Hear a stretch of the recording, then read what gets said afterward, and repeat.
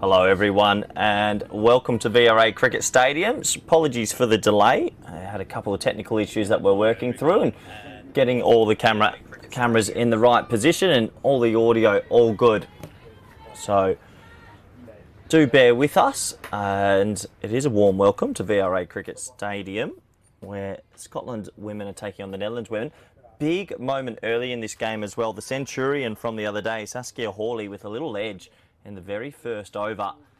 Caught by Babette Delayed, goes for a duck. Iris Willing got the big breakthrough. So this game starts with the wicket. There was a couple of boundaries in the second over as well.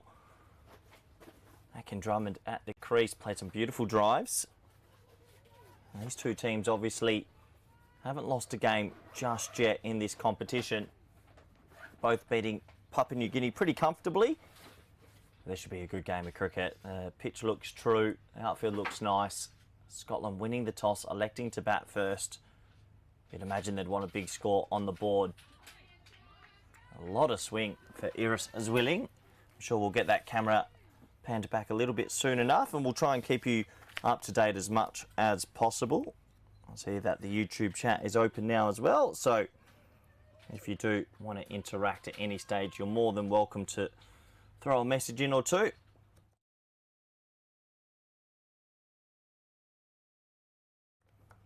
Another player miss. Really well bowled from Iris Willing. Just putting it in the right area, getting a little bit of movement off this surface.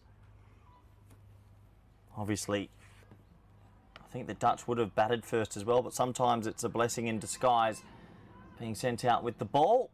They'd love to pick up a couple of early wickets.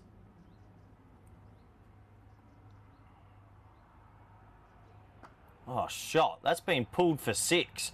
Oh, no, one bounce 4. Thought it almost went the whole way. It's a big boundary to the left of your screen. That's a seriously good cricket stroke. And despite the early wicket of Hawley, Scotland started brightly here.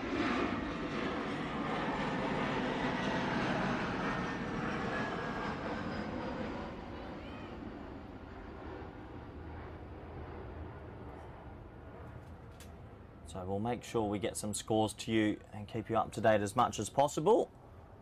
1 for 13 so far after 3. Akin Drummond with 3 boundaries early in the innings. Beautiful shots as well, 2 drives and a pull.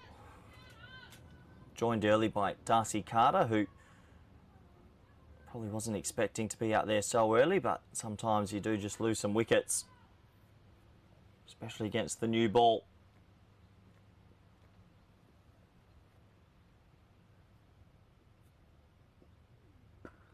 Respectfully played. Hannah Land here as the new ball partner with Iris Willing.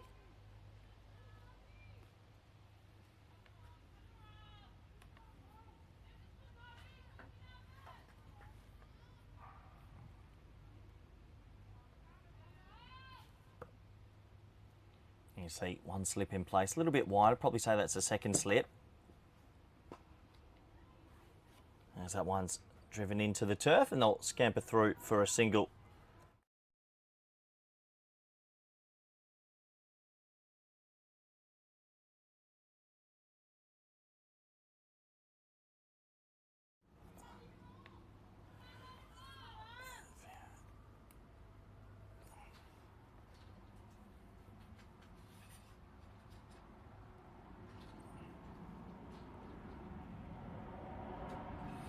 That one just slipping down the leg side for a wide. But yeah, do bear with us. I believe we're going to have all 4 cameras set up over time here. Obviously, we've had to get all the equipment up to Amsterdam. We were in sunny Utrecht earlier in the week, but now up into one of the more beautiful cities in the world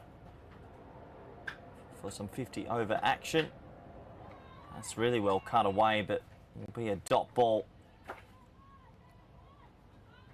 So the Netherlands will be desperate to take a couple early wickets here and really stamp their foot on this game. Obviously, Saskia Hawley going early helps them a lot, but I wouldn't be too confident just yet. This Scottish team, despite missing a few players due to the 100, bat very, very deep and definitely capable of making a big score. One chopped down into the turf. Does look like a really nice wicket out here. at VRA. Haven't had too much national cricket this year at the VRA. Some earlier issues in the summer, but seems to all be sorted out now, which is good for everyone involved.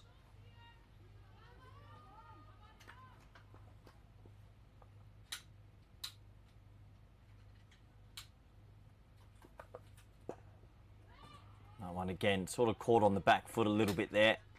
Akin Drummond not messing around though. Any width, wants to throw the hands. I do like it.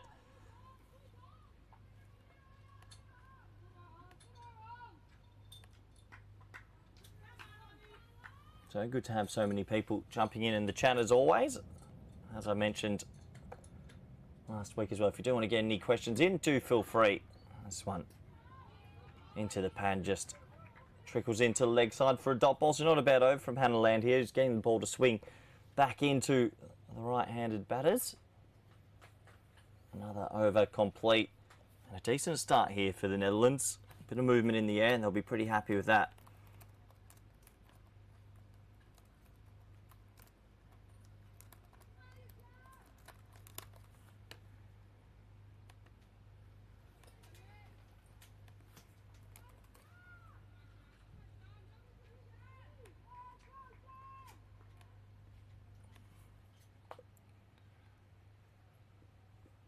So it's going to be Swilling to continue. As well driven from Darcy Carter on the front foot, just pushed into the offside.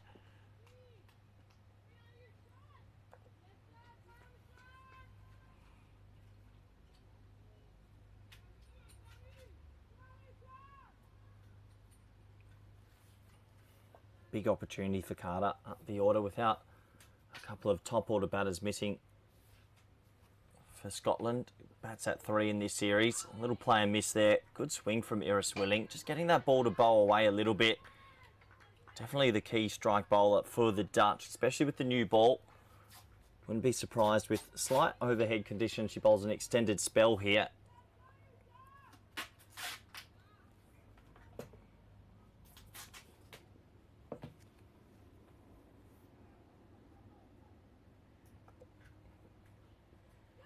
Oh, well bowled, really well bowled. Full and late movement. I think that was the similar sort of delivery. I know we didn't have the pictures up then, they got rid of Hawley.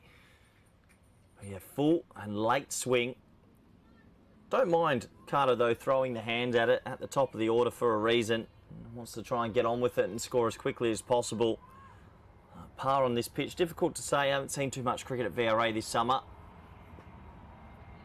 That one's cut away really nicely down to third. That should just be a single though. Well, they can come back for 2. Good a bit of running. The throw didn't come in with too much intent, so they'll sneak 2.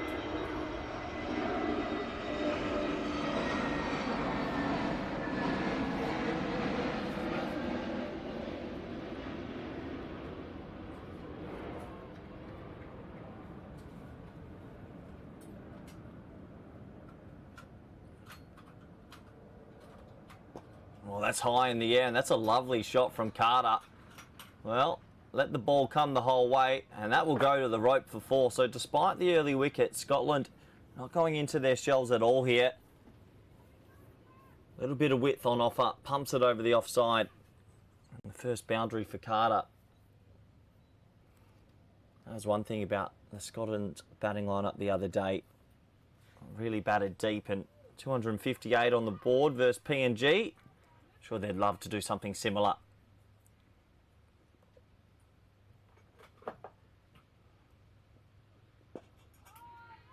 Well bowled from Swilling. Good comeback, just adjusting the line to get it nice and straight as over is called from the umpire. So you can see the Dutch getting around the field as quickly as possible. 50 over contest on our hands. And a bit cooler conditions compared to the previous match between PNG and Scotland. That was a really hot day in the Netherlands, about 30 degrees plus. Today's about 23, mild. A good day for cricket. 5 overs down, 20 for 1.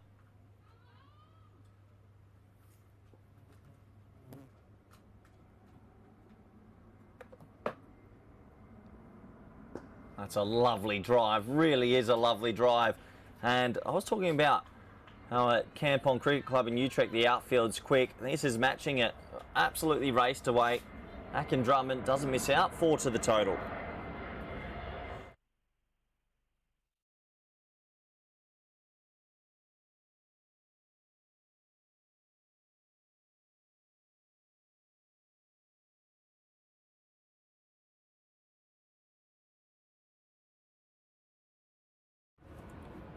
So in again. That one down the leg side for a wide.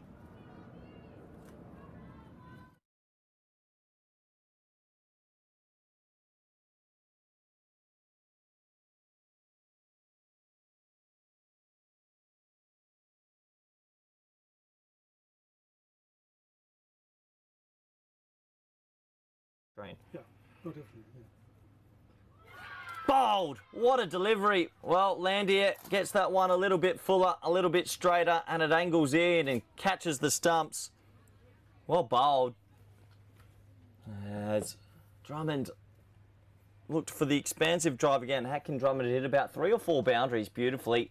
This time, a little bit stuck on the crease. Landier with that sort of low arm action just angles it in. And the second wicket goes down, 28 for 2. And this is a dream start for the Netherlands, who are asked to have a bowl first. Be happy with that. If they can take maybe even 3 or 4 in the power play, it'll make them feel a lot more comfortable in this game. Plenty on the line, these teams. Obviously, both trying to get into the top 11 in the world for automatic qualifications, for qualifiers and so on. I think Drummond just got a little bit ahead of herself there. Played some nice strokes, but that one, it's a little bit too straight to pump through the offside.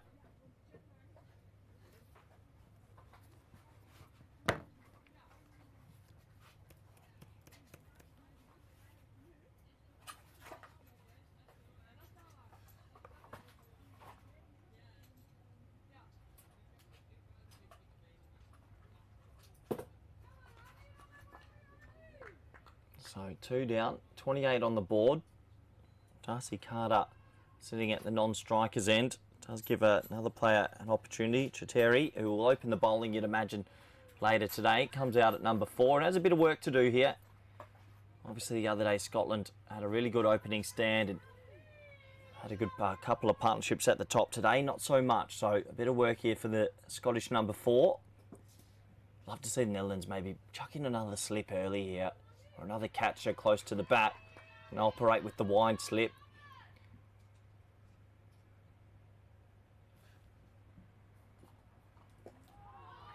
Respectfully play, just push down into the body a little bit, but you see that ball just angled in from Hannah Landier. She's not getting much swing, it's more that low arm action. The ball just keeps tailing in, if anything. Has really taken over with the new ball in the last summer and a half as Hannah Landier.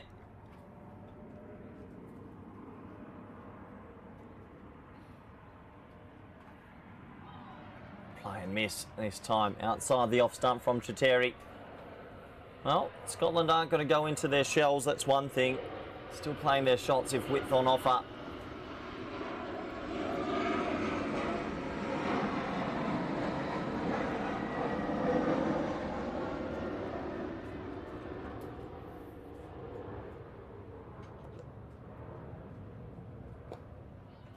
Really good length from Landier, just putting it in the right areas, asking the right questions. If you do hear any planes in the background today, we are near Schiphol Airport. Probably only extra cameras up.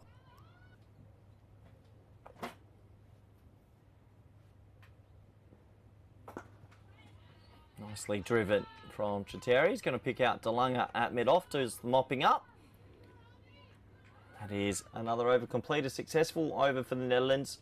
Both openers now in the sheds. And after 6 overs, scores 28 for 2.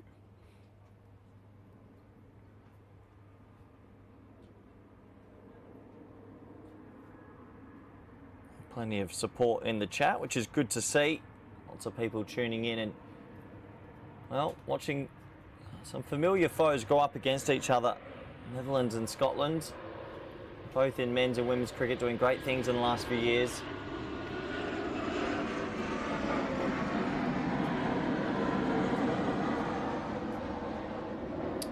Harris willing to continue. It's really, really well bowled. Good line, fourth stump, angling away. The tall Dutch seamer. Watch from Darcy Carter as well. Looks quite compact since coming out to the middle. Yeah, a couple of people in the chat asking, what do we think about the past score here? It's tough to tell, you know. Haven't seen too much cricket up here this summer. Maybe 220 would be good. Once again, that sort of awkward length. Sort of in two minds there, Carter. And two boundary riders at the moment, a third and backward square.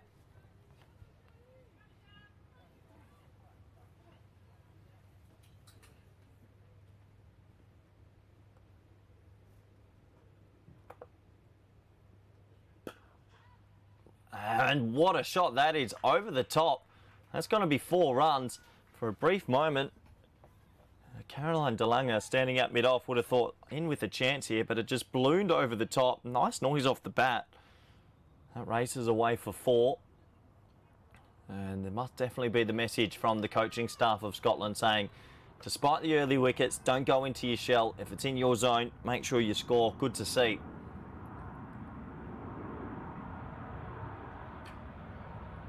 Worked away nicely. They'll push hard for 2, but they'll have to settle for the 1 as the ball's fizzed in from land here.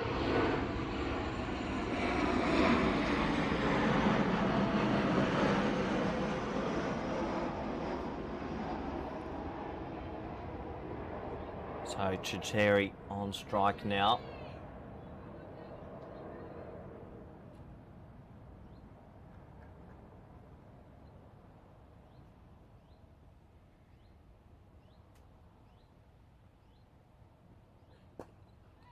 An aggressive stroke down the ground from Chiteri. Not afraid to skip down to the Dutch opening bowler. Brave batting at 31 for 2, especially when you're not off the mark, but obviously something Chiteri feels comfortable with.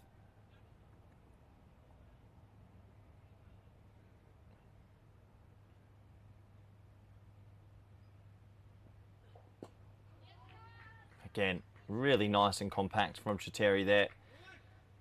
Besides the 2 wickets, Scotland have shown signs of promise here. It looks like a true batting surface, that's for sure. Another over complete here at VRA Cricket Stadium.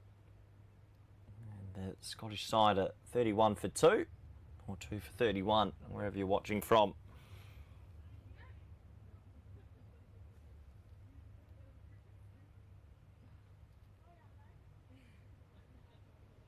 Looks like Hannah Land here will continue on. I'd imagine they'd stick with the openers for quite some time here. Long opening spell potentially. Bring the spinners like Carolina DeLanger or Eva Lynch in a little bit later.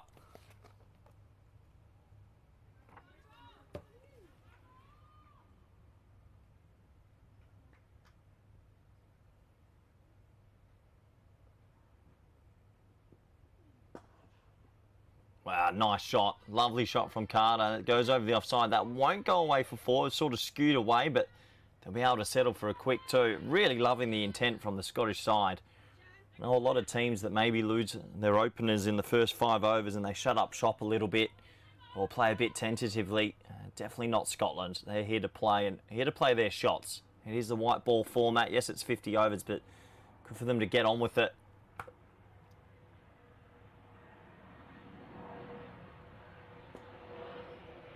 And then just sits deep in the crease and nudges it to leg side. Looked like a seriously good player, Darcy Carter.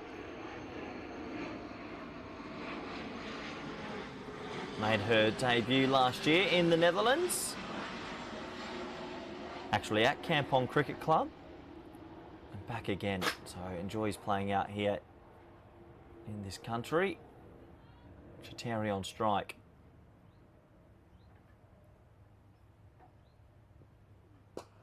Lovely shot again. Finds cover. Dot ball.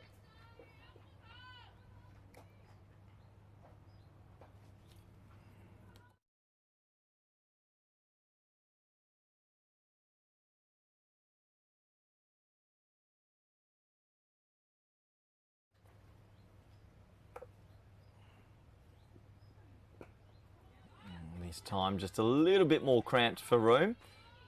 We'll come back from Land here. Land has probably got the most pace out of the Dutch bowlers. I'd say just shades Iraswilling by a couple of yards. Not many, but just a few. Probably one of the best fielders in this Dutch lineup as well, Hannah Landier. Will do a lot of boundary patrolling later.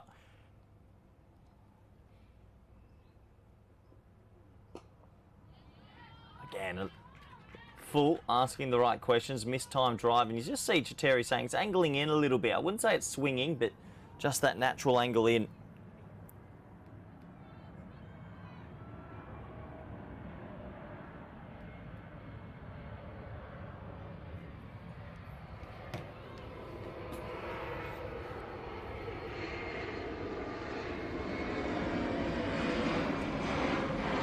Gets that all wrong, and that's going to cost them. Well, that's frustrating for the Netherlands. Big no ball. Chiteri, probably self-preservation if you think had skipped down the wicket, but would not have been expecting that. So that's going to be a no ball and 2 byes actually. I don't think there was any bat on it. But yeah, that means it'll be a free hit. Landier just getting all that wrong at the moment. Probably over exerting herself a little bit. Gets it wrong. No one means to bowl the big beamer. But it's free hit time. Oh, and Chiteri misses out. Tried to hit it to the moon. Missed out. Disappointed. And Landier gets away with one. As another over is complete. 34 for 2.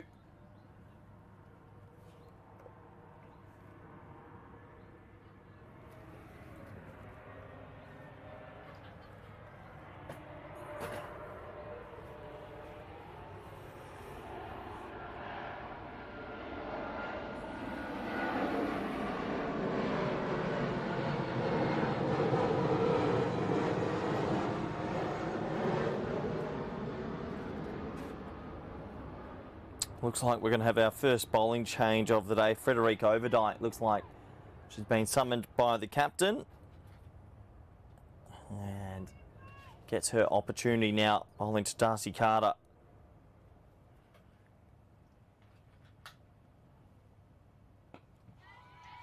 Just defended to the leg side.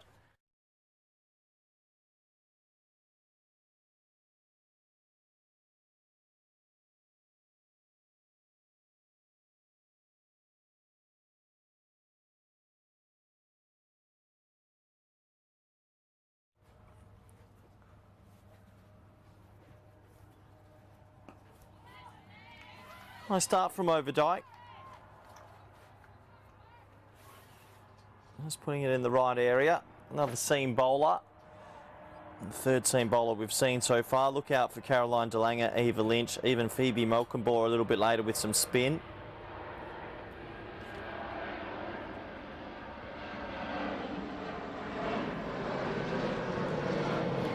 Well, what a nice shot that is from Darcy Carter. A little bit of width on offer and pumps it over the offside.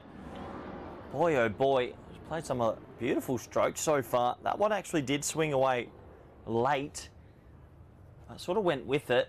No sweeper on the offside. Looks like they're going to make that change now. Square leg's been called into the ring and cover points been sent back. So I'd say a couple of points there to Carter, making the Dutch team sort of change what they want to do and how they feel comfortable. Lovely shot.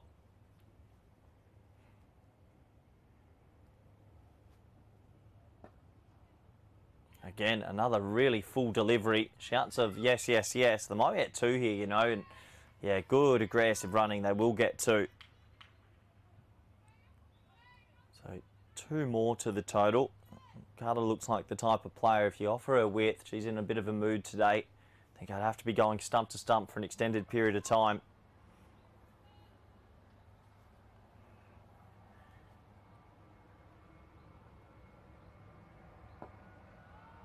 That's better. That's a bit tighter there from Overdyke.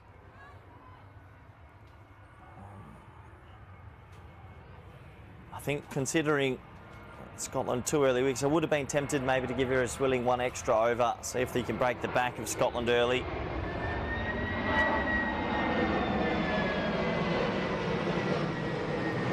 Gets that all wrong. It's a full toss and it's a misfield in the leg side. Well, for a brief moment, I think they thought It was chipped straight to the fielder, but it burst through on the half volley, and 2 more to the total. So Overdyke a little bit loose in that over. Carter cashing in. And Scotland have a very good run rate at the moment, despite the wickets. Looking pretty good indeed, 45 for 2. Yeah, I would have been tempted, if it's Babette Delator, the captain of the Netherlands, just to continue with Iris Willing and see if you can go 3-4 early. A couple of people in the chat mentioning the pitch looks good for batting. It does. And same as Kampong Cricket Club. I think the wickets have been quite true so far. And if you're a batter, that's what you want in the white ball game. As it looks like we are going to be introduced to the first bit of spin today. Eva Lynch, the right arm off spinner, comes on before the leg spinner of DeLunga.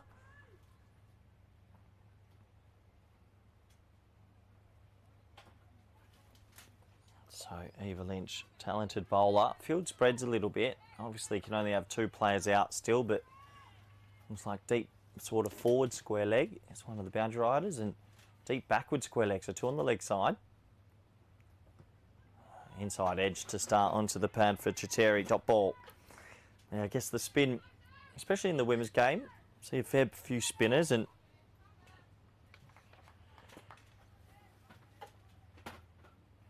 it'll be interesting to see how the spin operates for both teams. I think the spinners from Scotland just a few days ago were fantastic. Catherine Fraser stood out with her right arm off spin. So did Saskia Hawley, Darcy Carter, and Megan McCall. Wasn't used the other day, but is also very handy. So don't forget Abtaha Maksud, the captain, the right arm leg spinner as well. Plenty of spin options for Scotland later. A slight appeal, did shuffle across, but that ball just angling down the leg side.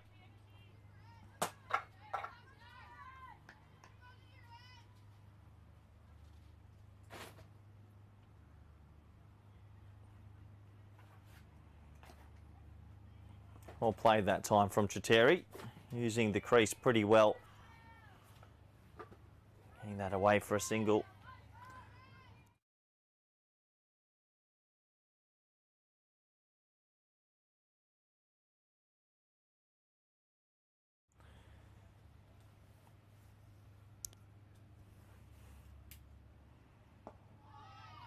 Oh, well bowled from Lynch, full and straight, putting it in the right area.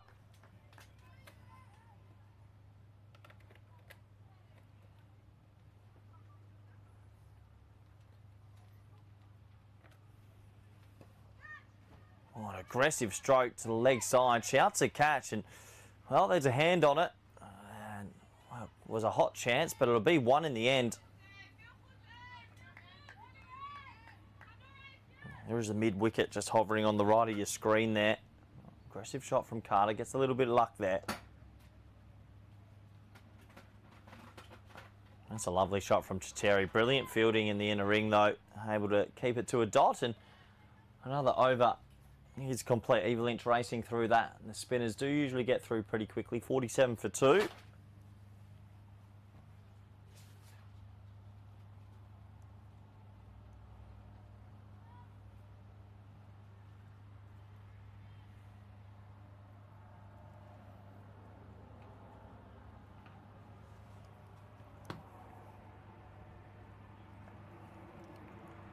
So it looks like it's going to be a short spell for Overdyke. Caroline DeLange, the leg spinner, has been marshalled to the top of her mark already, so I'm sure we'll see Overdyke come back a little bit later.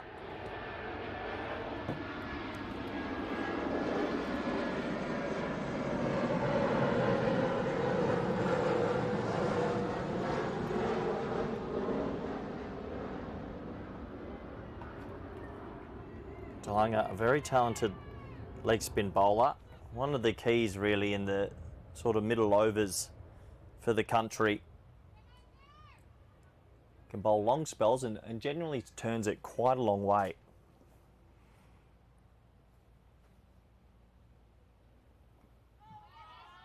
Oh, you can see their very first delivery almost sneaking through actually. Carter looking to be positive still.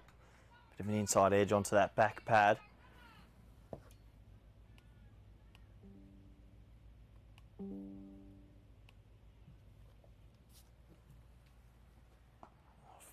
Flighted delivery, pulled away nicely. There is a sweeper out there, just the single.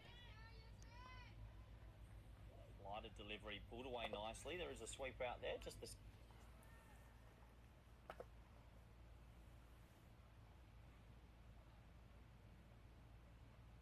Not too sure what the hold up here is. A little bit of a delay. Might have, hopefully Carolina Delanga's okay. Does look like George Dunlop's the physio who's been asked to jog onto the field, and we might be taking an early drinks break here.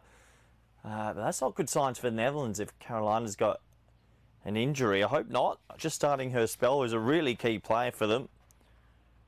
Delanga, they'll be wanting her to bowl 10 overs. So it does look like we're going to go to a very quick drinks break, and we'll be back in a little bit. Hopefully it's nothing too serious.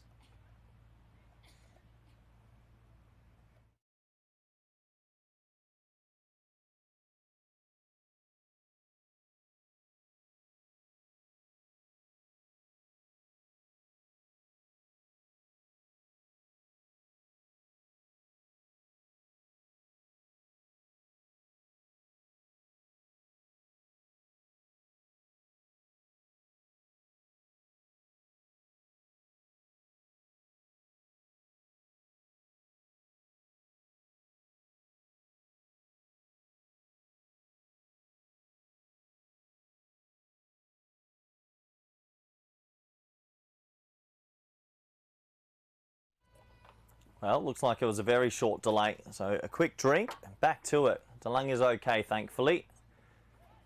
That ball spinning quite a bit, so good to see. A little bit worried there for the injury, maybe just a bit of running repairs, but nothing of concern. So it was a quick refreshment for all the players.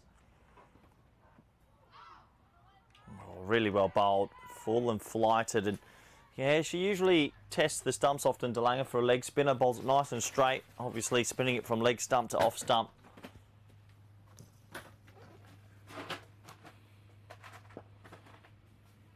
Again, pretty full, pretty straight. And Chiteri, he's on 3 at the moment. Shown plenty of intent, but hasn't found the boundary rope just yet in her innings.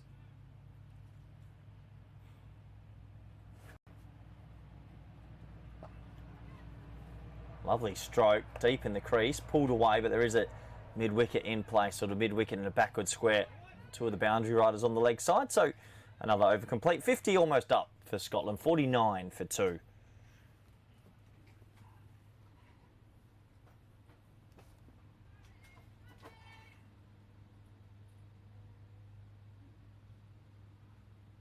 Got a question from Ben in the chat. It's a good question, actually. Corey, in the old days, would Netherlands would have been able to pick up BBC coverage for certain fixtures and whatnot? If not, how much cricket is on Dutch TV these days? Well, I think probably more than ever, considering that most teams have a frog box these days. Well, that's an aggressive stroke. Lovely shot too, because mid-on's in the ring. They'll definitely come back for 2 here. So Chiteri taking on Lynch and winning that little battle. But yeah, I think, Ben, that I know that earlier in the summer in the Netherlands, Ireland, Scotland men's series, that ECN network was brought over to broadcast those games. And then you'll also have the ECN European Cricket Network cover some other local games of the women's versus Italy earlier in the year. So one is skewed away to the offside. And then I think with the invention of Frogbox, this is just a Frogbox stream that we've then been able to add a couple of cameras. It's not going to be perfect. There's a lot of sort of work that needs to go into it, but hopefully we'll have 3 or 4 cameras up for you a little bit later. So one's pulled away, big shout of catch. It was a low full toss. It's going to go for 4. No, it's going to go for 6. Well, what a shot. I didn't think she got all of that, Chiteri. But what do I know? Brilliant batting. 6 runs to the total.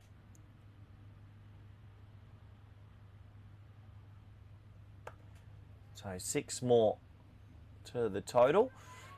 Yeah, so just to expand, Ben, I think all the club cricket these days also you can turn on a Saturday afternoon and watch Hermes Cricket Club versus Excelsior Cricket Club. You can get to see a lot more. Obviously, BBC would have been higher level, but I think there's just more eyeballs these days, which is good, as Chiteri just works that to the offside. So, yeah, it's always a growing sort of project. I know this is different. We've got Sebastian from Kampong helping us out. I've got a couple of screens in front of myself. I've actually got a delay, so I'm seeing the ball live and then trying to commentate a second later, which is a little bit tricky, as that's pushed into the offside for another dot. Good comeback from Lynch.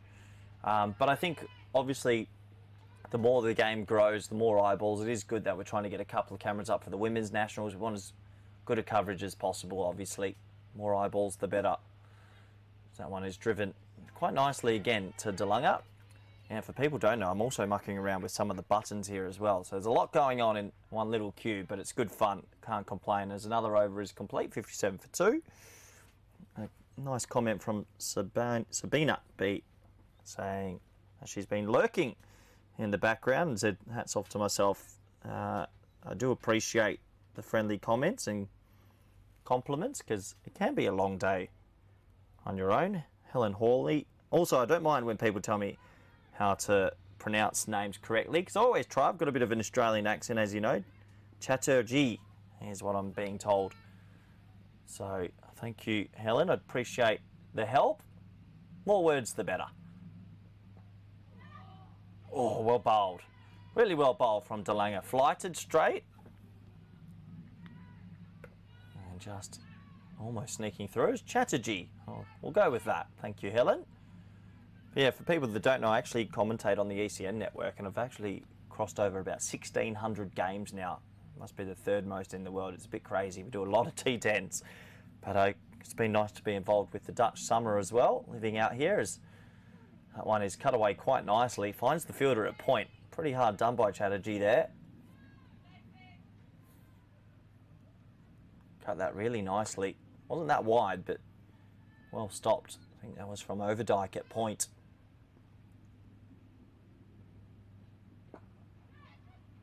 Oh, in the air and dropped. Well, that should have been caught.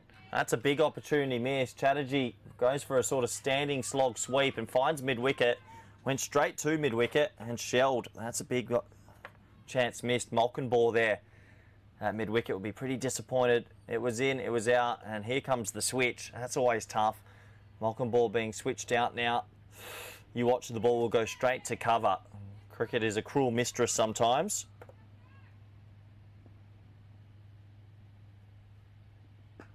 Well, maybe the switch will work. It won't work. Lovely shot into the gap at mid-wicket. They'll think about 2, but they'll have to settle for 1. Nice shot from Chatterjee.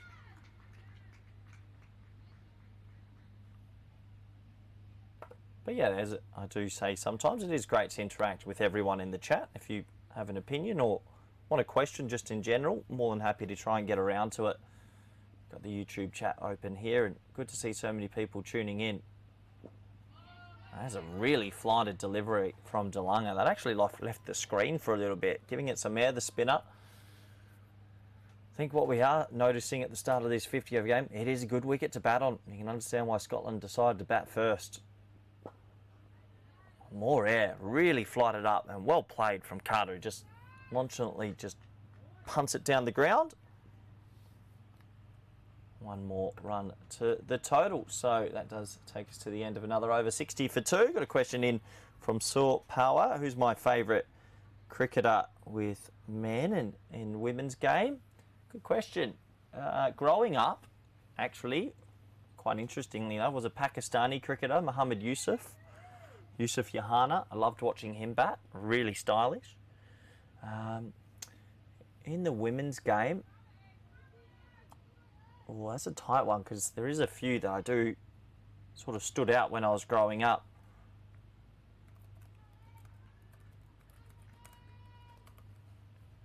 I think Belinda Clark stands out for me the most, probably.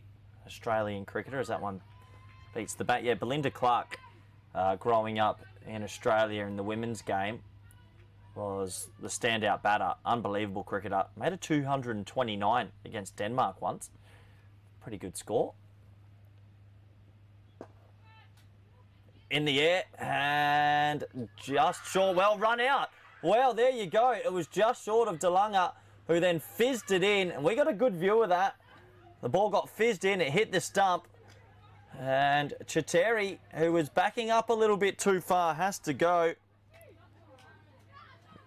And out of nothing, a wicket. You've got to feel for Chatterjee. He was actually looking quite good in this innings. But great fielding from DeLunga. The ball was in the air for a long time. Took a second to gather herself, throw the stumps down, and I don't have the luxury of replays, but I reckon if you are to rewind on the YouTube, I think that's a fair call from the official. Did look like was caught short. It's like we've got camera 3 up and running, and that gives you a little bit of a nicer look to the pictures here and this beautiful ground out here in Amsterdam. Amstelveen, I should say, about 15 from Amsterdam. But big wicket. That partnership was looking really good.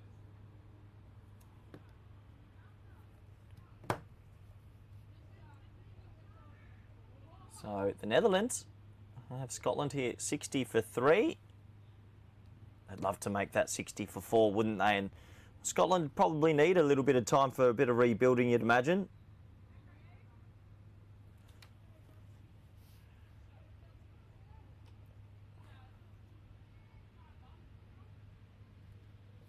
So joining at the non-strikers end, I believe that'd be Megan McColl, who's come out at number 5. I was really impressed with Megan McColl the other day. I thought she had good cricket IQ with her sweeps, ramps and reverse sweeps. That one is pushed into the offside. But yeah, beautiful pitches that, isn't it? That is the sort of wide shot for the day. And the rest of this series is going to be played out at this lovely ground out here in Amstelveen.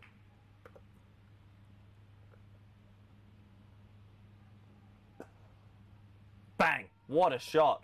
Well, Darcy Carter, I don't know what she eats for breakfast, but it must be a big bowl of bravery. In all seriousness, usually you see a lot of cricketers when a wicket falls or team's in a bit of strife, they go into the shell. Not Darcy Carter. She's batting beautifully, and that is a great cricket stroke. Smacked away for 4, and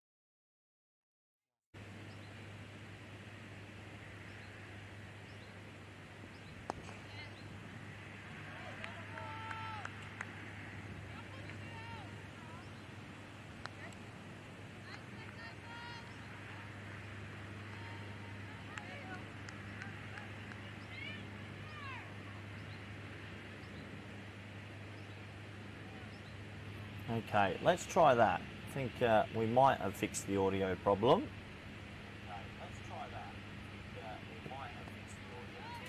Do give me a thumbs up in the chat if we have. If you have been still watching, there was a nice wicket from Caroline DeLanger who got McCall, slipping one through. And do bear with us, there is a lot going on. There's about a million gadgets in front of me, so I hope you can hear us again. At the moment, Netherlands, I'll be pretty happy with this start, I'd imagine. If they were to pick up Carter here, well, they'll be right on top. Ah, good to see. We are back. Liam Donnell in the chat. Thumbs up. Mass Hussain. Louise Wilkinson, welcome back. Yeah, good to be back. Well, I was here the whole time, technically.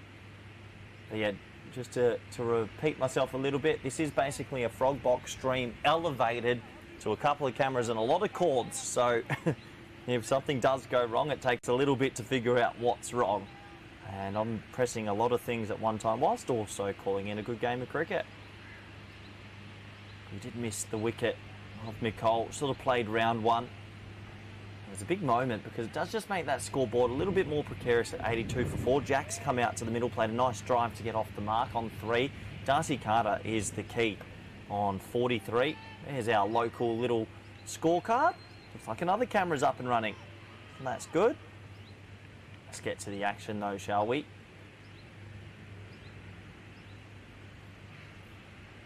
Oh, dragged down. That'll be at least a 1. Maybe it feels like missed out on that as well. That was short. As looks like this array of spinners from both teams. I don't think I've ever seen so many spinners on both teams. Is going to continue. New bowler into the attack. Anamine Nambunga. Good luck to her today. Darcy Carter is going on her merry way at the moment. Batted really beautifully.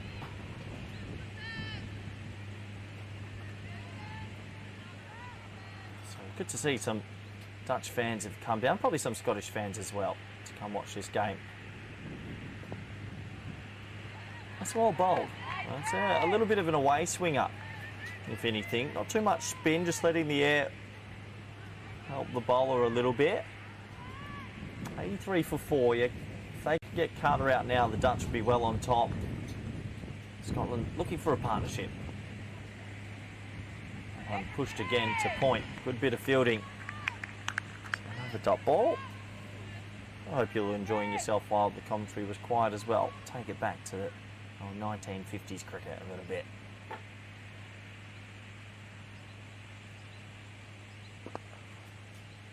Pushed into the offside for a single. Carter shoots off, but it'll just be 1.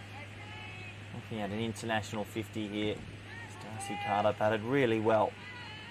Step above everybody else today and enjoying the batting conditions. It is a batting sort of day.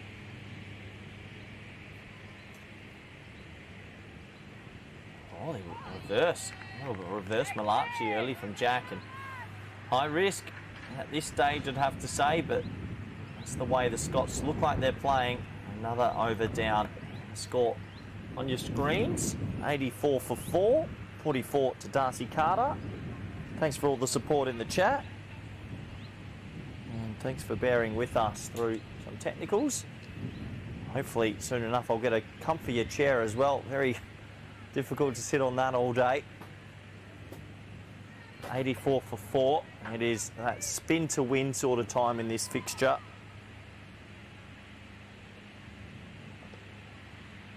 So Seegers, who is listed as a right arm leg spinner as well, gets it to slant in a lot. Beats the bat there, but that will be a wide, starting a little bit too wide. A couple of people asking in the chat, is it a batting friendly surface? I actually think it is. I think Netherlands have bowled well. They've picked up wickets, and Scotland sort of, if you're going to play this way and be brave, you will every now and then lose. You can't do much about it. It's just the way they're playing. I like that they're sticking to their mantra. Oh, as you can see there, that's chips down the ground. And they're going to think about 2, but they only get 1. That's really good fielding. That was Ira Swilling just off your screens there at deep mid-on, who did the mopping up.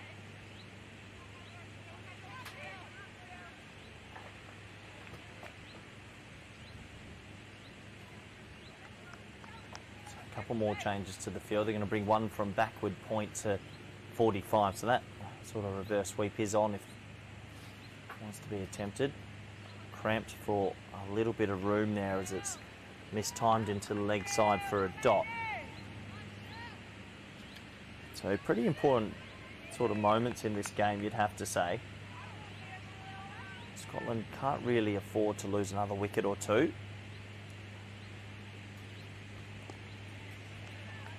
Just pushed into the offside that time for a dot.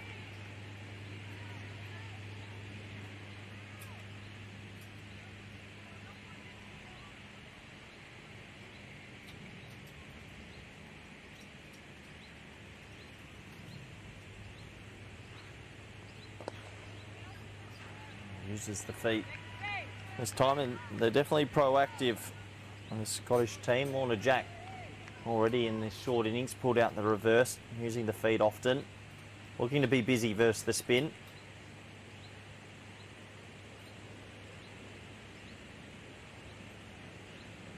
Just a little bit of delay here as Darcy Carter, a little bit of a readjustment with the gloves.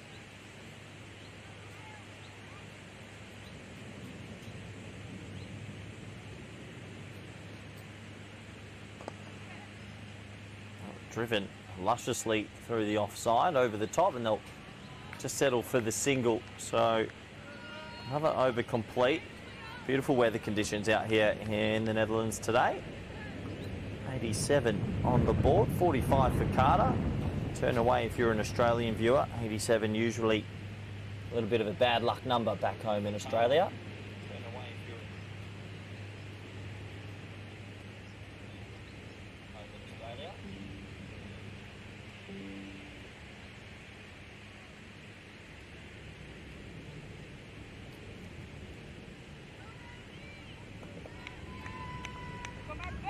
So we continue on. Netherlands racing through the overs here.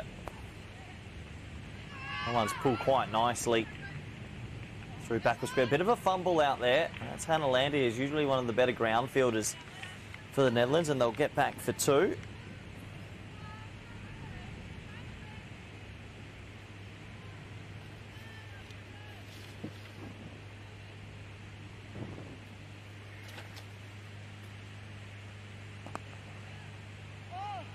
Driven nicely, sort of blows through the hands there, but it's enough on it just to keep it to a dot ball.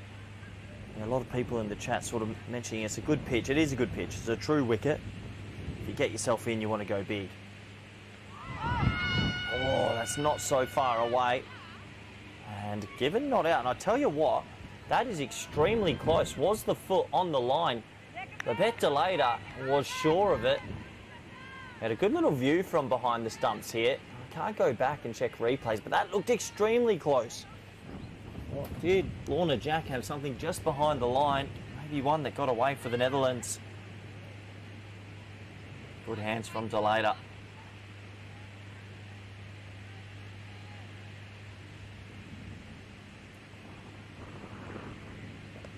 Now an aggressive looking stroke down the ground. They'll have to just settle for a single. And they're not holding back. The Scots. A couple of people saying, oh, I think foot was on the line. It was extremely close. Bet Delata was confident, wasn't she? Now just beating the bat on the outside edge. Good little start in this spell.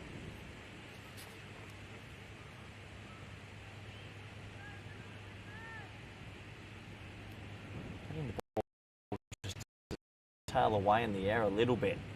Like these slow out swingers.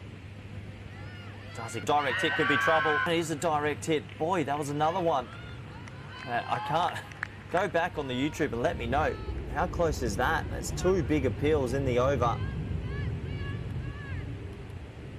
Very close indeed. The Netherlands seem right up for it today.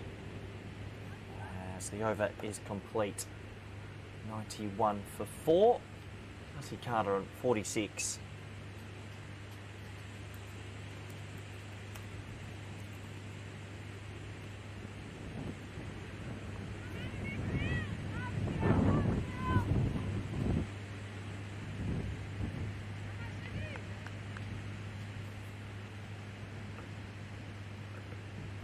Darcy Carter looking to get to her second international 50.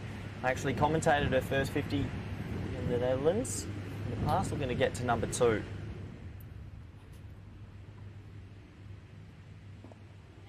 It's well played. She's batted almost on a different surface, it feels. Looked $1 million the whole time. Hasn't put a foot wrong, so to speak. One shot away from making a pretty marvellous 50.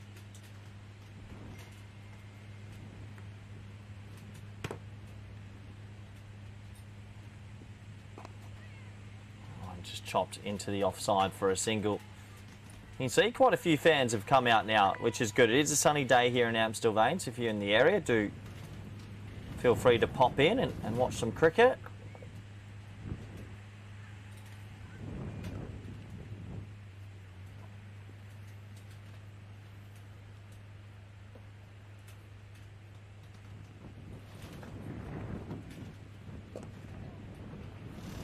Driven into the offside this time for another single, so accumulating well here. Scotland happy to take a couple of singles and build a partnership. A couple of questions about, is there any chance of rain? Not that I know of, not today anyway. I think we're going to be good for the full 100 overs. Oh, nicely timed in the air. Well, they're going to try and push for 2 here. They're going to go on the throat. Really good aggressive running. And, well, with that 2, Darcy Carter moves on to that. 49, 1 away from her second international 50. Be the first in the ODI format. Obviously hasn't played too many ODIs. But really has batted beautifully the whole time.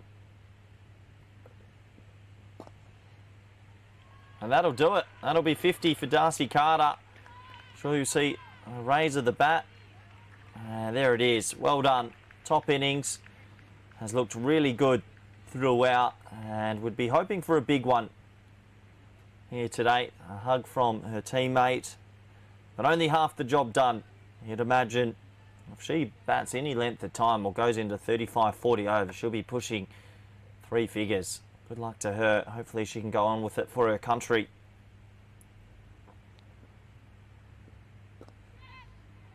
Oh, nice shot, spliced away this time. And if they want to run hard, they don't have to. Jack gets 4.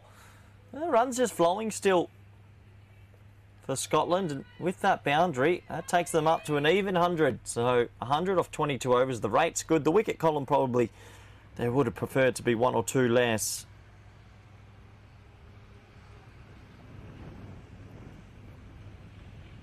Making the use of a very good batting surface out here at VRA Amsterdam.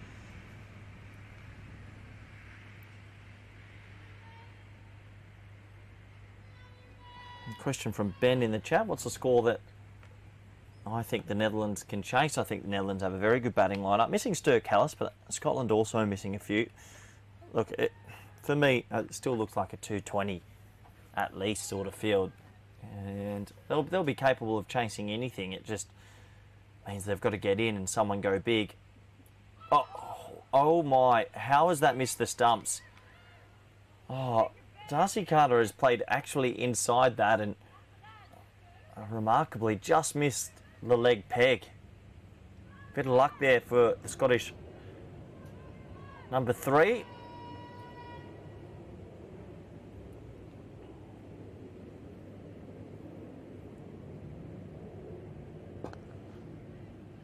Smoked away. What a shot.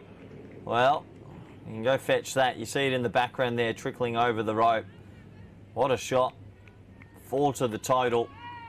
Over pitched, and Carter, who played a bit of a loose stroke the previous ball, says, I'm not going to miss out at this time. 4 runs. Lovely batting.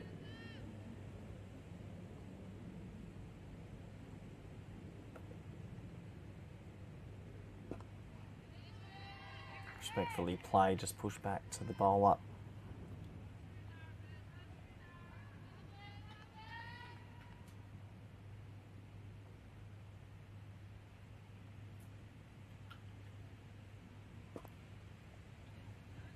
Pushed into the offside for another dot ball. Good response.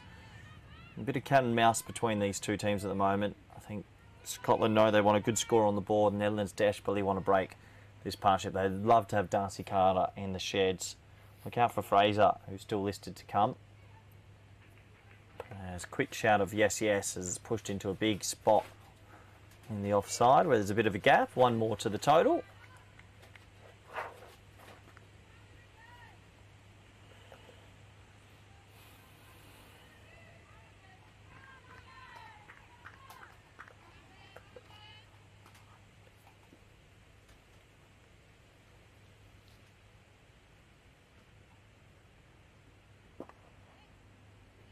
Flighted delivery. Good bit of fielding there from Ira Swilling, who taps it back, and the throw goes to the keeper's end. Oh, for a brief moment, I think they were a bit nervous. They do get through for a single.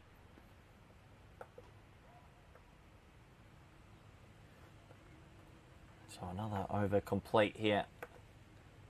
106 on the board. Carter on a 55. Lorna Jack's come out, batted really swiftly as well. Quick fire to 14.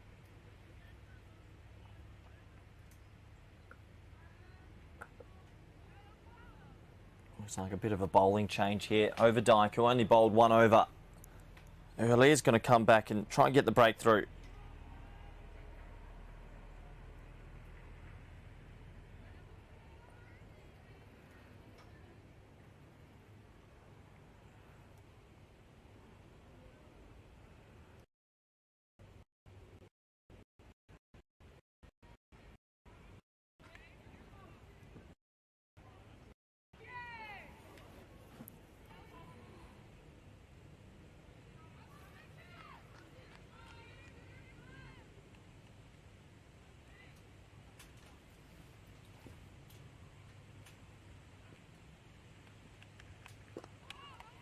So pushed into the offside, respectfully played. Top ball.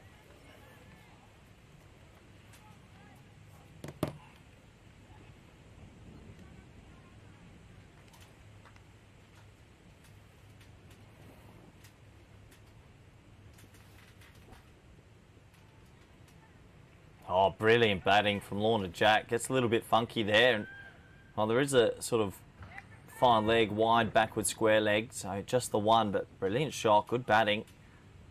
Obviously the Netherlands going back to a bit of pace here. Want to break this partnership, felt the spin wasn't the option. Might suit Darcy Carter as well, he might enjoy the ball coming onto the bat.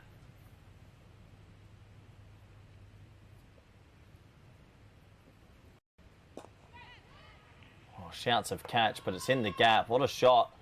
Hannah Landier will do the mopping up. She's very quick over the turf and will be another two.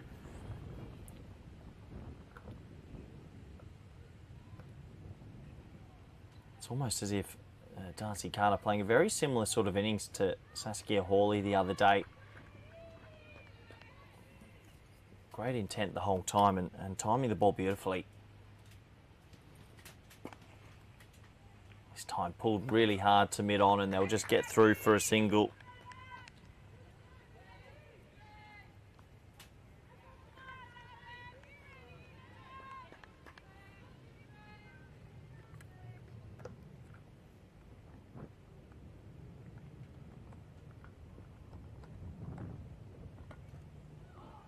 Oh, edged away. That's a bit of hard luck. Where's that one racing to? Good fielding again. Gets mopped up. Just be another two, but Scotland ticking here a little bit. Not too deterred by the wickets. Seem very confident in their middle to lower order as well. Netherlands just have to be careful here not to let this partnership get away from them.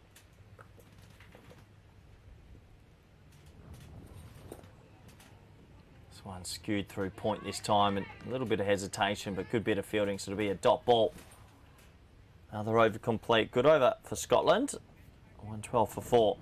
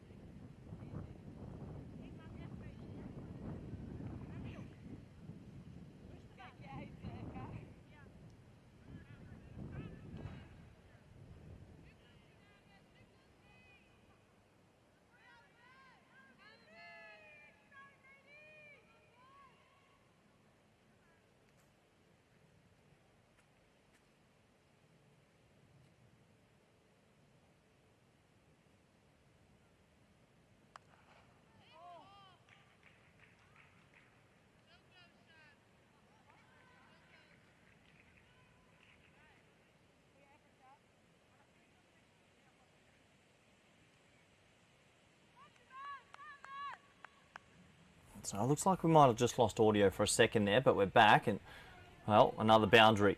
A really, really good shot. So some brilliant batting again from this very good player. Moves into the 60s. Oh, what a shot. Shot of the day for me. A really beautiful stroke. Dead straight. Won't get the boundary. Just inside out though. Over mid-off. Darcy Carter really is on one today. Moves into 64. Still more than half the innings to go.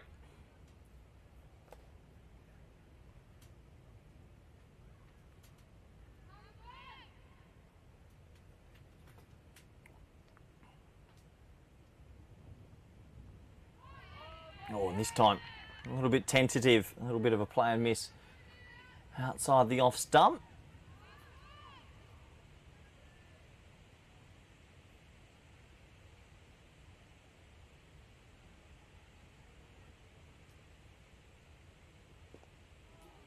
This time a little bit more assured as that's run down through third, and they'll get back for another 2. So this outfield is still very quick.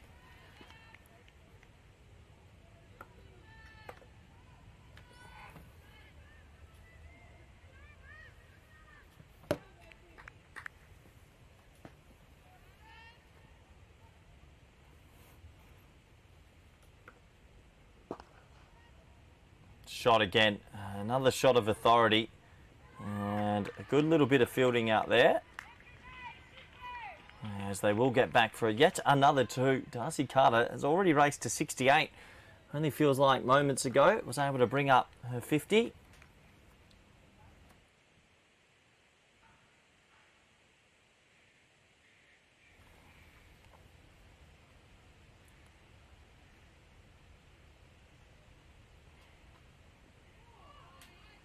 A bit of a play and miss that time, a loopy sort of delivery. So another positive over for Scotland, who are tracking quite nicely here for a big score, as the players will get a quick refreshment. 122 for 4.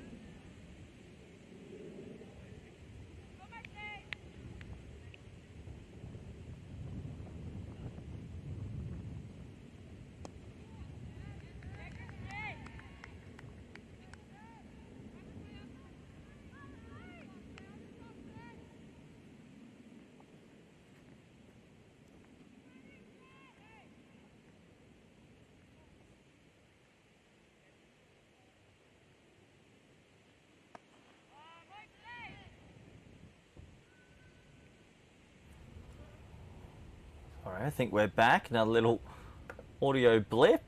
Hopefully you can hear me again. Another marvellous shot in that over as well, as Scotland seem to be able to find a boundary and over at the moment. And Darcy Carter on 76. It was only 2 days ago. Saskia Hawley hit the first ODI 100 for Scotland. Could we have another one? I'll tell you what, she deserves it. Has batted fantastically at VRA cricket ground out in Amstelveen. Not too far from Amsterdam if you're in the area.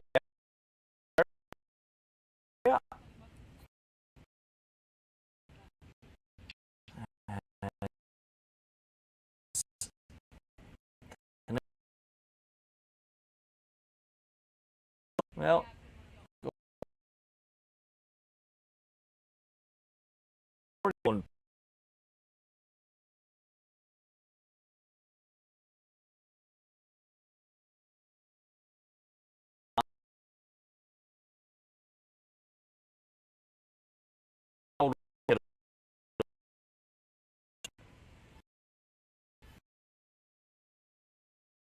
it just drops the big wicket. Swilling, I do Lily bowls a short ball or a long hop. Doesn't often give away too many free runs. Will always be thereabouts, which is important. The field has spread quite a bit now. You've got deep cover point, deep third, deep fine leg and deep backward square. So runs are on offer for the Scottish batters. That's a really nice looking drive, and that's actually burst through the field. That'll be a bit frustrating. Both fielders diving right and left. I think that one should have been stopped, and it's another boundary. So the partnership really looking healthy.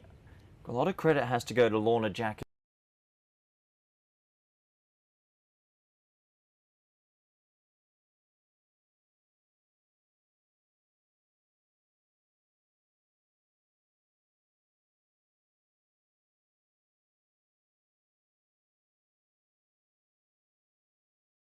as well. Came out in a little bit of a 22. Pretty comfortable point. Lorna Jack back-to-back fours, one backward point.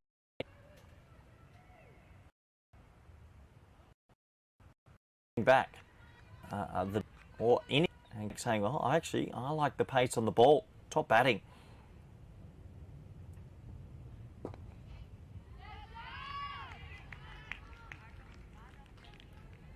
I know that it is a bit of a docile wicket, but Zwilling is one of the few bowlers that does have the ability to dig in a decent short ball, and it might be one of those times with fine leg and deep backward square there. Might be an option just to try it out.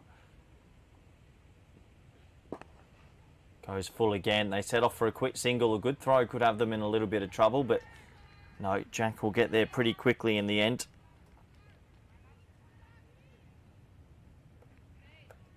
So Netherlands looking for a wicket. You see there's a few gaps there on that offside. Local photographers are out in force as well.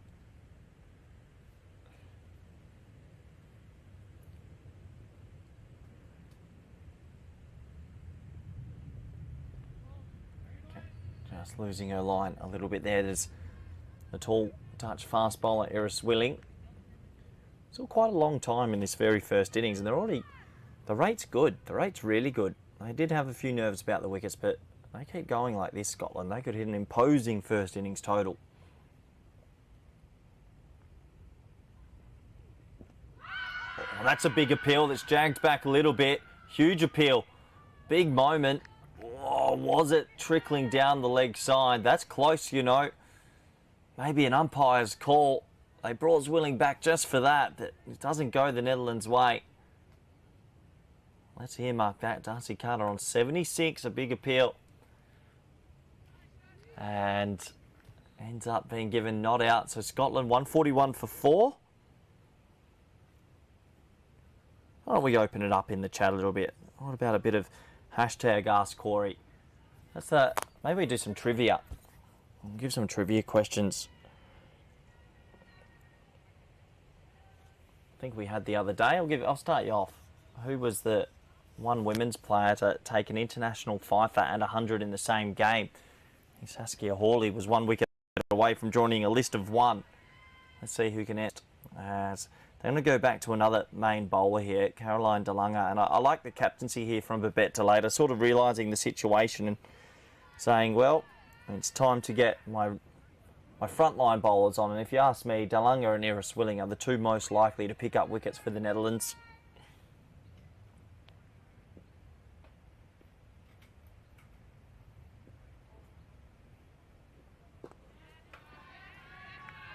Nice start again from DeLunger. Helen Horley with the answer. Amelia Kerr, correct. Always listening is Helen.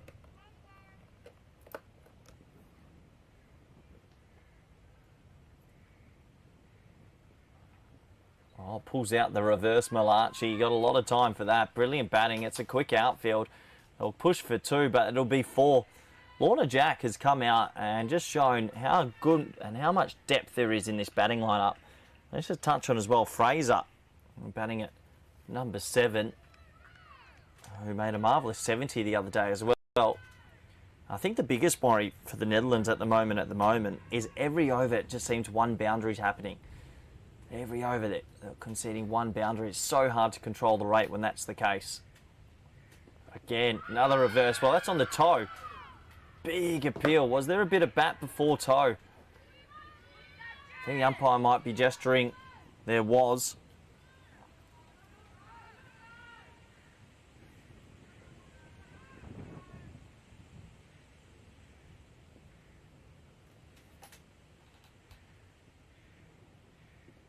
Another sweep shot. I think that's a little bit of pad this time. And well, they could get 2 here if they're quick enough. You just see how much this ball just trickles. And it is 2. 2 more to the total. Scoring themselves. Question from Ben asking who's probably the most illustrious cricketer over the 140 years in Dutch cricket. I think that Tim de Later has got his name up there. Roland Lefebvre has his name up there. Floris Janssen as well. There's a couple of good cricketers from the old days. These days, it's interesting actually who would be the biggest ring. Obviously, Ryan Tenduscarter, probably the modern day name that comes to mind. Tell you what, on the women, a pretty big name for herself around the world. Down the ground, not timed, quick single, and they'll just settle for 1. So another positive over as that score getting closer to 150. Looks like we've got another camera up. Let's have a look at this. There's all the players and match officials. Let me take you from camera 5 to camera 3. So there you go. That's where the match officials, that's the clubhouse. Beautiful clubhouse it is. And I'll take you over to here. This is just on the other side where some of the fans are sitting. It is a really nice ground, VRA. Probably been one of the premier grounds in the last 20 years, but I reckon that a lot of other grounds now are sort of coming up to that sort of level. Lewis Wilkinson says Dirk Nannis. No, Dirk played a little bit, but wasn't the greatest ever for the Dutch. Definitely not. So, back to the action. Iris Willing had a big appeal in the last over turned down. Back again. Gone. Well bowled as it's full and straight and it hits leg stump, and that is why they brought Iris Willing back into the attack. Could have had 1 in the last over. Picks it up now and it's full. Slips under the bat. Lorna Jack will go for a marvellous sort of 34, but be very disappointed to get out there and walk back to the tents there. And it's a wicket the Dutch desperately need. 148 for 5 looks a little bit better. As does this game take another twist?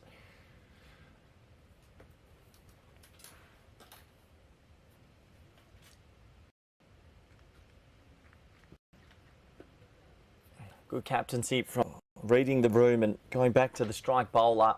What a perfect Yorker that is. Not easy just to come up and bowl the perfect Yorker at this stage of an innings, but does that. And well, they'd love to take a couple more wickets here now, the Dutch.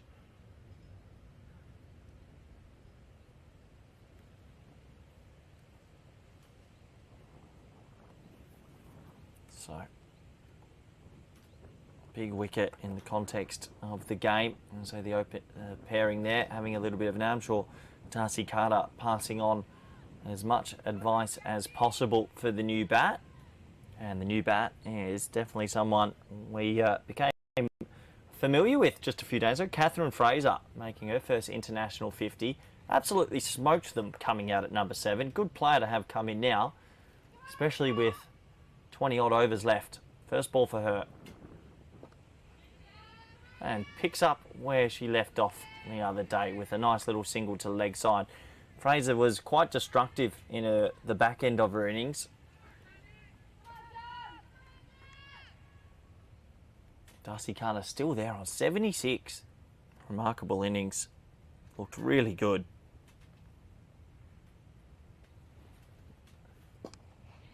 So clipped away and shoot off for a tight single to mid-on, but get there in the end. Yeah, Andre van Troost, a name that's been put there. Probably one of the quickest bowlers in history. Wouldn't know if he's the best ever in Dutch cricket, but definitely one of the fastest ever in the world. Good backstory to him if you look it up. Whoop. As I pressed the wrong button for the first time in 28 overs, my apologies. Actually should bring up, do I get paid commentary fee and director fee? Well, there's a technicality I'll be taking up with the board.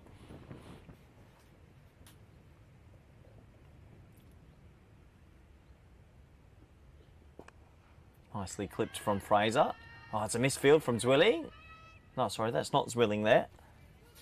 A little bit of a misfield just from Eva Lynch. Doesn't cost them a run. Zwilling bowling, of course. Had a little bit of the fumbles today. The Netherlands.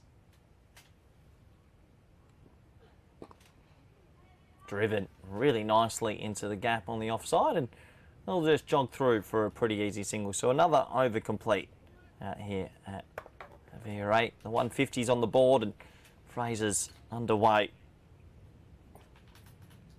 Guess we are a little bit on century watch as well for Darcy Carter. Hopefully, I don't believe in commentator's curse or anything like that. I'm not superstitious, so I think if Darcy keeps batting the way she's batting, she's going to bring up 3 figures pretty soon. Sir Power asks, mentions, could I commentate the IPL one day with Ravi Shastri and Harsh Bogle? Maybe. At the moment, I'm pretty happy doing the ECN, the European Cricket Network, all over Europe, and KNCB commentary. But one day, maybe the IPL's calling. I've been to the PSL, actually, a few times, in a coaching role. I haven't made it to the IPL yet, but I think that's every cricketer's dream.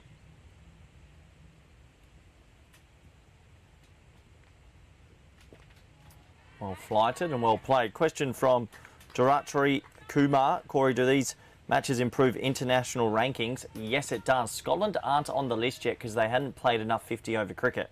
But these matches actually have quite a lot of weight. I've heard through a little birdie, a little whisper, as that's cut away nicely, and they'll push for 2 but settle for 1. Obviously, I believe the top 11 are getting going to the qualifiers for the 50-over World Cup on the ranking system. So PNG and Scotland, after this series, will have a ranking on the 50-over sort of metric. And the Netherlands, if they were to potentially go 4-0 in this series, would get that automatic spot. So plenty to play for with these teams.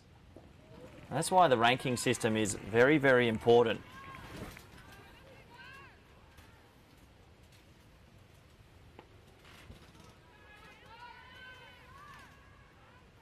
So if you've got your laptop out there, I do recommend going and having a look at the 50-over women's rankings. One's hit pretty nicely in the air, and they'll just get a single to left of cover.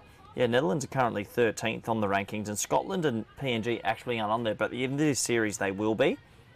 And I think you need to creep into that top 11 to potentially sneak your way into a qualifier.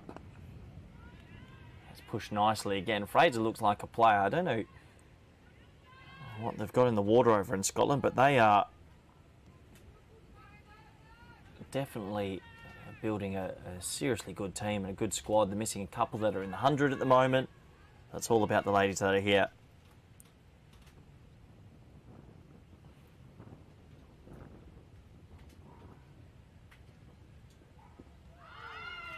That's really well bowled. I actually think that's a little bit of a wrong-un from Caroline DeLanger. Not picked from Darcy Carter. Dot ball. Another over complete at this beautiful ground out here. And VR8. You can see the clubhouse in the background. Gorgeous, isn't it? That's the score, 154 on the board. A couple of people asking in the chat about why maybe some Dutch players haven't been picked up in the IPL, women's IPL. I think more eyeballs on the associate game, as we talk about often, the more that people see the talent. And I mean, someone like a Babette Delater or Robin Reich's been in unbelievable form with the bat. Iris Willing's one for me that I think could easily go and play IPL cricket. She opens the bowling, bowls fast, and then, well, can bat in the top 5 as well and has a lot of power. Oh, that square's lucky. And just scamper through for a single.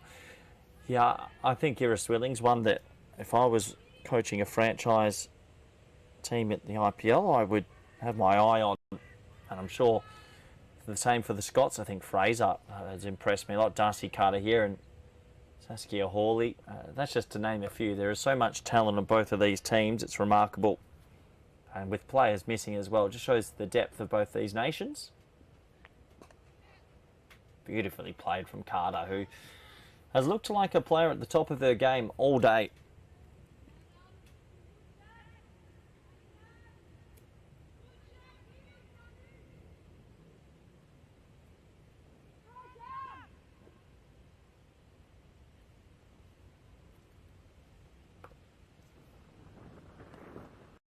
That one clicked nicely, but straight to mid-wicket. Yeah, these teams obviously coming up in 4 ODIs, 4 for PNG, 4 for Scotland and 4 for Netherlands. And then we have a quick little fire T20I series, which I'm looking forward to, all at this ground on the 13th, 14th, 15th and 16th of August. I should mention that's driven quite nicely for a dot ball.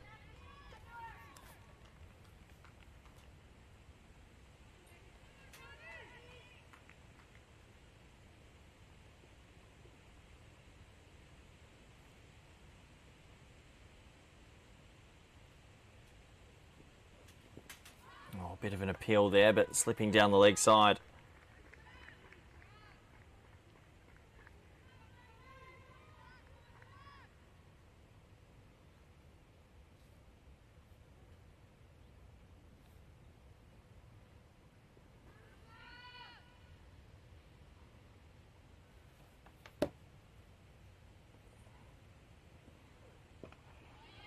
Oh, well bowled and well dug out from Fraser's. Willing looking for a similar delivery that dismissed Lorna Jack.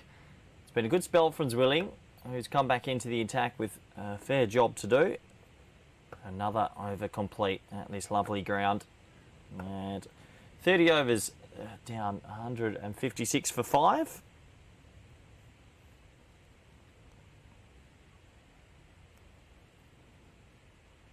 "31 overs, my apologies. So 19 overs to go. 2 very aggressive batters at the crease. Netherlands, I think, will be saying amongst themselves, look, we had 2 more wickets to the total. We might be bowling them out for 210, 215. On the other side of the script, I think Scotland thinking one more good partnership here. We could be looking at 250, 260, and that's a big swing in this game, in the way this goes. One of these two, especially Fraser or Carter there at the very last few overs, will be massive for them. They made 200 PNG and then did it quite nicely. DeLanger to continue. Well bowled. Very full. Well played as well.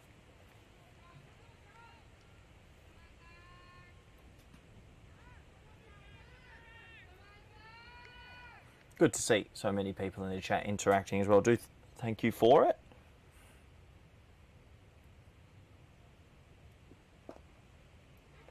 Pushed into the offside. Another dot. It's good from the Netherlands just in the last 15 to 20 minutes. They were conceding a boundary and over for a while there, and then they went back to Willing, they went back to DeLanger, and just slowly pegging it back. Oh, that one almost chopped onto the stumps, actually. Not far away.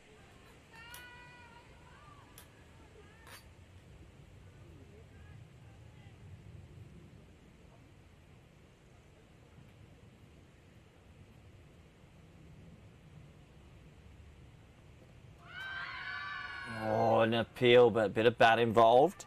A question from Duratri Kumar asking, Corey, do national teams how do they get eligible for Test cricket? I think you're referring mainly to Netherlands and Scotland. There's a massive parameters they have to hit to become a Test nation. But I do think that maybe it's something that takes a long time and not in the immediate thoughts of these countries. I think at the moment doing very well in the white ball formats, under 19s, women's. It does cost a lot also. I know Ireland cricket, trying to cope with Test cricket's not easy. It's been a magnificent over from DeLunga. And she ends a magnificent over. Seriously well bowled to a player that's set. As another over is complete.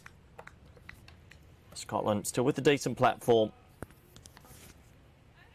So, question coming in also from Josh Minov, is commentating my full-time job. No, I do a fair bit, about 20 odd weeks a year. I'm also, that's with the European Cricket Network. But no, I also coach the national men's España team, Cricket Spain.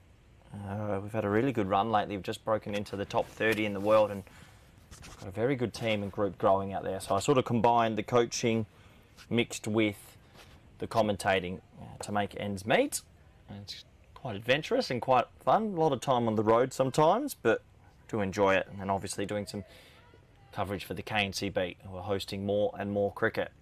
As Zwilling has been yanked out the attack. And they're going to go back to more spin now. So pace being dragged. Silver Seegers coming back into it. A couple of people asking why no review available. Well, this is just a sort of frog box coverage. It's not ICC coverage or anything like that, which there would be some requirements for reviews and whatnot. So the umpires have to make their best call while they're out there, which isn't easy, but they're doing a good job.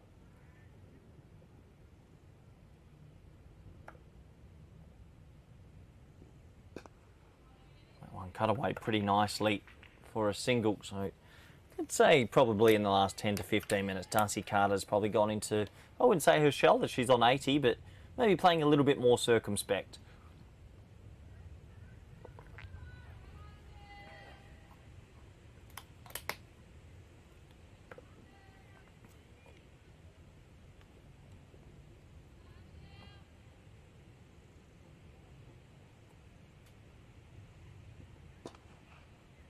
Well played from Fraser. Pulls a ball that wasn't that short, and well, it's racing away. You can see the running between the wickets there. Great fielding from Mira Swilling, and who does the mopping up, and they'll get back for two.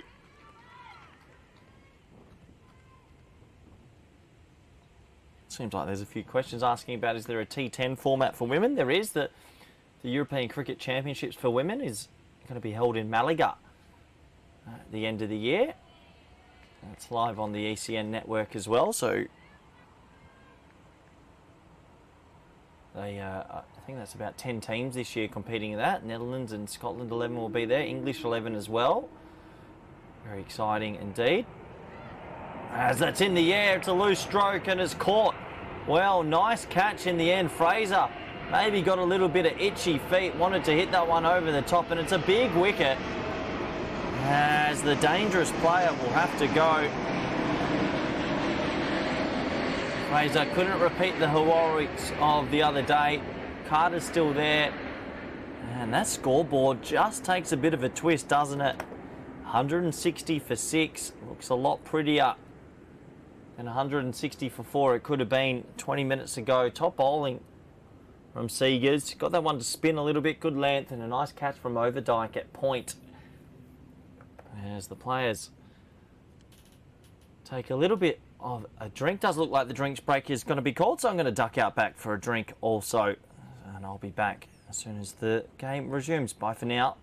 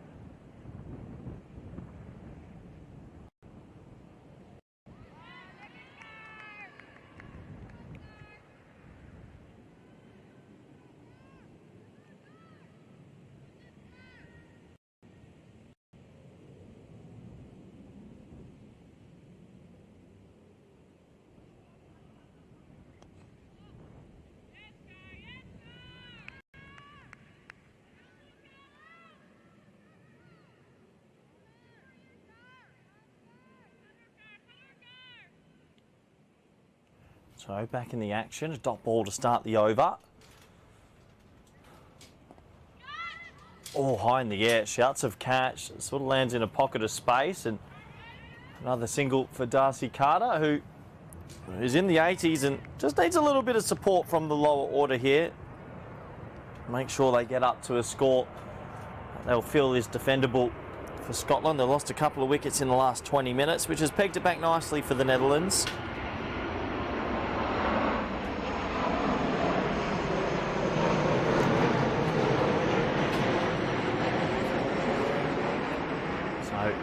The keeper batter has joined Carter for Scotland, and Ellen Watson, who was pretty busy in the previous game as well, putting on a nice partnership with Fraser. Had a tough day, I'd say, keeping it.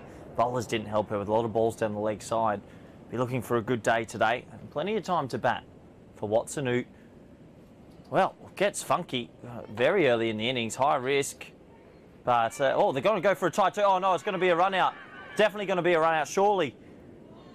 Unbelievable. And now they're going to steal another run. Wow. Netherlands have missed out on a big opportunity. The ball came in. I was just watching the batters between the crease, and they both... Well, I don't think Darcy Carter ever wanted two. Watson wanted two. And they get away with one there. That should have been 7 wickets down.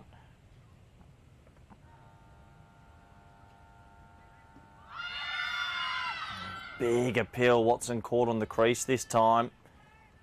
Well, the Netherlands have had a bit of a drink and a refresher, and that's the end of the over. They'd be loving this coming back. Maybe a few nerves just creeping into the Scottish camp, as it's 163 for 6.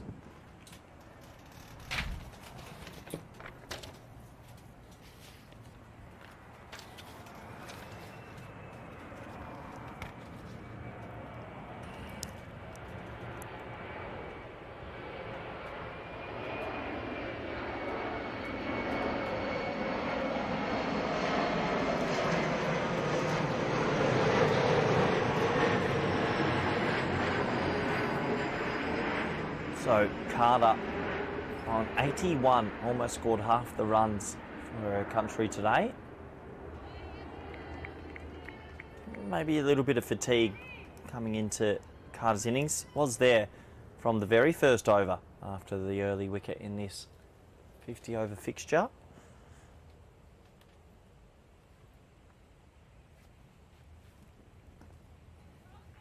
That one driven away pretty nicely, and I'll just settle for a single. Good bit of ground fielding there. I think Eva Lynch just doing the hovering.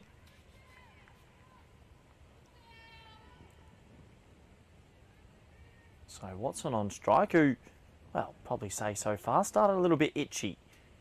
The crease, itchy feet, so I wanted to play a ramp shot. Should have been run out. Got away with it though, still there. Definitely a good player. Just needs to take a bit of a deep breath here. Still a good, healthy 16 overs to go in this innings. That one might have just crept inside the line. And Watson not too pleased. Thought that might have been a wide. Must have been close.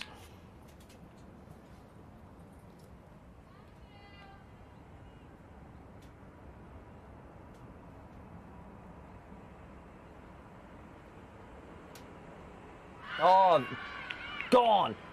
Well, I heard a noise through the little effects mic, and it is a wicket. Another one goes as Netherlands really fighting back in the last 25 minutes of this game. Well bowled from Seegers, a bit of spin. And does the job. Great catch from Delata up at the stumps. 7 wickets on the board now. Having a look at that scorecard, looks very different compared to 25 minutes ago. Disappointment for Watson. Not to be. And Netherlands, well, they'll be dreaming now of potentially rolling through Scotland for less than 200, and that will be under par, you'd have to say. Big emphasis on this sort of lower order of Scotland here to offer some good support to Darcy Carter on 82. But an inspired bowling change from Delata. Had plenty of options to go to. And picked the right one. Seegers picking up a couple. as Chloe Abel comes out to the crease. And Chloe, obviously right arm fast bowler. Looking forward to watching her bowl later. Didn't have the best of day with the balls the other day, but can definitely get it through at good pace. Has a job to do with the bat though at 164 for 7. This game just taking a bit of a twist in the last 20 minutes or so.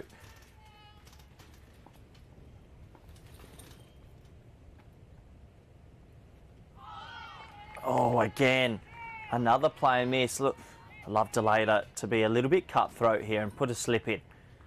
You just never know. It looks like there's a little bit of purchase there. Good comeback from the Dutch. I guess this one all wrong. Good work from Delata. Not easy. Good to see more people sort of streaming through to the ground.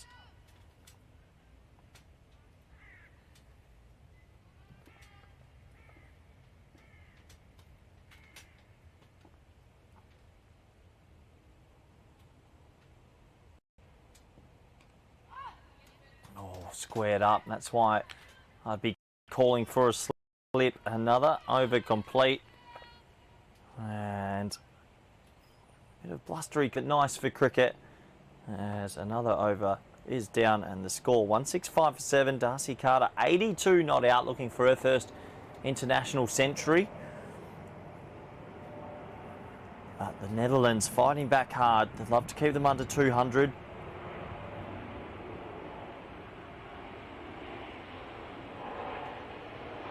Does feel like we've got a good game of cricket on our hands. These two teams evenly matched.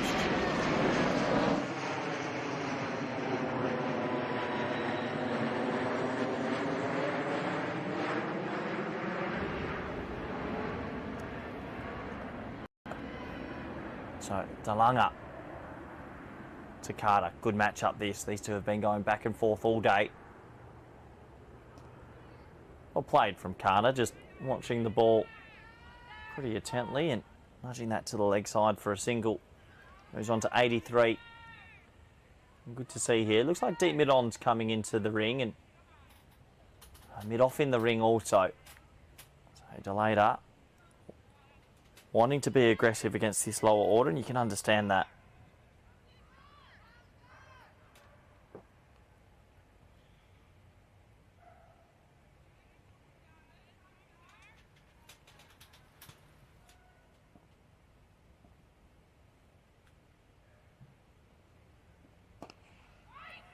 Confidence looking stroke from Abel. Big shout of weight.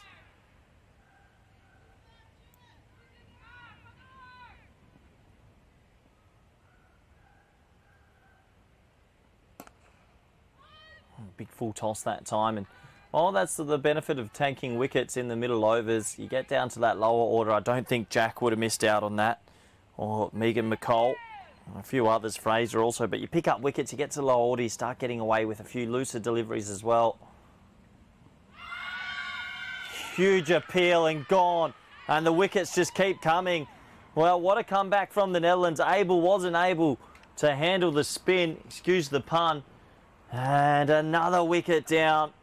Right now, the Netherlands have come roaring back into this game. 4 wickets for not many in the last half hour, and Scotland potentially could be bundled out here.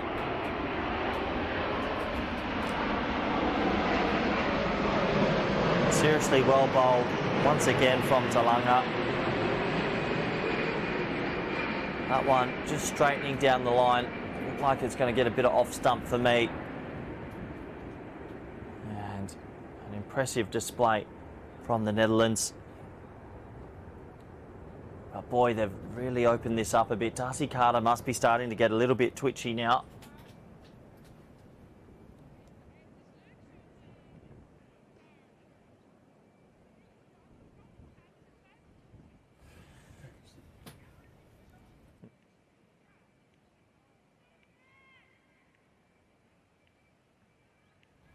So, wickets tumbling. 8 down. Darcy Carter at the non-striker's end on 83. Desperate to get to 3 figures. Probably didn't think she'd run out of partners, but I think we'll see her play some seriously big shots in the next few overs. 4 wickets for 18 in the last 33 deliveries of this game. Great comeback from the Netherlands. Oh, well played, just tucked around the corner.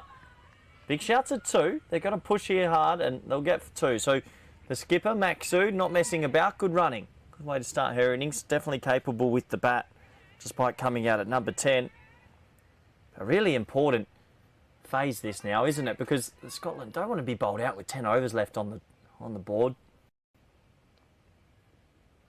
Yeah, fair shot from the number 10, using a beautiful neon. Yeah, good blade. As another over complete.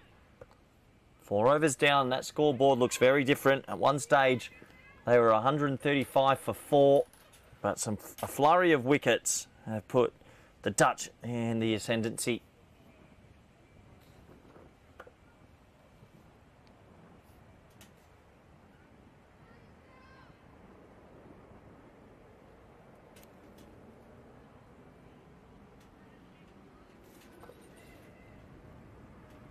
So Seegers to continue. Now, I guess all lines will be on Carter a little bit here. Does she go ultra aggressive or trust Maksud at the non-strikers end? That'll be the questions that she'll be thinking.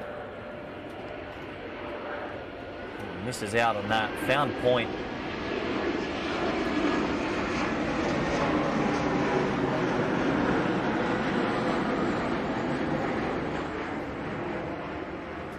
Dot ball to start this over.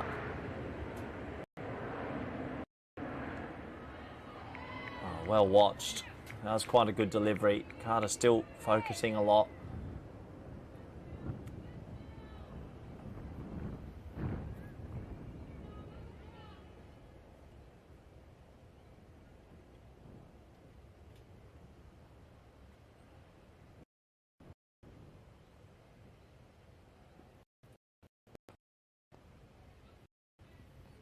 Cut down nicely to point. They go for a tight single. Maksud gets the better throw there.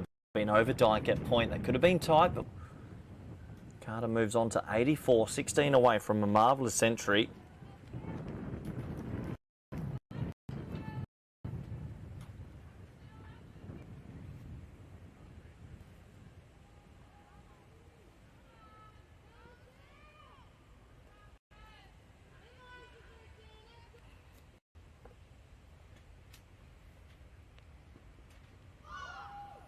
It's well bowled, really well bowled. Just peating the outside edge there. You can see the 2 fielders behind point, just lurking. Ball's been going there quite a bit.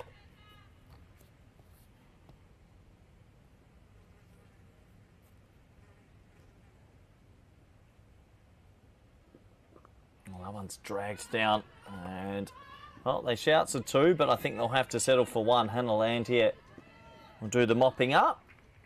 Keeps it to a single. So last ball over. Obviously the Dutch would love to take a wicket, but secondly a dot would be pretty massive here. Keep Carter at the non-strikers end for the next. And that is achieved. Well bowled from Seegers. Another over complete. The Netherlands have Scotland and a little bit of bother here. 170 for 8.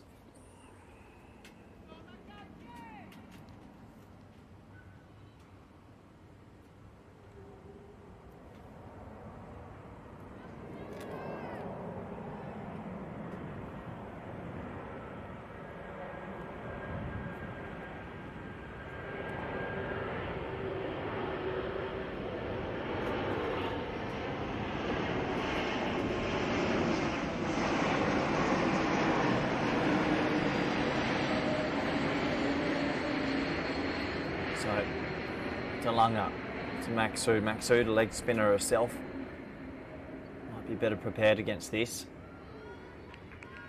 Little play and miss outside the off stump.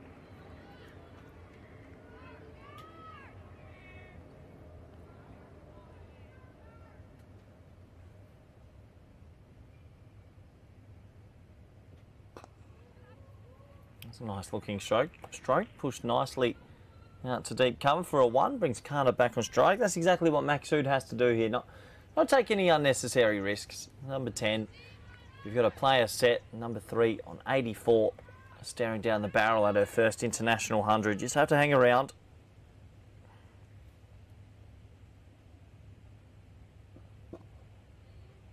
Flighted delivery, just jarred out to the fielder. I do wonder though, does Carter sort of feel this might be an opportunity to try and get a couple of boundaries away and get into the 90s?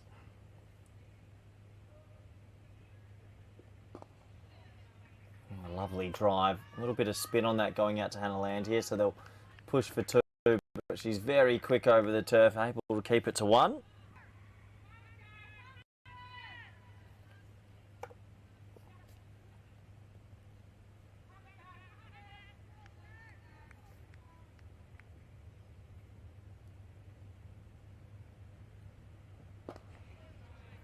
Beautiful full face of the bat from Maxud, the skipper.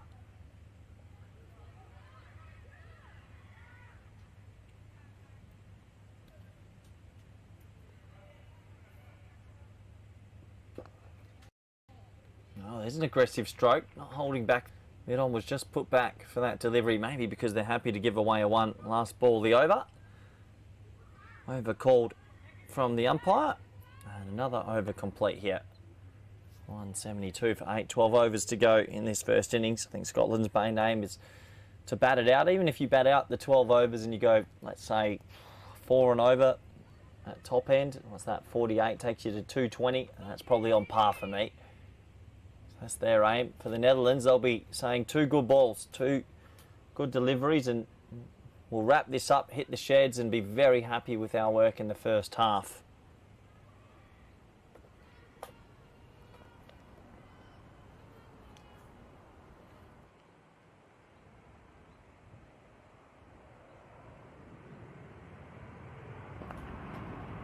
Big flighted delivery, dot ball.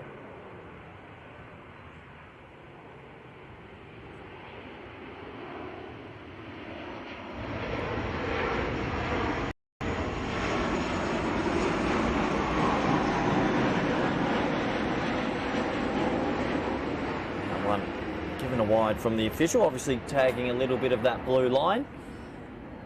I think if I'm delayed, I'll go another over a Seegers this over, but then getting back to Zwilling, get the pace bowler onto the lower order. Oh, that's been given a wide as well. Tight call, really tight call. Not sure on that one, but signal from the umpire.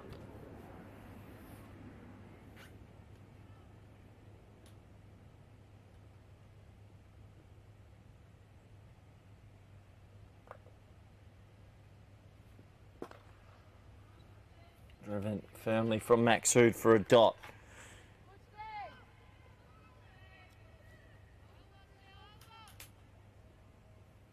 So 1.9k followers in the chat now as well. See if we can break 2,000 for the first time this series. That one just lines on a little bit. Another dot ball.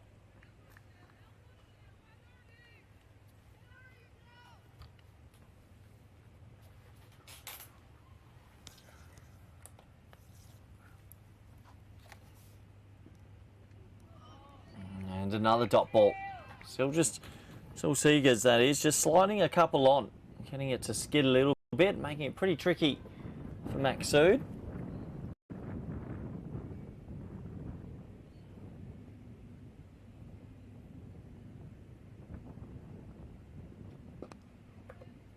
It's well pushed into the offside. Maxud will get a single. Carter just in the last half hour has had to be a bit more of a passenger at the start of the innings. Raced to 60, was able to get the strike back pretty easily, but just feel like has lost a little bit of flow just to the natural progression of this game in the last 30 minutes. That'll help though. A nice little clip around the corner for a 1, bit of a loose delivery. And another over complete, so good signs for the Netherlands, and Scotland just trying to rebuild a little bit. 175 on the board, 176, sorry.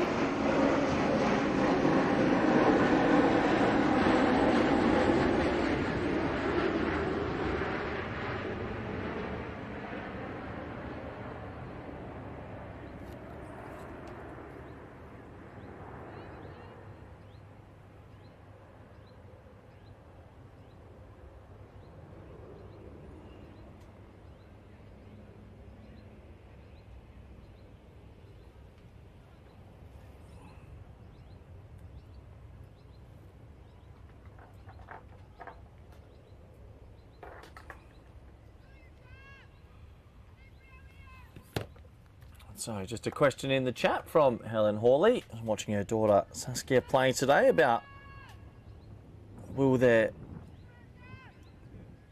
move the World Cup this year?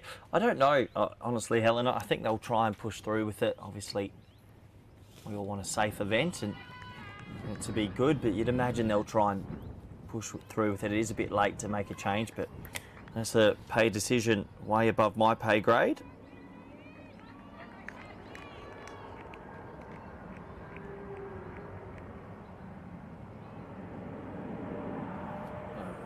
Might be a bit difficult, but if they do move it, I think we'll hear it pretty soon.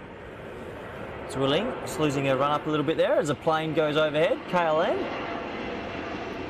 We are right next to Schiphol Airport, which does mean we're probably a loud sort of jetliner plane going over every 4 or 5 minutes. A bit of a distraction for the players as well. Oh, well bowled, Iris Zwilling. Just a little bit of shape. Being brought back here to do a job right at the back end.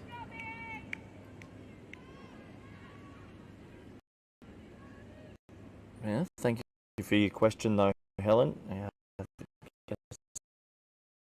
It's one of those watch this space sort of topic. Outs of catch and caught. Well, big wicket. And it's the wicket of Carter that falls for 86. Iris Zwilling went with the slower ball. Really clever bowling. And the wheels have really fallen off in this back end. Carter had played magnificently, just lost a bit of flow due to the wickets at the non-strikers end. A really commendable innings though, her highest score in international cricket. Be mighty disappointed not to get to 3 figures. However, has definitely gotten her team to a competitive score. Maybe under par, but it is competitive. And she'll get a warm round of applause, as you can see from the Scottish dugout. Out for 86, but credit to Iris Zwilling, who went with the slower ball, backed her ability, and it's 9 down now.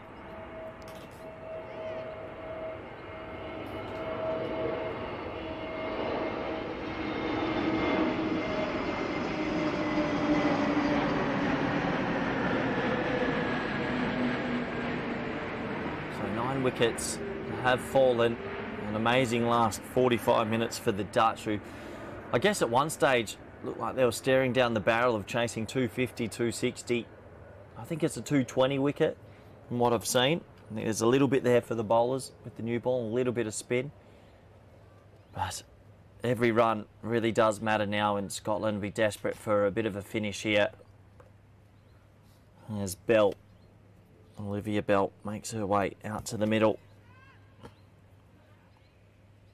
Iris Zwilling, the player that's always brought back to get the big fish when required, and couldn't have got a bigger fish there. Darcy Carter, really. That first 60, 65 runs from Carter today was exceptional. So it starts with another slower ball. That's quite interesting. Still foxing around and doing a good job.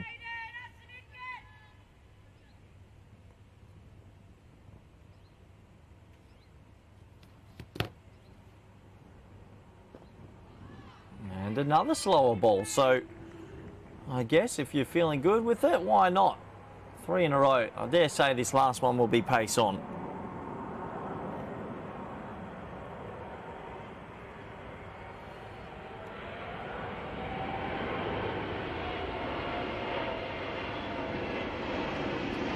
And another slower ball. Well, I wouldn't have expected that. Iris Zwilling going to the well on the slower ball. And, hey, what do I know? She picked up the big wicket. As Carter went in that over for 86. And the score at the end of yet another over. Not yet on to 180. Netherlands be feeling pretty confident about it. 40 overs complete, but 1 wicket to go.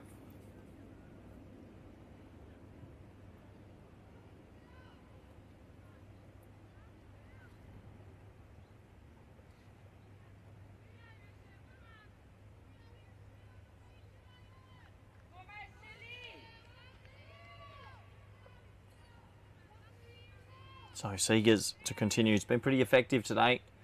Seegers been able to get a bit of late spin. Sounds a bit funny saying that. Every time pitches it quite full, gets it to go. When it's been short of length, it's just sat up. That's a pretty good example. Well bowled. Really, really well bowled. And the more Seegers improves and gets better with the ball, it does give the Dutch more options, especially with the Langer. To have two leg spinners in the lineup, pretty blessed.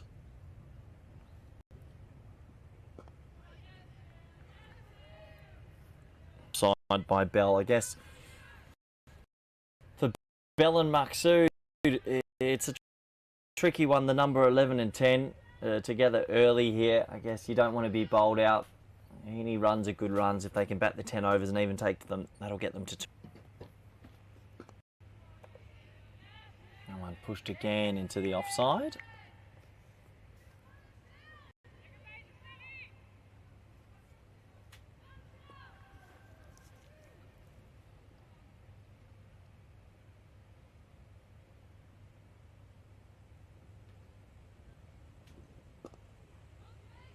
Pushed again into the offside. Good fielding from Overdyke. The throw comes on. It's dropped. Oh, I wonder if Seegers had gathered that quickly. Could that potentially have been run out? Well, we'll never know. Seegers racing through this over.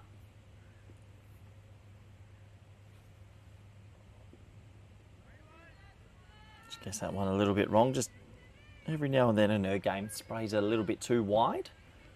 Definitely something her and the coaching staff, Neil McRae, will be working on.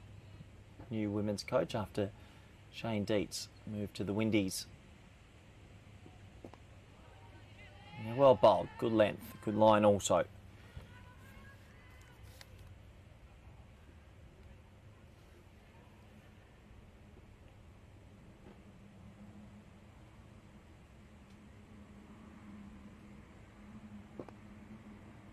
It's a nice looking stroke. That'll actually go out to the sweeper and another run. So that's exactly what you'd expect from Bell and Maqsood.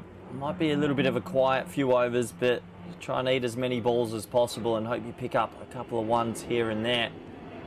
So another over complete. 179 for 9. You can see in the top sort of right of your screen there. The scorecard, let's zoom in on it. 179 for 9. 9 overs to go. If you make 21 off those 9 overs with the last pair, I think you take that with both hands. Get to 200, psychological barrier. And then try and defend it with all your might. So Zwilling, not too sure. We'll see as many slower balls. I think maybe pace on to the number 11 here. Well, what do I know? Because it's the big, loopy, slower ball that does the trick. Here is Zwilling. You are one step ahead of me. Well done. And credit to the Netherlands here because they've actually bowled Scotland out for 179. An hour ago, I don't think any of us would have seen that. They've taken wickets in a cluster at the back end. And they'll definitely be feeling the happier of the two sides going into the innings break. 179 on the board. It was Darcy Carter's 86, the mainstay, but credit to the Dutch. They stuck with it. They picked up wickets. Seegers with a couple, DeLong with a couple, Zwilling with a couple, and the slower balls at the end doing the trick. It's 179 for 9. The players leaving the field. It does take us to the end of the first innings. An interesting innings. Darcy Carter, the highlight with the bat for Scotland, was well joined in the middle by Lorna Jack. They put on an imposing partnership. But the Dutch bowlers get a warm round of applause as they go into the sheds. I'd say noses ahead in this one. Do join us probably in about, it's only 1:30 local time, probably in about 40 minutes local time, maybe 10 past 2. The Dutch will require 181. I'm going to go get a bite to eat myself. So it's a quick bye for now, and hopefully you can join us a little bit later.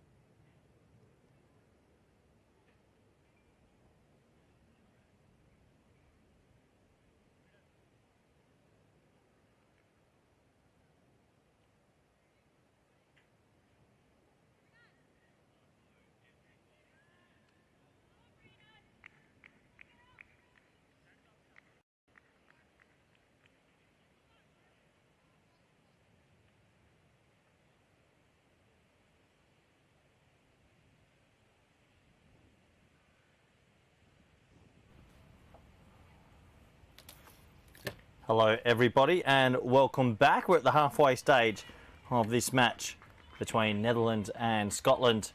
Netherlands chasing 181 for victory.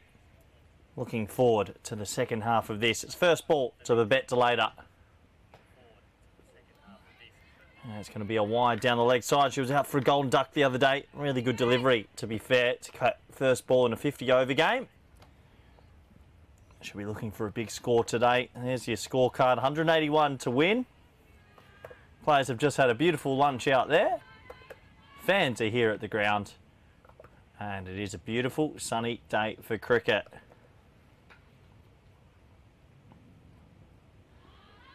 So that's a lovely delivery from Chateri. Just getting that one swinging away. I think for Scotland today, they've want to be a little bit tighter with the ball against PNG. That yes, they did get the victory, but they did concede quite a lot of extras. Something they'll be working on, you'd imagine. The coaches would have mentioned prior to going out to bowl here today. They love some early wickets, that's for sure.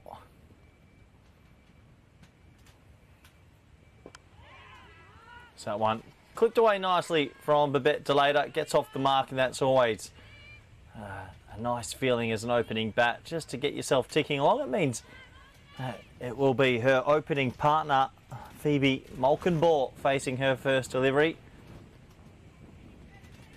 So a big opportunity for Malkenbaugh to potentially go on with a big score and maybe solidify herself at the top of the order.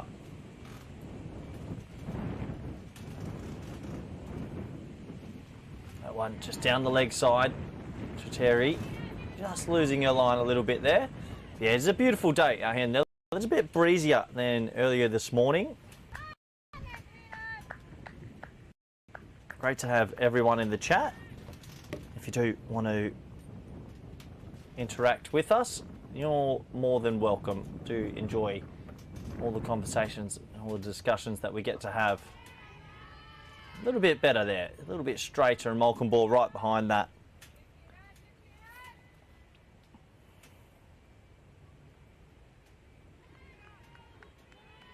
So 180 on the board. It was Darcy Carter's magnificent 50 that helped them get to that score. I think the spinners will have a fair bit to say for Scotland in this innings. That's really well played. Shouts of yes. They'll think about two. Not sure if it's on, as it's well fielded out there by Megan McCall. Very good fielding there at deep backward point. So both openers off the mark. Always steadies a few nerves. Really is a perfect day for cricket.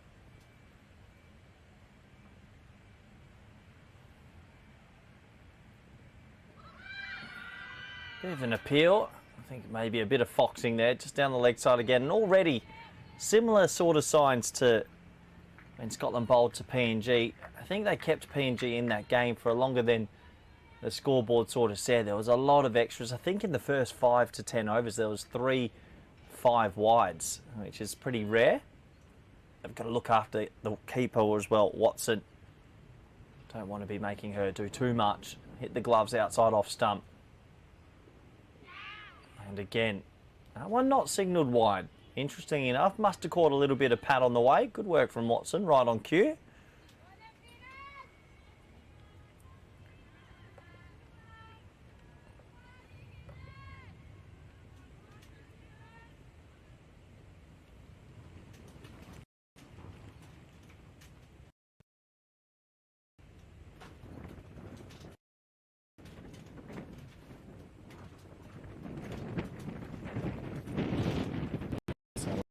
Love from Delater, from Chatterjee, and that will be the first over complete in the run chase. The score currently is none for 5.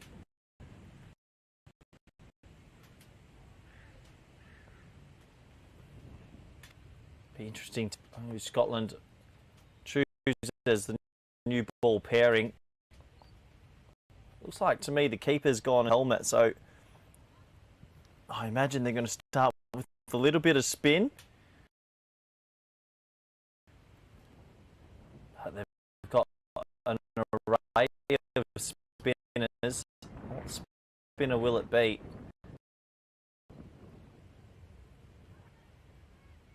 Maxud fielding at mid-off. An unbelievably good fielder there the other day. Lots of direct hits. Does look like Olivia Bell's been given the nod to open up the bowling here.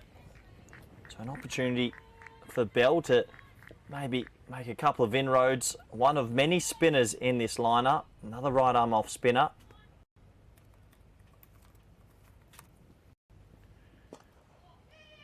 As that first ball's timed quite nicely out to deep mid wicket just for a single.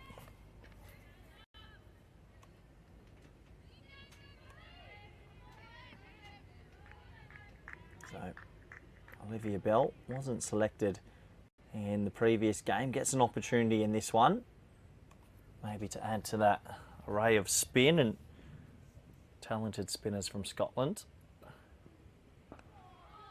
Also might be one of those scenarios where they feel that Bell is quite good with the new ball. There is certain spinners out there that do prefer. I know Arian Dutt from the men's national team for the Netherlands loves bowling with the new ball, and it is a skill to have.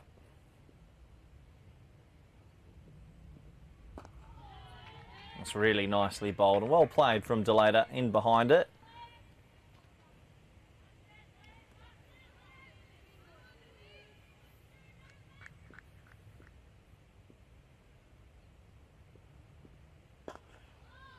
Oh, what a nice shot that is. It finds the fielder though at cover point.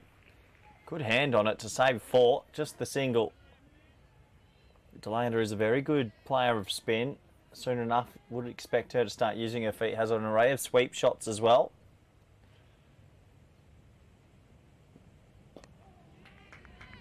That's well bowled. She has a little bit of a way curve as well there for Bell. Not just trying to swing it back, spin it back into the stumps.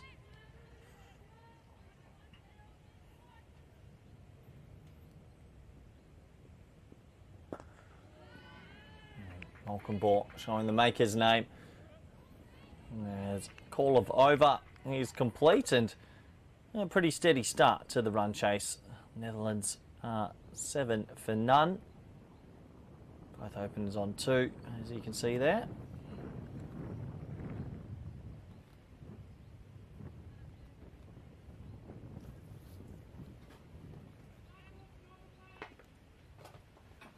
Guess that's one thing about opening with spin. Things usually motor along pretty quick, and do expect out of the 50 overs, they might bowl up to nearly around 40 overs of spin. Scotland seems something they like to do. Worked against PNG, so why not? There's a bit of a wider view.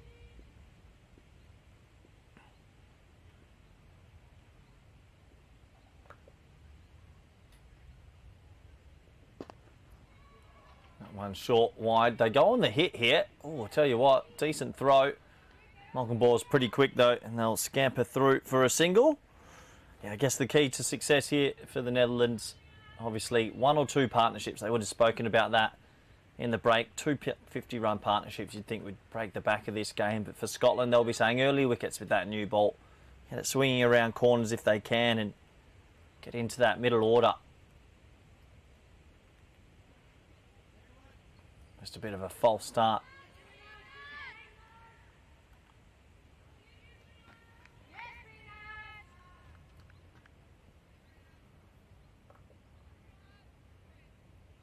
A little surprised to see no sort of slip. I guess a catching cover quite tight and mid wickets quite tight. They're the 2 catches. It's clipped away quite nicely from Malcolm Ball, who get a single, and there's a bit of a mess field out there, so they'll track back for 2 as Jack wasn't able to pick that one up cleanly. So 2 for total.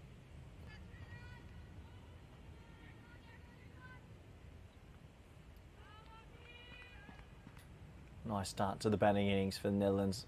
Looking pretty calm, if anything.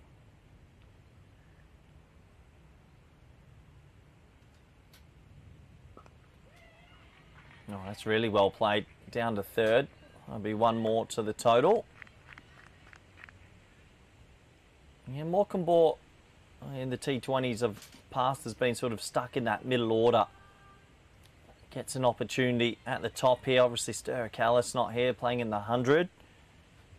Iris Willing, more a middle over batter in the 50, so it's a good opportunity for Malcolm Ball. That one seemed to be a bit of a late decision from Delator to potentially play a stroke there.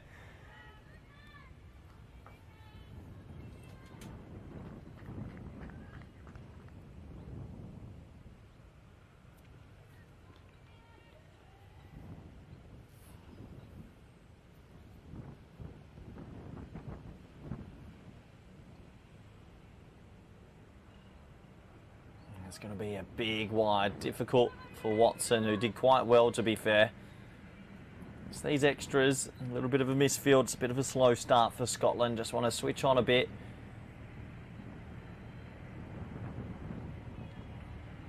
I say the positive signs, though, they're getting the ball to swing. That's always a good sign. Chatterjee definitely getting it to go a bit in the edge. Needs to get the control now.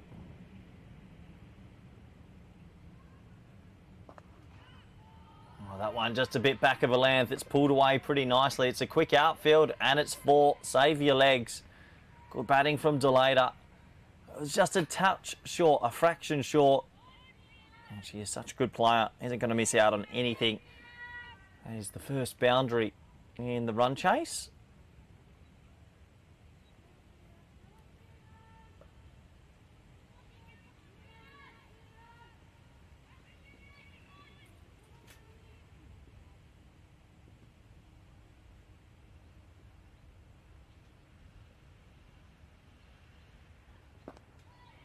Good comeback ball. Really nice line, good length. And that is the completion of the 3rd over. Steady start for the Dutch. They'll be very happy indeed. 16 for none. 180 on the board. 181 to win. And it'd be an important win. They'd be 2-0 in the series. Obviously, each team in the series, PNG, Papua New Guinea, enjoying a day off today after playing a couple of games. I'm sure they'll be watching intently, maybe from the hotel or from the local sites. Maybe a good opportunity for them to see a little bit of Netherlands. Beautiful country if you ever get a chance to come over.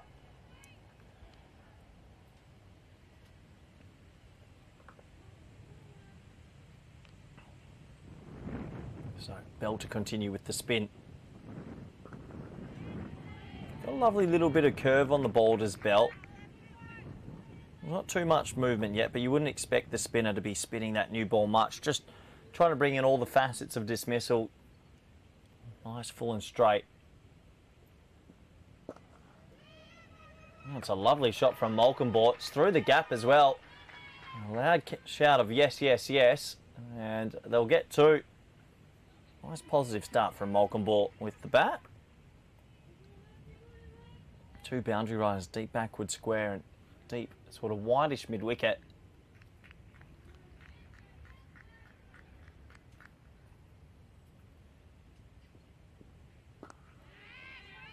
Respectfully played off that lovely looking Kookaburra blade.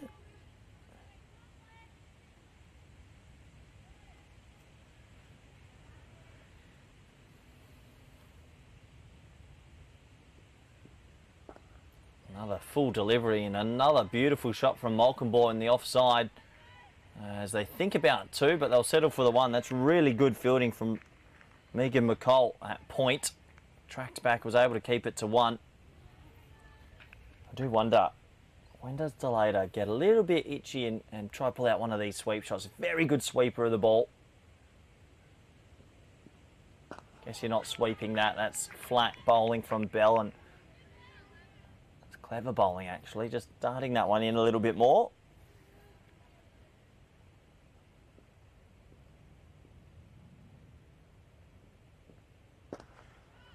Well, that one is laced back to Bell. He does magnificently well to get a bit of body on that.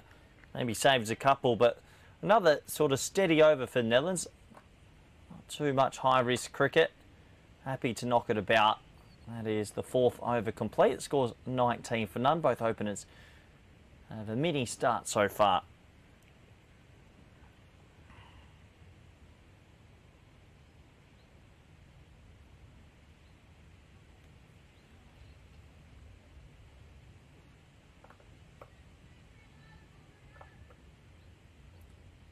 So Chiteji going to continue here. He's getting the ball to move, just needs to get it in the right area if possible.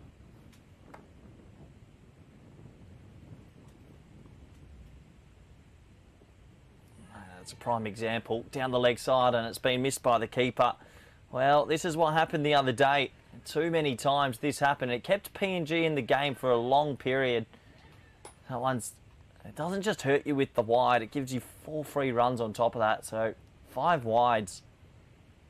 Frustration probably for Maksud, the skipper. All of a sudden, it was 19 off 4 overs, but now it's 24 off 4. You're going to run a ball. And I think there's already been about 9 extras.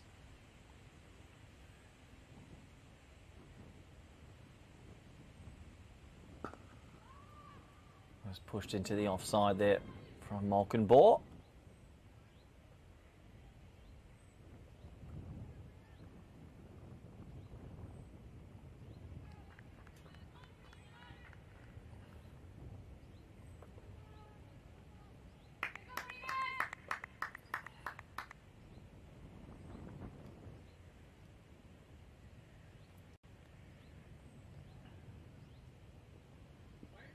Again, just falling away a little bit.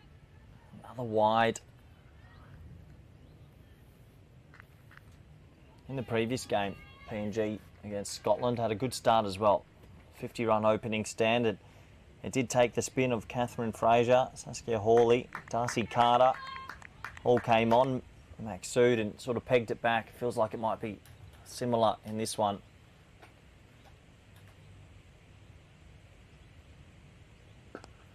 Good comeback ball. That's just dropped into the offside for a dot.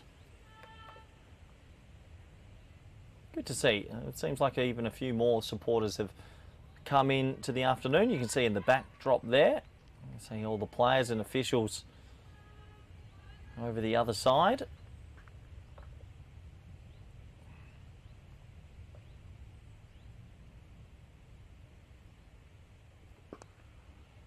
One's driven quite nicely off the back stool, straight to backward point for another dot.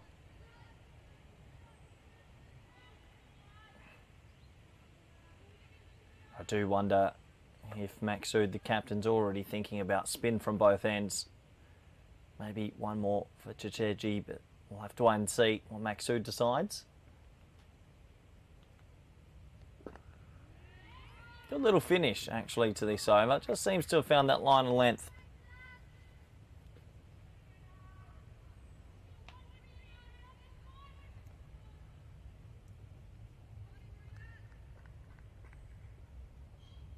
So, last ball over.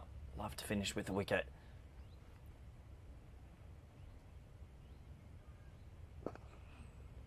Oh, beautiful shot. And it won't produce any runs as Malkinbor finds cover. My apologies, still 1 ball left in this over.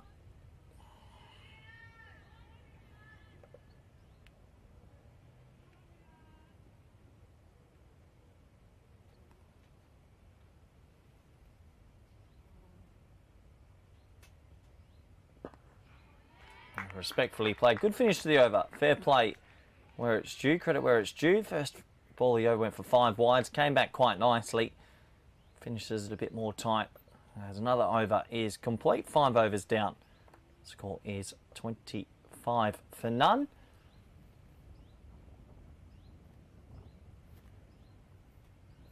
I think Maksud might already be thinking spin from both ends. Wouldn't surprise me, or maybe I'm wrong. They might be going to more pace now. Do have to remind ourselves that Chloe Abel in this lineup, I think if she can get into a bit of rhythm, might get something out of this surface. Really tall right arm fast bowler.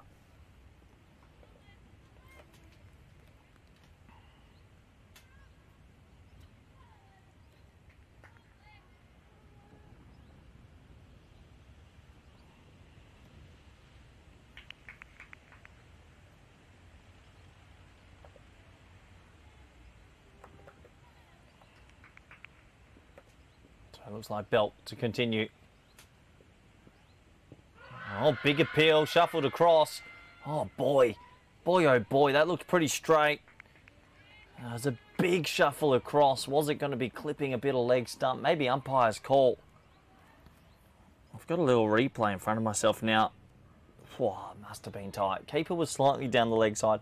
Look, this camera angle is a little bit from around the wicket, so maybe that gives us a little bit of a different perception, but boy, that did look close, didn't it?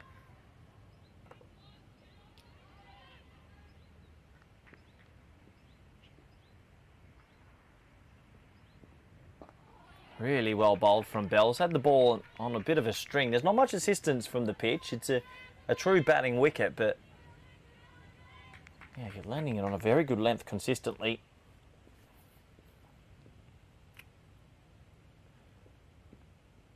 Oh, yeah, it's edged away. A little bit of hard luck this time. As that's going to race away. You can just see in the top left of your picture there. Won't go for 4, but Malcolm Ball's quick. And they'll get back for 3. Good running. Good signs, though. You feel Bell. A couple of people in the chat not too happy with that decision. It did look close, didn't it?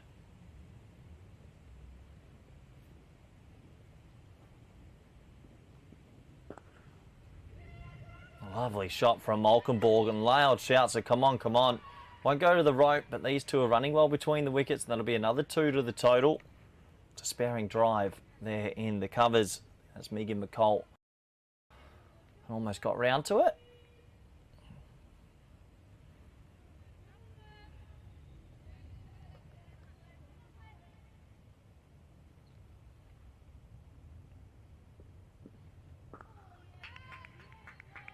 A little dot ball there for Bell. Bell actually takes me to the type of opening, but I'd like to see her come around the wicket and slant it across the right-handers with that sort of skid. Another over complete. And, well, the Netherlands be feeling pretty comfortable in that dugout where they're situated, because the score is 30 for none. And it's amazing how much the extras also sort of play with the game. I mean, there's already 10 extras, so both opening batters on 10 and 10 extras make it 30. Chirag saying, I'm supporting anyone actually. Cricket, it's a nice day to be at work. I think these two teams are quite evenly matched on paper, and well, you might have just caught there. It's going to be big Chloe Abel, a very tall right arm pace bowler. Gets an opportunity here. And at 30 for 2, 30 for none, with the 2 openers still there, I should have said. I'd love her to pick up a couple of wickets.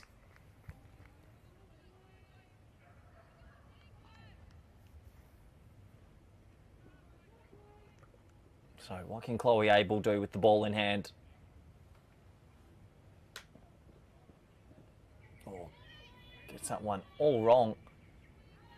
Didn't bowl an extended spell in the first 50 over game, but I just feel like looks like one of those bowlers you want to give that bit of time to, let her get into a bit of rhythm, and then when it's on, it's on.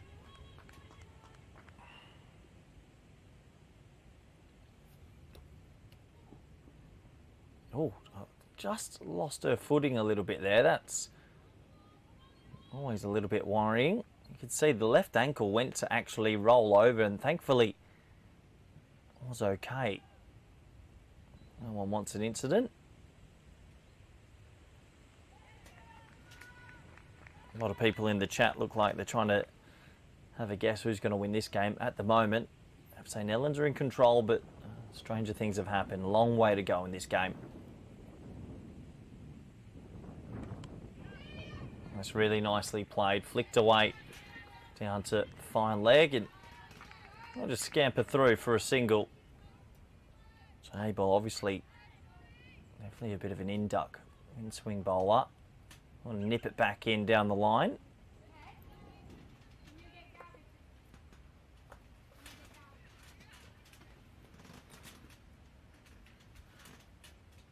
Oh, and again, just lost her footing again. Well, that's quite interesting. It's happened twice on the same spot. Just where there is looks like a little bit of a lay down green. Just ankle seems to not be able to get through that. And that's a bit of a worry for the tall, fast bowler. You want, especially being a pace bowler off the long run, you need to feel comfortable with the run-up.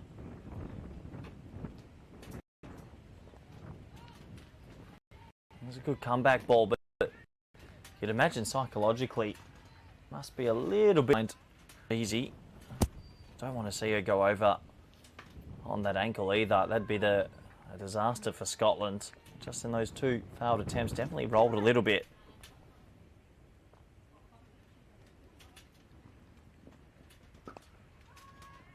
Nice punch into the offside for a dot ball.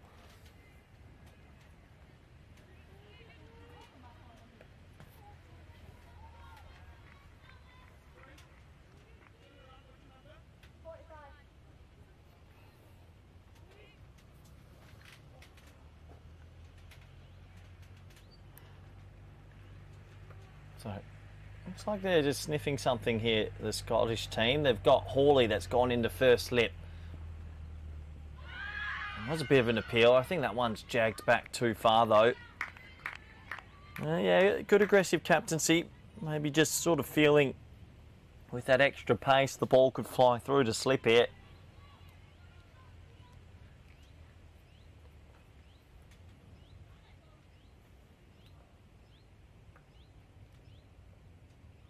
You see, slip in position. That one clipped nicely into the leg side, and they'll scoot through for a single. A good bit of cat and mouse between the two teams at the moment.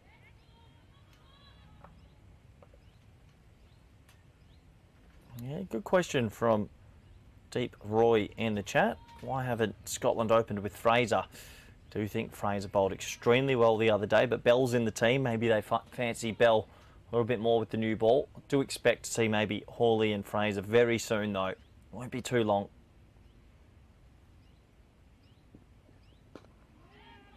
Well bowled. Really nice line and length. And a big shout of over from the umpire. So we are 7 overs down, and well, the scorecard's following on where we were last over. 11 for Malcolmbourne, 11 for Delator, and that means 11 extras.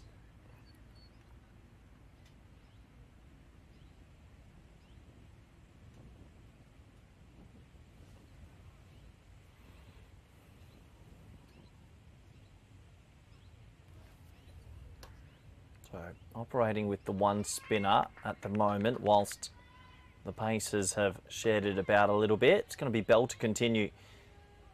I think Bell's bowled a pretty tidy spell here without too much luck. Easily could have had Delator out LBW.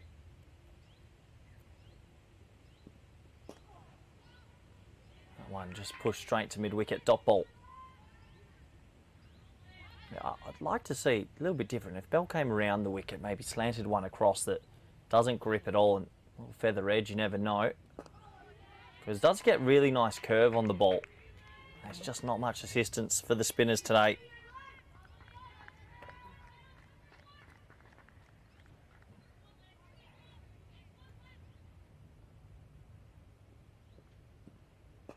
Once again, well bowled, well respected.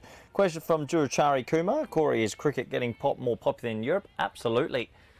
I think with the invention of European Cricket Network and more T20I status for all the countries, cricket is getting much more popular as that one slips past the outside edge. Bell just needs a little bit of luck going her way, you feel. Bowled a good little spell in the power play.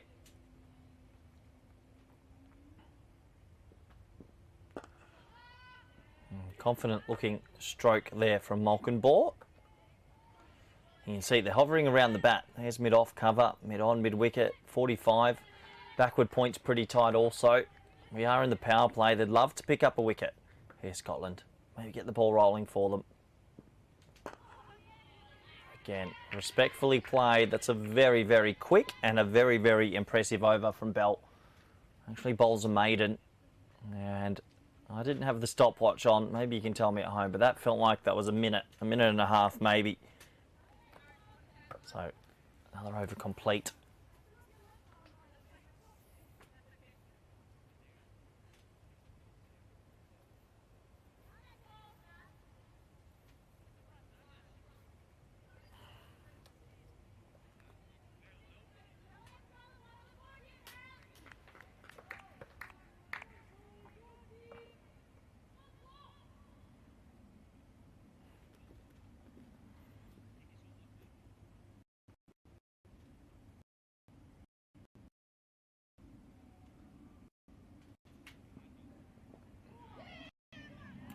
tucked away down the leg side.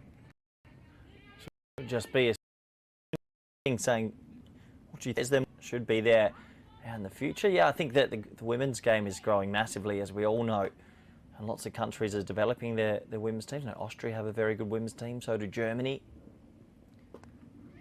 So that one's beautifully cut away from Molkenborg.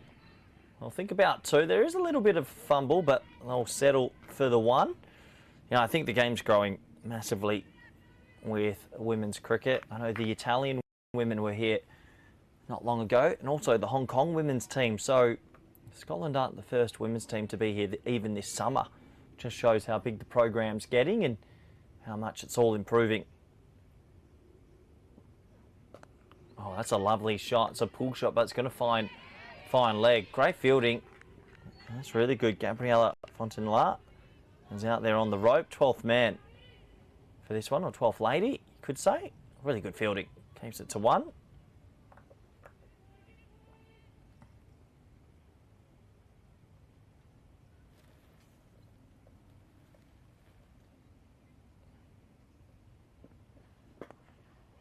Oh, what a lovely shot from Molkenborg.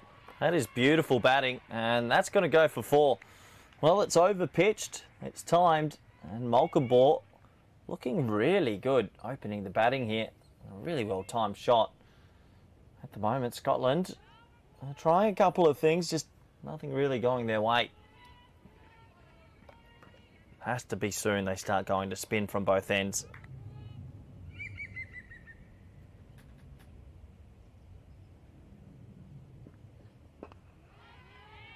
I think it's looked like one of those wickets which, against pace on the ball, you look comfortable. Actually, Ira Swilling took quite a few late wickets, but it was the slower ball doing all the work. Sun's out, it's a flat pitch.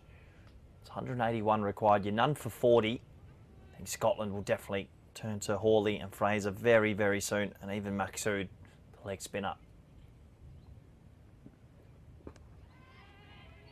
Just respectfully in behind that one as well. Molkenborg looks to be in pretty good touch. Another over completed, and the Netherlands comfortable.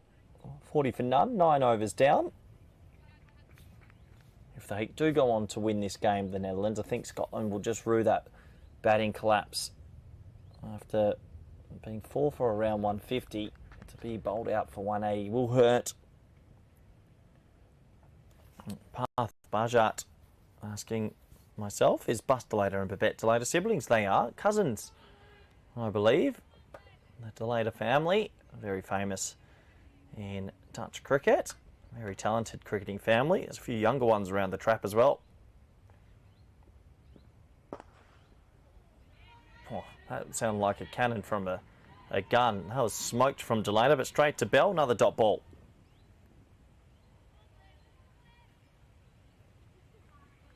So Bell, given the honours of bowling 5 in the power play here, done a pretty good job from this one end. Oh, that's the one. Cramps it for a little bit of room, but gets bat on it, and they'll scamper through for a single.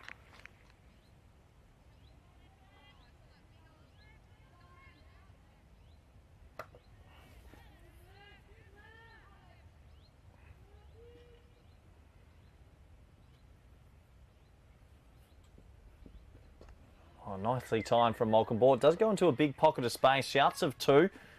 Good bit of fielding out there. They will get back for 2 though, as Netherlands keep growing this partnership.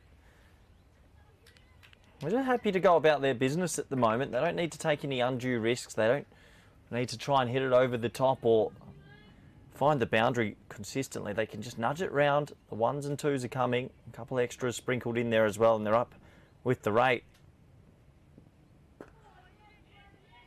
One just pushed back to Bell.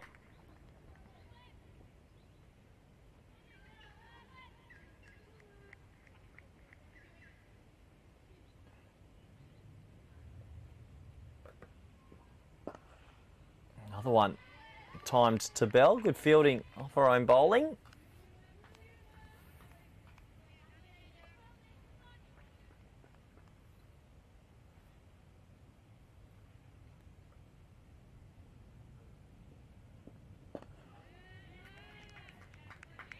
respectfully played for the last ball. So that does complete the power play. It's gone pretty quick, as 10 overs have been bowled, 44 for none.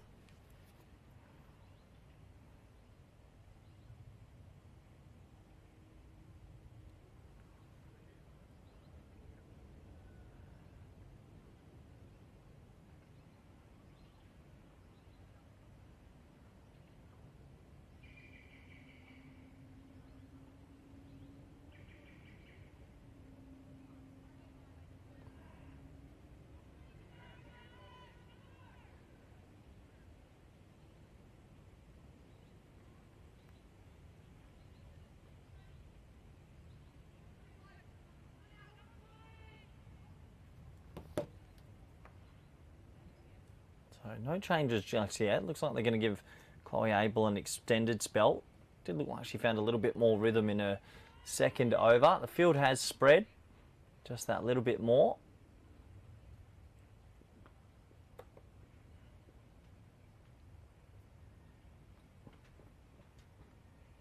It's not a bad spot to be. Just outside off stump if they want to reach for it.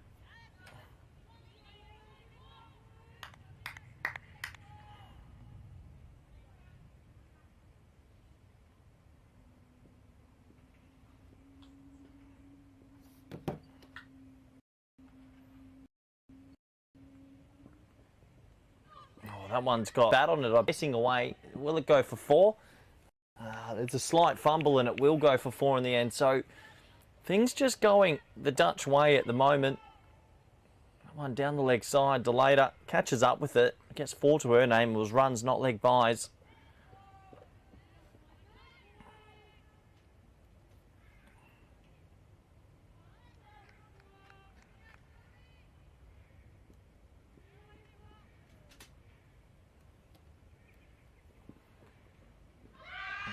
Oh, big appeal, and it's out. Well, it's a strangle down the leg side.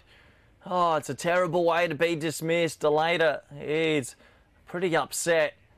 It looked like it was just going to be another wide down the leg side, but it doesn't matter. There was a noise, and it's a feather edge. It's a big wicket in the context of the game because the dangerous Babette Delater has to go. And maybe a little bit of luck for the Scots that time, as the score is 41 for 1. 48 for 1, my apologies.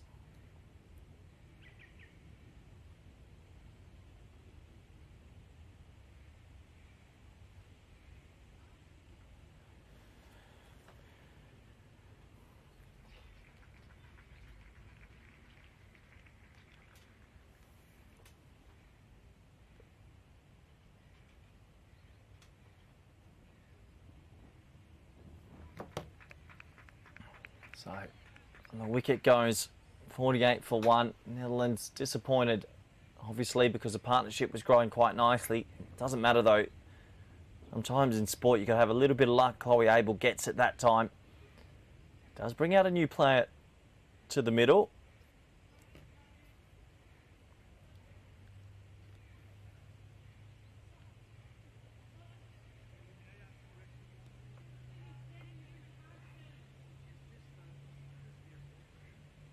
So, even though it is a nice, pretty flat pitch, you've still got to get yourself in, and runs aren't always guaranteed, as we know. It looks like Annemine van Booger has come out now at number 3. Fair bit of responsibility on her shoulders just to make sure they don't lose 2 wickets in quick succession.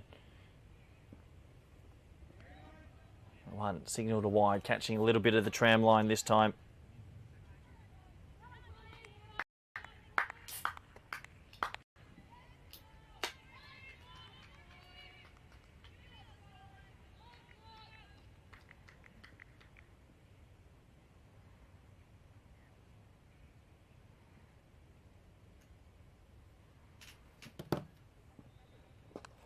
It's clipped nicely. Beautiful shot.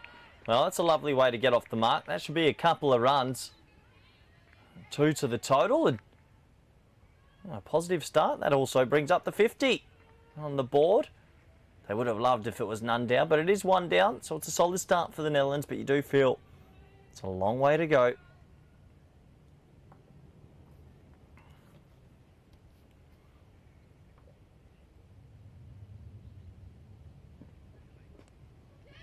Again, nice little clip off the pads here, and Malcolm Ball with the loud call. Yes, they'll get through for another one.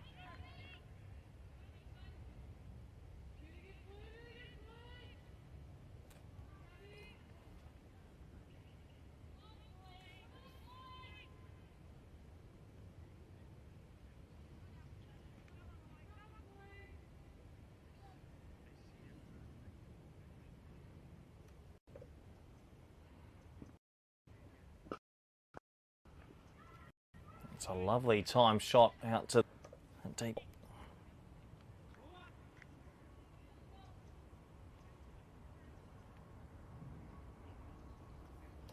So another over complete, and did bring about the wicket, but there is some runs still flying. 54 for 1 after 10.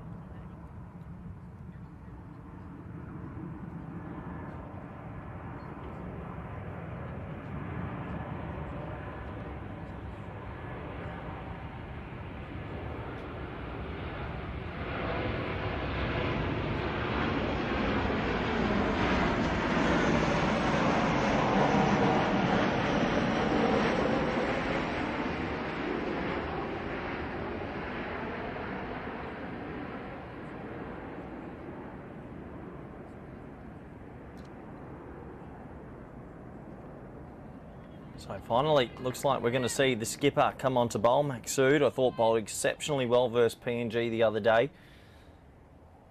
Comes in with her team probably a little bit behind in this one compared to when they were versing PNG, but he's a very talented leg spinner. Can land it in the right areas, but gets a fair bit of spin. So big 10 overs from her today. One, just a little bit of a loosener. Getting into her work. Still haven't seen Fraser or Hawley just yet, but can't imagine they're too far away.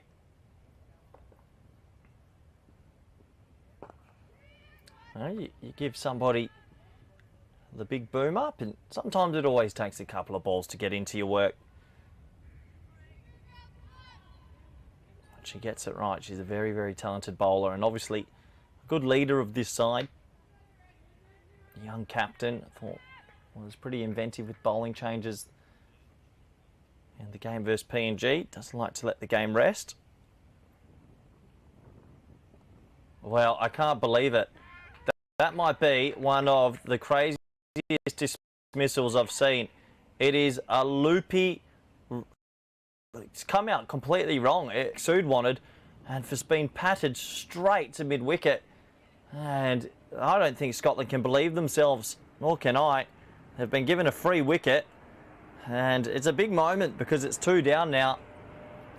And Netherlands, well, I think they're in a bit of shock as well. It's not a no ball. That ball's dipping under waist height.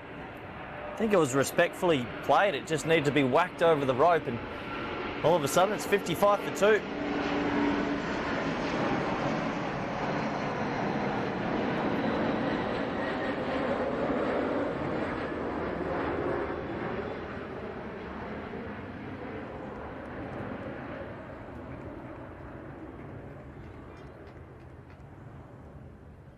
So sometimes luck's in your corner, and I reckon the first 2 wickets of this run chase have both somehow fallen into Scotland's lap. A little strangled down the leg side, which would have been a wide, and you can see the sheepish look on Maqsood's face, but hey, it doesn't matter.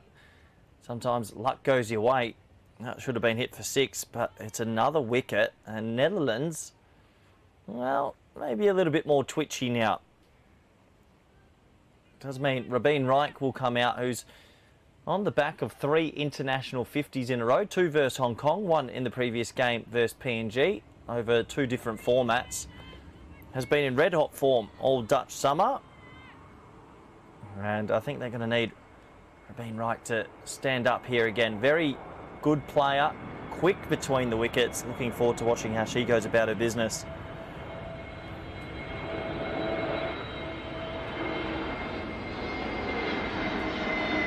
Well bowled from Maqsood.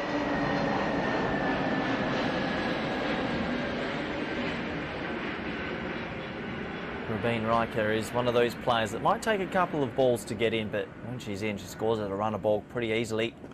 Oh, there's a shot. What an aggressive stroke that is. Well, that's what I'm talking about. When you're in form, you're in form. And you just want to hit everything. Second ball, it was a little bit flighted.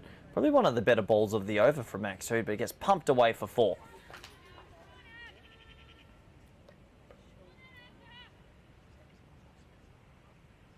I think the Scottish side would know as well that Rabeen Reich is pretty instrumental in this run chase. If they can get rid of her, game on for sure.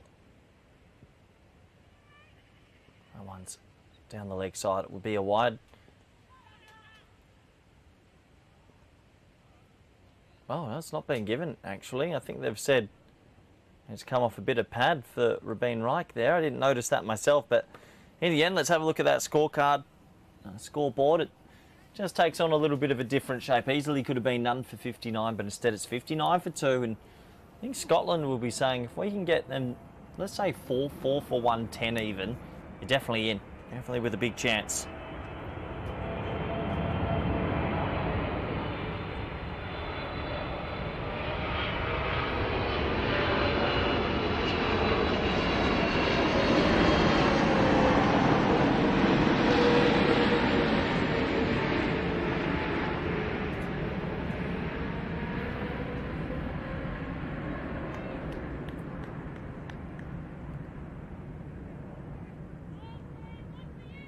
So it does look like it is time for spin from both ends, and this will be the test for the Dutch.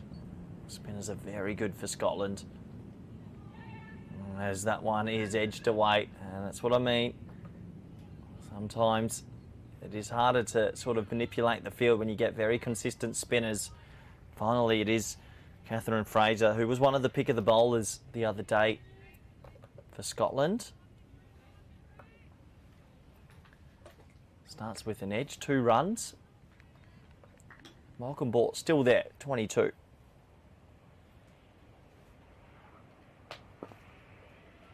Lovely shot, brilliant feet. Rabeen Reich's very quick, but won't be able to get back for 2 this time. Good to see Malcolm Ball use her feet there. Looks like she's growing in confidence. I think that G got a little bit stuck against the quadruple Scottish spinners. Got stuck on the crease.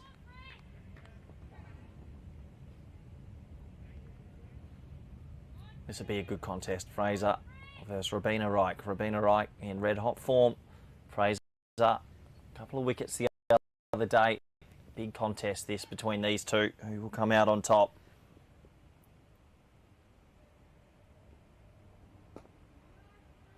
Just pushed into the offside. You can sort of see the way Rabeen Reich is shaping up. She wants to get on with it. She's the striker of the cricket ball. She doesn't mess about, and as I mentioned before, usually has a very good tempo to her batting.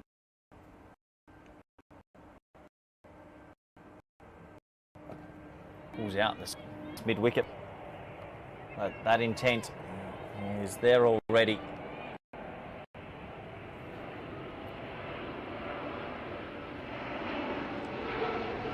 One dropped into the leg side. A little bit of yes, no, maybe. Get a single. And nice from Malcolm Ball there. Turning down the extra run. It actually deflected off the back of her bat. And ran away, but turning that sort of free run down because it was a massive deflection off the kookaburra of Malcolm Ball. 1 run to the total. It's well played, well bowled as well.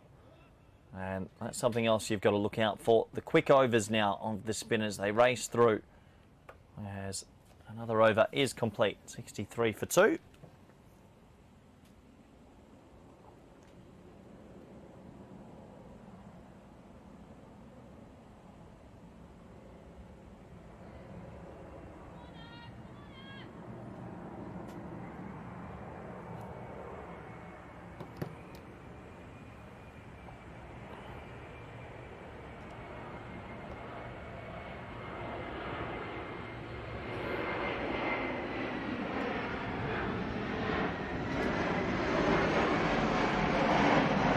Maksud to continue Oh, big appeal and gone. Massive, massive moment in the game. Rabina Wright goes for the sweep shot and they are wrapped as Scotland. Oh, not too sure it was on against the leg spinner. Maxud with an uncharacteristic first over, has to be said, lands a perfect one at the start of her second, and the Netherlands now have lost 3 wickets for not many. And Scotland come roaring back into this game. And that is a massive wicket.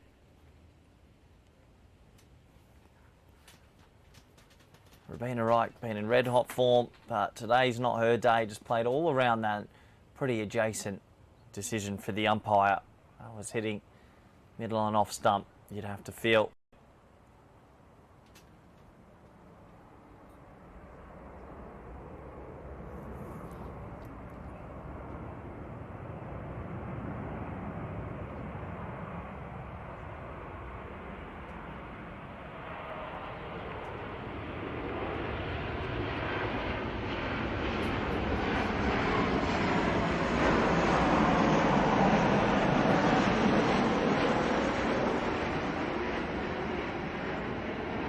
So 3 wickets in quick succession.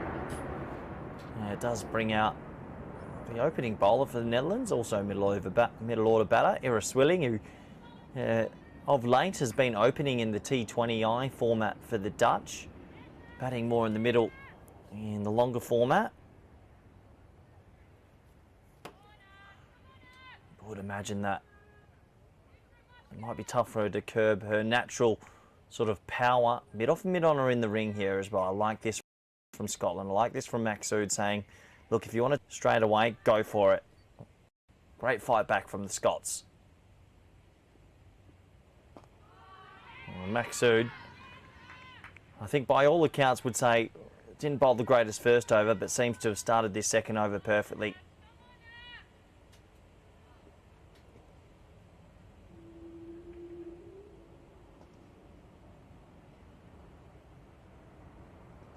Well, looks like they're going to bring another fielder into the ring. Really like this. So deep cover running in now, and well, it's almost as if it's a power play. Only 2 boundary riders on the rope at the moment. Tempting Twilling. Well, that one hurries on and not far away from slipping through.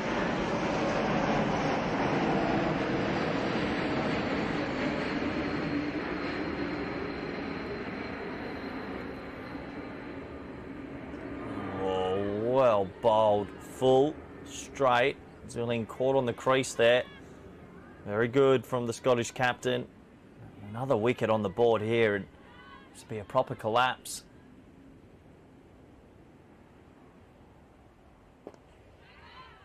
Well bowled, and well, they shoot off for a quick single late. Malcolmbore's got to go a little bit here.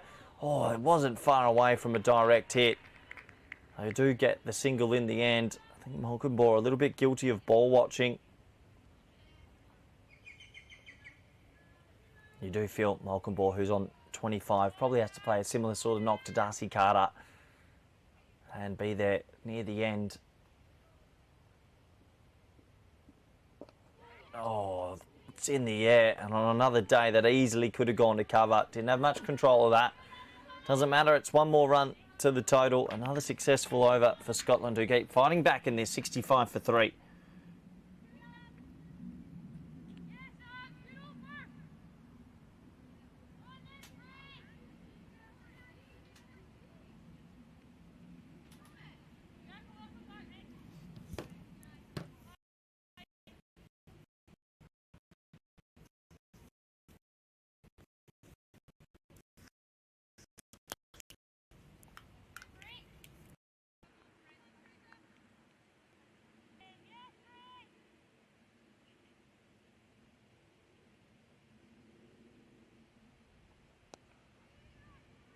That ball pushed out to the offside. Malcolmbore, 1 more to the total. So, Fraser, you'd imagine, will bowl in tandem with Maxud here for a while. This is probably one of the more testing little parts of this game coming up for the Dutch. They really need to get through this period without losing any more wickets. Scotland will be sniffing for number 4 and number 5.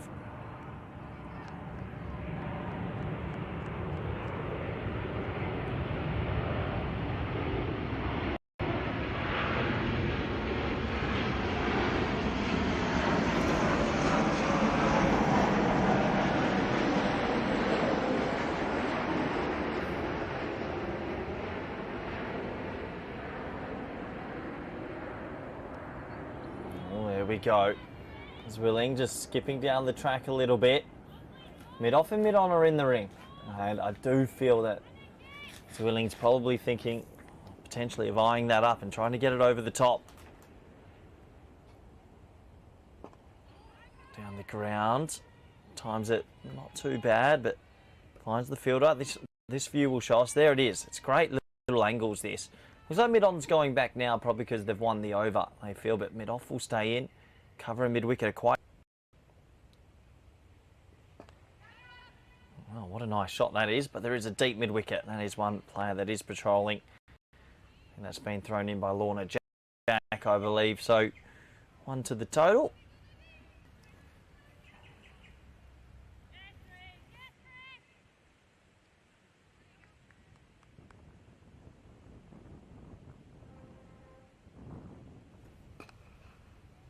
That one is timed through mid-wicket from Malkinbor. A little bit of foot fielding out there, a little bit lazy from Scotland. Nearest Willing was switched on. Comes back and gets 2. So another over complete. They run through the overs, do the Scottish spinners. Malkinbor on 29. Willing just new to the crease, 69 for 3.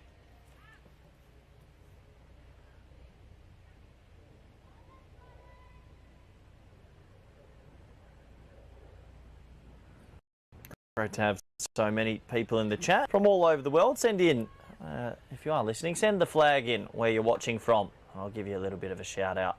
A lot of people tune in for these games. Let me know where you're watching from for this big clash between Scotland and Netherlands, old rivals.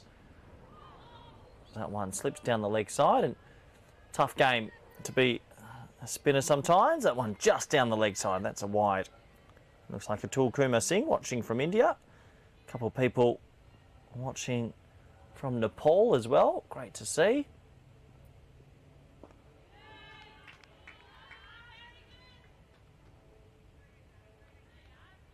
Great to have a lot of viewers from plenty of different countries tuning in. Oh, nice shot. Nice shot for 1. Just clogging it up here nicely, Scotland. Looks like Ali Hamza watching from France. Good time to be in France with the Olympics going on. Helen Hawley from Australia. Some from Japan, they're saying. South Africa, Ryan Wheeler. Life in Dutch, saying from Sri Lanka. So it does just go to show Belgium as well. People just lurking in the background. That's in the air and safe. Just for a brief moment, Malkinbor.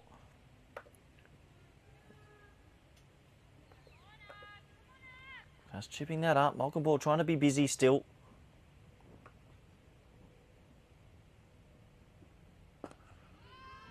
Again, decent feet, but they've kept mid off and mid on up. A really great captaincy from Maksud. Just reading the give away any easy singles.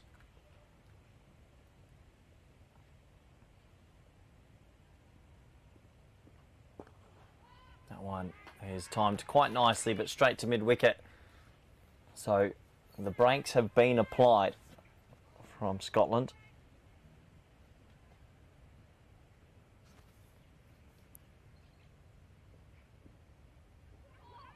Oh, it's a missed stumping. Well, on another day, that would have been the end of Malkinbor. It gets away from the keeper, Watson. Zwilling wants 3. Oh, it's a tight 3. And they do get it, but that is 3 buys. And, well, that easily could have been the 4th wicket. Watson just not getting down the leg side quick enough. It sort of skidded on. And if that board or tally had said 4 wickets, I think the Dutch would have been very disappointed, as it looks like the players are going to go off for a well-earned drink break. And that means I'm going to go for a drink break as well. So do join us back in probably 5 to 7 minutes for the next session of play. Bye for now.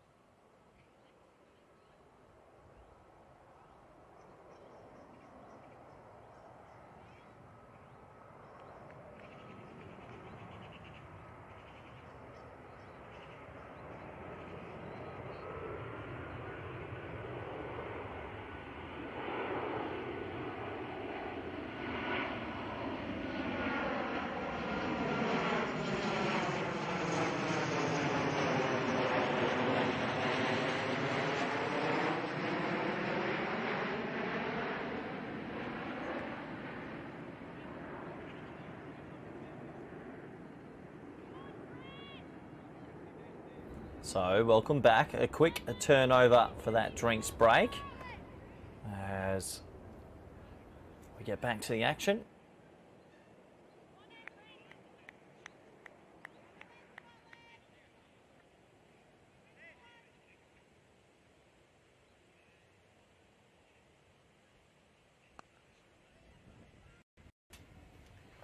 As that is pushed into the offside from Malkinbor.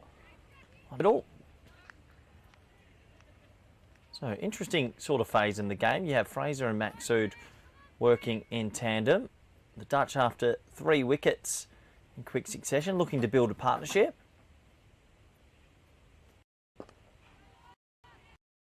And both these players are afraid to use their feet, important to combating spin, and Maxud also being very smart as captain, keeping mid-off and mid-on in the ring. Oh, goes for the sweep shot. I don't think that's the option for Swilling, not just yet. Make sure you build that partnership.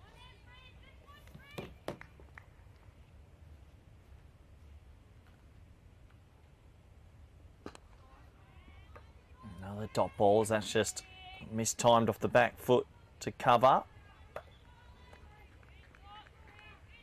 The wind's died down now to really pleasant conditions out here.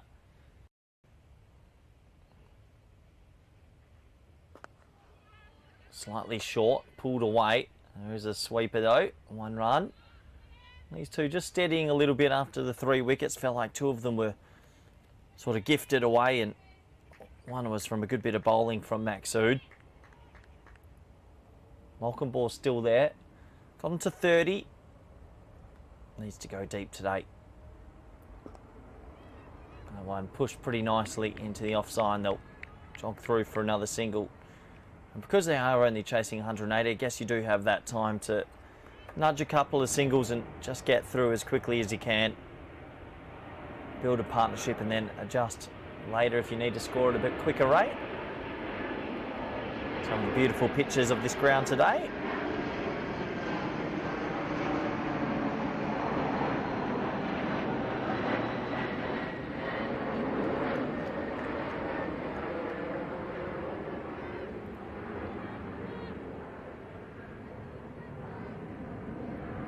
So Maxu to continue, picked up 2 wickets already. Looks like in much better rhythm as well compared to the first over.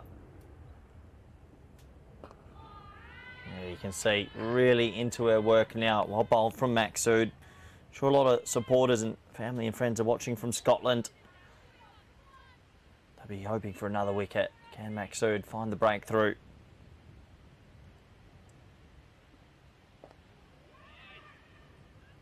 Chopped down into the turf, and they'll scamper away here. They'll get back for what's tight-ish too, but they get back in the end.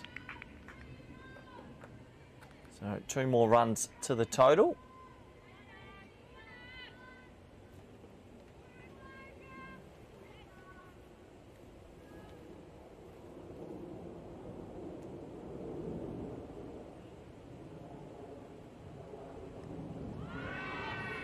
Oh, it's gone onto the stumps. Well, can you believe it? It looked a bit innocuous. It was defended into the pad and it rolls back and just nudges the off stump. So another wicket goes down and Maxud's picked up 3. The skipper on fire. And the Netherlands, well, feeling the pinch a little bit now. As Malcolm has to go, the set batter. A bit of pressure on this Dutch lineup. I'll be a bit disappointed, you'd have to feel.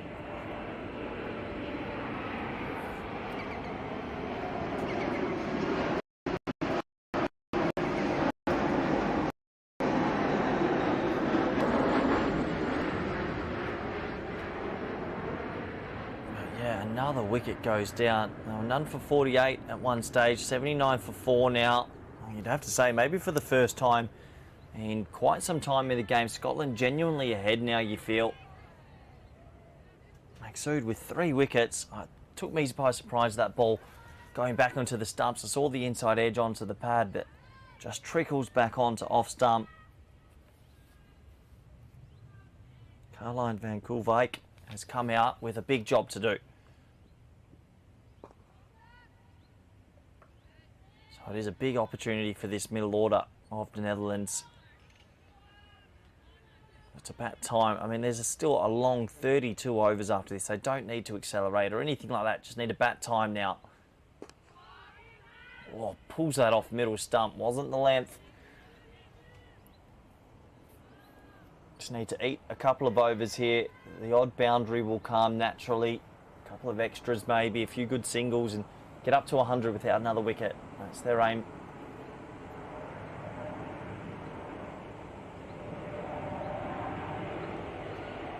Really well bowled from Maxud. Super spell this from the Scottish skipper. Big smile on her face. You can understand why. 79 for 4.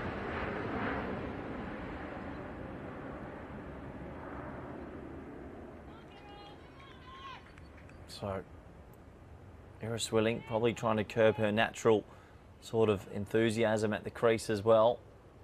Wickets falling around her. And it looks like it's time for a different type of spin once again. Darcy Carter, right arm off spinner, gets it up and over more than probably Fraser and Bell, who also bowl right arm off spin. Also Saskia Hawley, a bit different. Out of all of them, Darcy gets the most flight, I'd say, and really tries to give it a rev. Mid off and mid on. They stay in the ring. Does Willing look to attack, or does she through the contest a bit here? Oh, there's that fly, and how is that missed off stump? Oh, Darcy Carter, can't believe it. It's actually been given run, so there was a feather edge I don't think that's one for Emma Watson. You see her shaking her leg there. I think it must have gone through and skimmed the leg on the way through, but what a start from Carter.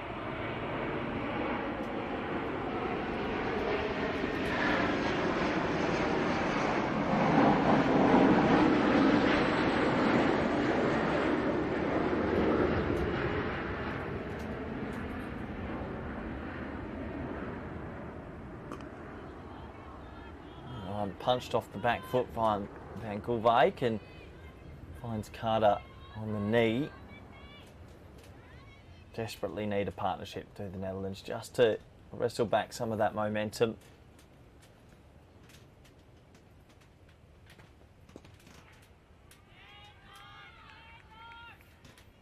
I think we're going to see spin operate potentially for the next 15 to 16 overs.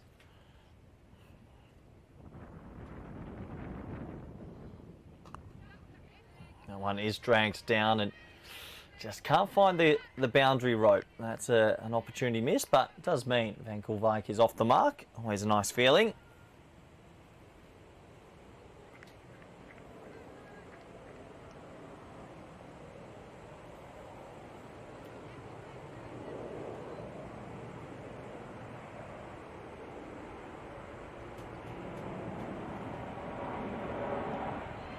Well bowled again from Darcy Carter, starting to spell pretty well here.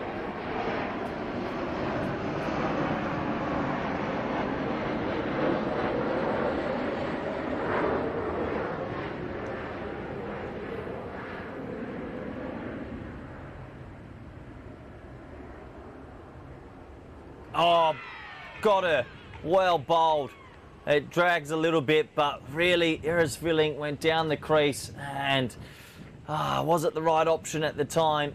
Try to punch it through the leg side. Another wicket goes, and really Scotland in the ascendancy here.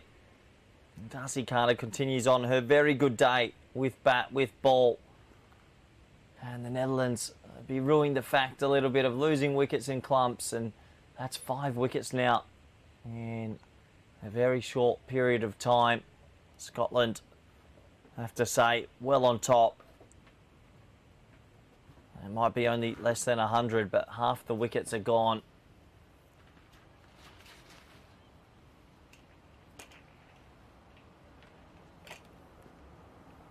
So Scotland is proving how good a team they really are.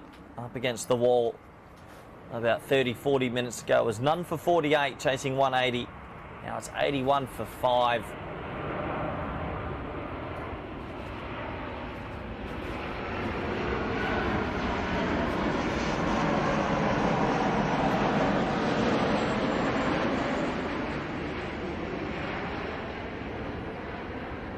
Frederico Overdyke has walked out to the middle. She'll be at the non-striker's end, and Netherlands in desperate need of a partnership or something to come roaring back. Just a couple of steady overs. Maksud to continue. Maksud proving cutting or pulling Maksud off a length is not easy. Gets it to skid on.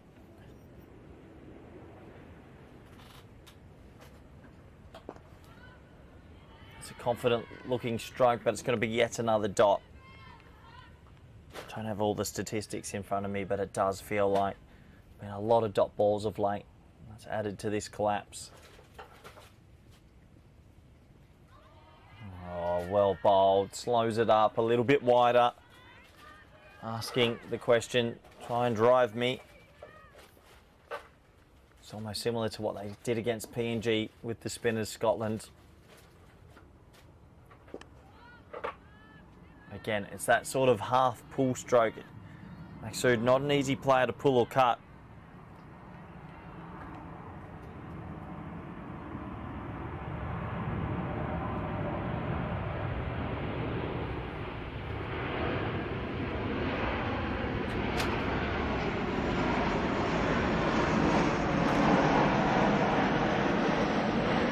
One just chopped down into the offside. 1 run to the total. Frederico Overdyke, who's come out at number 7. No mug with the bat, that's for sure. Definitely plenty of potential and ability. gets an opportunity to bat a long period of time here. It doesn't always happen, but with so many overs to go, out there quite early.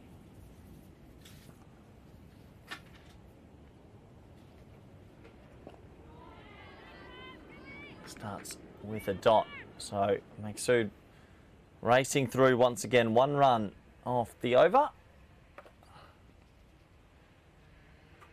Netherlands after 20, 81 for 5.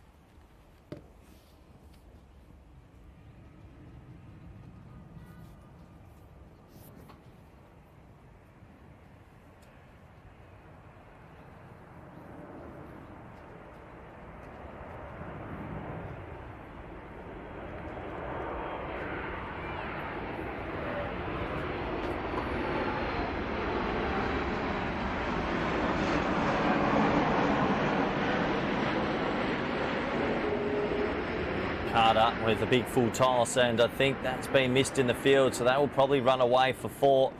Well, that relieves a little bit of pressure. They've kept mid on up, which I do agree with. Abel wasn't able to get around and stop that boundary. Nice shot from Van Koolwijk.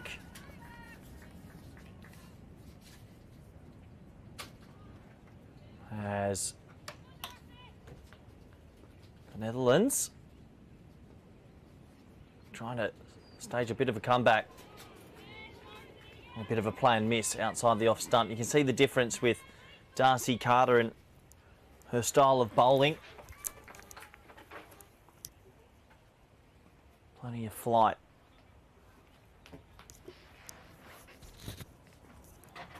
That one really does kiss the wicket a bit and gets a little bit of lift.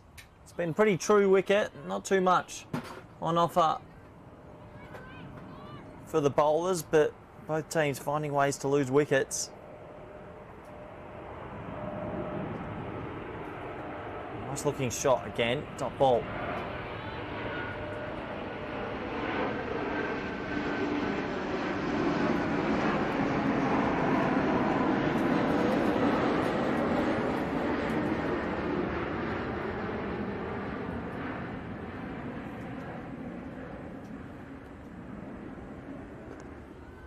Pushed into the offside for another dot.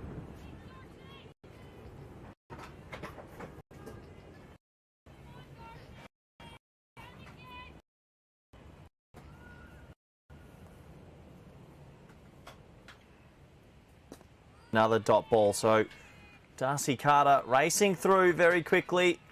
Scotland pretty happy with their work. As you can see on the scorecard there, 86 for 5. While we're in this sort of middle overs section, do let us know if you've got any questions about women's cricket and what's going on today. Obviously, we've got plenty more cricket action for you. We're here tomorrow as well. PNG here tomorrow, and looking forward to that.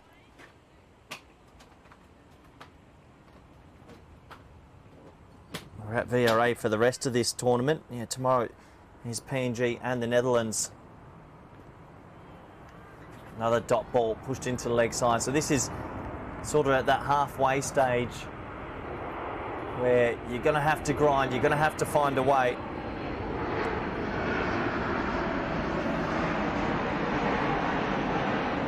Slip down the leg side, that'll be a dot ball.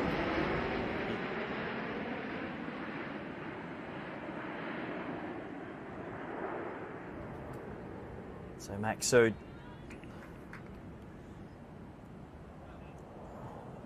brilliant. That one just clipped away. Another dot ball. Hunting in packs at the moment is Scotland. Very impressive indeed. Just finding wickets at the right time. Maksud with 3 wickets to her name, looking to get number 4. That's a little bit short, pulled away nicely. Just one more to the total. The ball gets fizzed in, but another run. So, can these two build a partnership and find a way?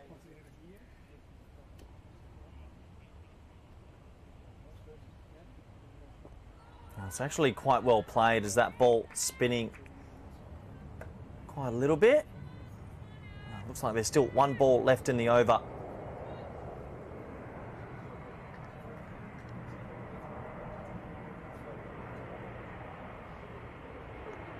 Oh, a little bit of a bat on that, and that will race away. Well, they'll be thinking about 3, maybe. They'll come back for 2. Can they get 1 on the arm here? They won't be able to. They'll have to settle for 2, so 2 more to the total. And that is the over, 88 for 5.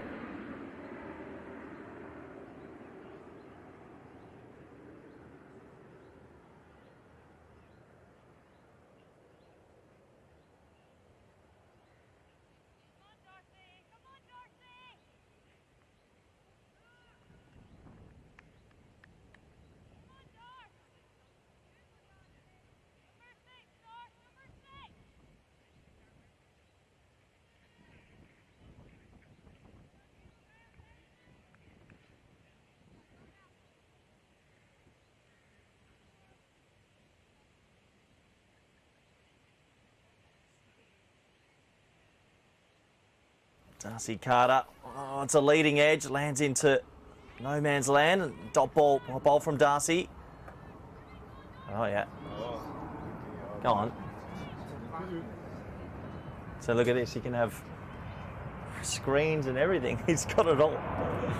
Well, we're just doing it. Another dot ball.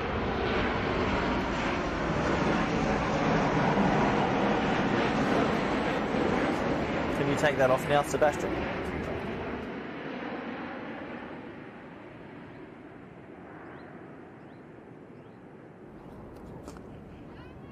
So if you did hear some murmuring in the background, that was Roland Lefebvre. He's a KNCB High Performance Managers, has come down to check out all the high-tech sort of stuff we've been adding this week. Sorry about the camera and a few things slipping across the way, but just wanted to show all the little gadgets that we do have. Can Overdyke. Oh, that might be some extra runs as it slips down the leg side. It's a bit of a chase on. They should come back for 2. They do a little bit of hesitation, but they will get there in the end. Just want to watch the umpire's signal here. And it looks like it's going to be given runs. So runs just ticking along a bit more fluently now. They got about in 10s, do these two.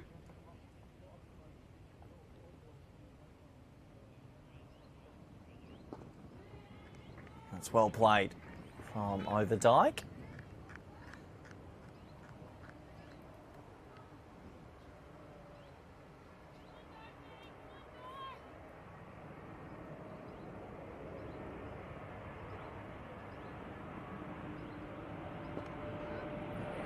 Nice looking drive once again from Overdyke, who's come out here and looked pretty good so far.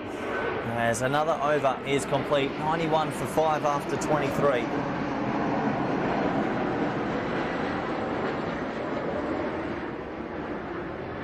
A lot of people in the chat saying they think Scotland are in the ascendancy at the moment. That's probably right, but you just can't count out the Netherlands just yet.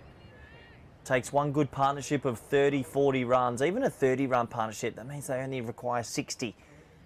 And that's the benefit of bowling so well earlier. So can they just muster together a 30-run partnership and really liven this game back up for their chances to win? Maxu continuing.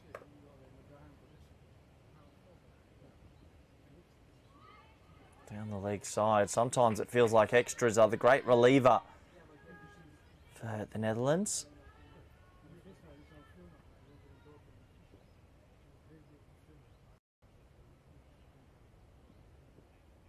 Well, that's a lovely shot, and that's going to be 4. Save your legs. Brilliant batting. As just things starting to turn again in this game. Van Koolwijk with a beautiful shot through mid-wicket. That takes the team up to 96. Play against the shots of the day so far.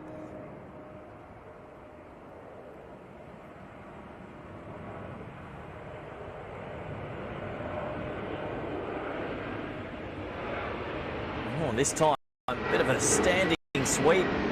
4 to the total.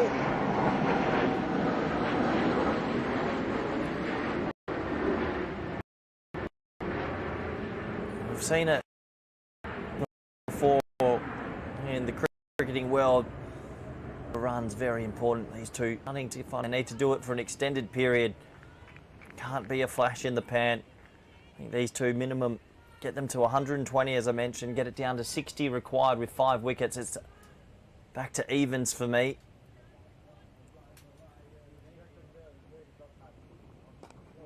Over Dyke. Just watching the length pretty closely at the moment.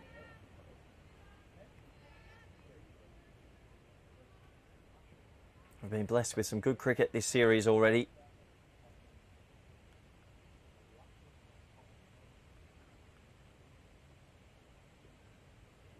Oh, it's more free runs. Well, their own sort of cruel mistress at the moment is Scotland with the extras. It's going to be 2 free runs again.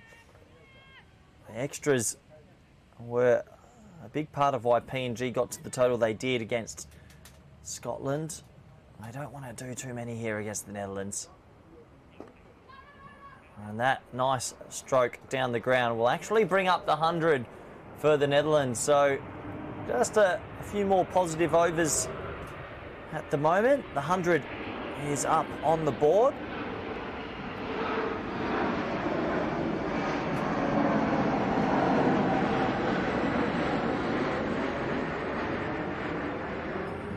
Really well dropped into the leg side from Overdyke this time. So 101 on the board, 80 to win, and a mini partnership has begun. Good signs for the Netherlands. Scotland definitely still feeling pretty comfortable as well.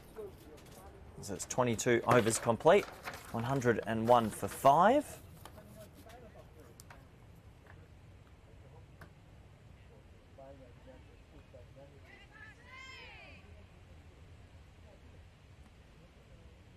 Couple of people in the chat just saying, yeah, definitely still not game over.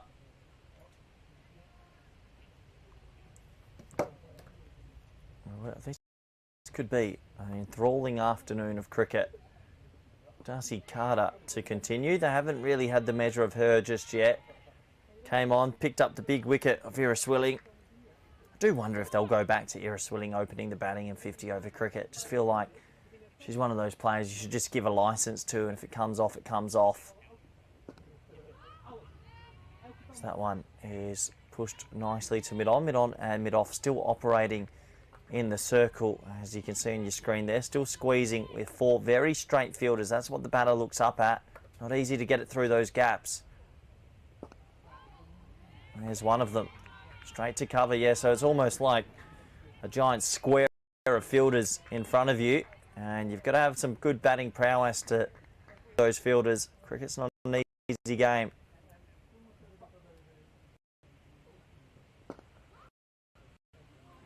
Well, right on cue. Does get it through somewhat. A good hand down into the offside. That's well fielded by hovering at cover.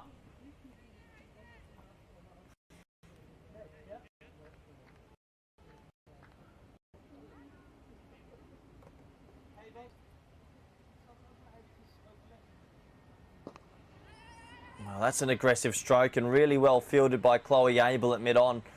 Got around to it, was able to keep it to a single. For a brief moment, that almost shot through for 4.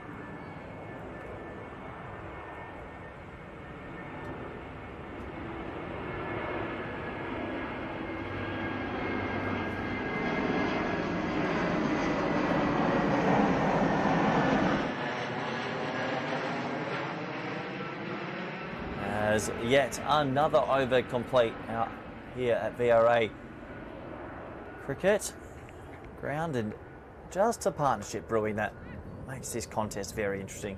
103 for 5 after 25.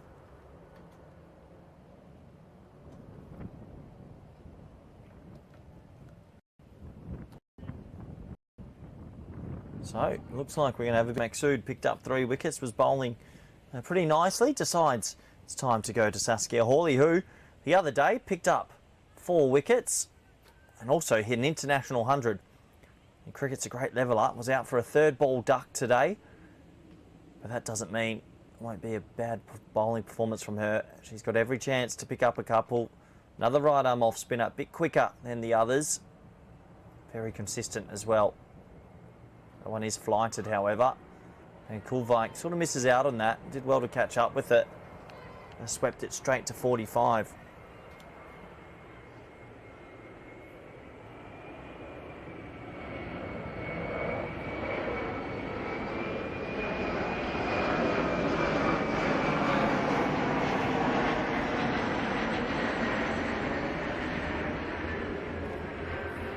Another top ball.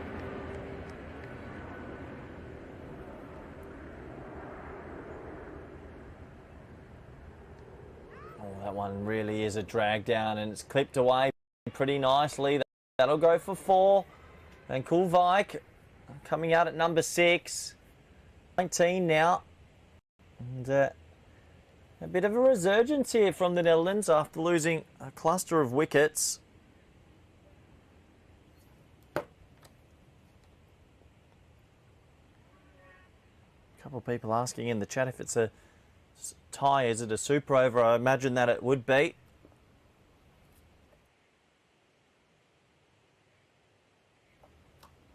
Another sort of drag down, and this has been hurting them the whole time. These extra runs, Emma Watson, the keeper, just got to get around to it. They'll come for a tight 2, but they'll get back and to middle.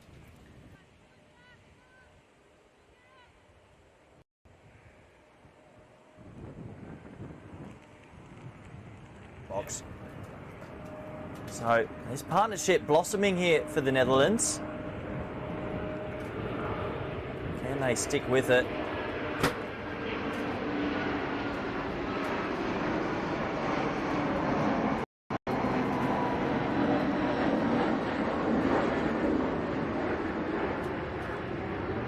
Sort of chopped down, not the right length to cut away. A little comeback from Hawley in the last couple of deliveries. As I mentioned, did pick up 4 wickets the other day.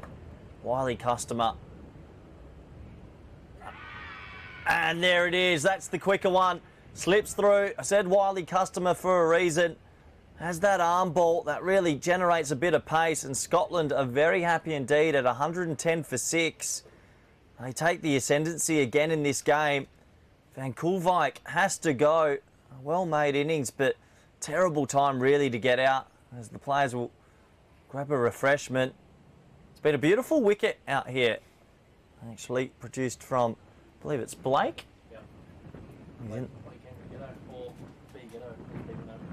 B Ghetto, I'm being told, in the background standing over my right shoulder. But it's been a beautiful wicket. I think the players have just found ways to get out more than anything. This is a 230, 240 pitch for me.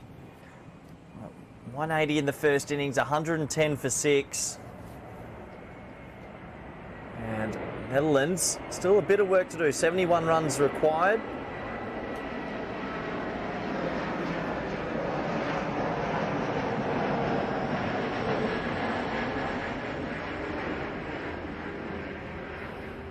Does offer up plenty of opportunities for the lower order, though, to be a hero. Not often you get relied upon with your batting.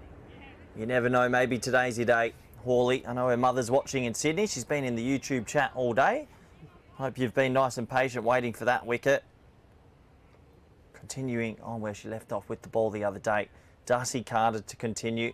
Caroline DeLunger has come out with work to do, joins Overdyke. Still 71 runs required, 4 wickets left. These two need to put on a partnership now. Spin to win on this surface, but not due to the ball spinning sideways, just craftsmanship from all the bowlers, using flight, a bit of guile, doing what they need to do to fox the batter.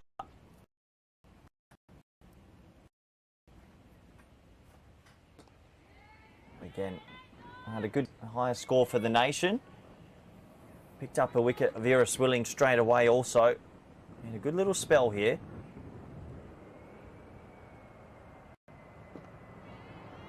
Again, pushed away. You can see in the background a few supporters of start to pile in. Beautiful day out here in Amstelveen.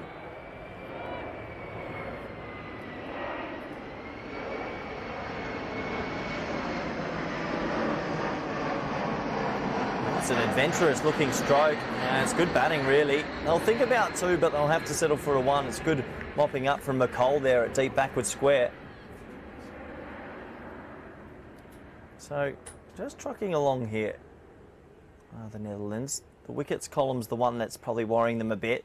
Carolina de Lange comes out at number 8, still with a healthy amount of runs required. 70 required. If these two can put on 20, get it down to 50 for the last 4 wickets, they can feel a lot better. And if Scotland keep bowling these wides, I don't have a scorecard in front of me, but the wides tally has ballooned up. A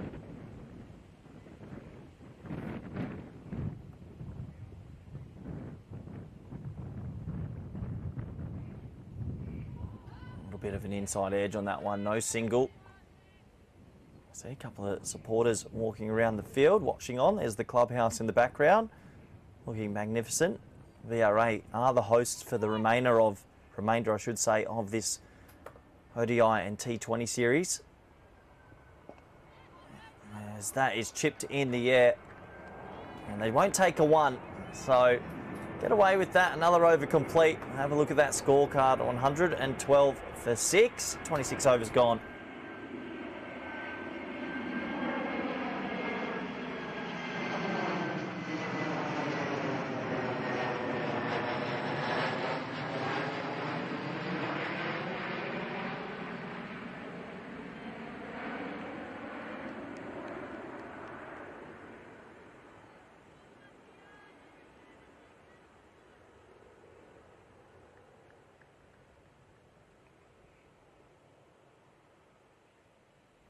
So back to the action. Saskia Hawley again. It's well dropped into the pocket from Overdyke, but this is where, hate to say, you start batting with the lower order. The running between the wickets is another facet of the game that gets a little bit more peculiar. There was definitely one on offer there. Maksud is hovering tight at mid-wicket. You feel like it might be Overdyke versus Scotland here. She has to bat deep. Oh, back on the front foot. Pushing back, Hawley quizzing the umpire. Why is that not out? That looked pretty adjacent to me, but I'm just a commentator. It looked very, very close indeed. Maybe gets away with one there.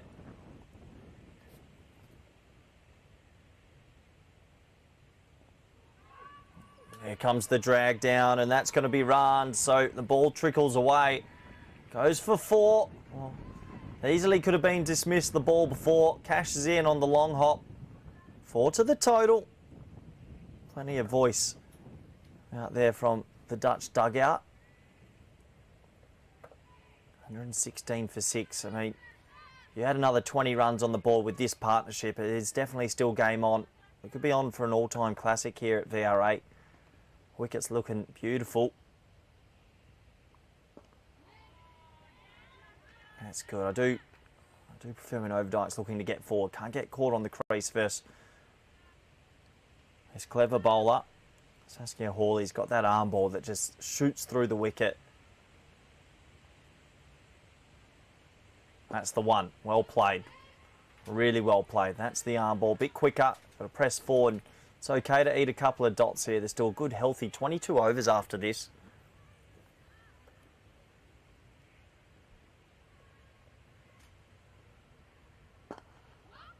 Flighted delivery, well driven. Hawley gets a hand on it. I'll just scamper through for a single. That'll bring us to the end of yet another over. That should tick over to 117 for 6. There it is. And takes us right down to 64 required. If it is a tie, a few people in the chat asking about what happens. This is an international 50 over game, so I'd imagine it would be a super over.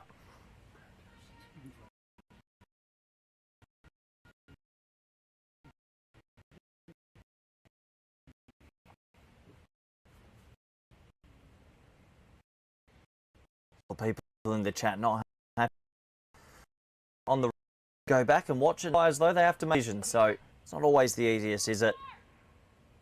Looks like Darcy Carter will continue.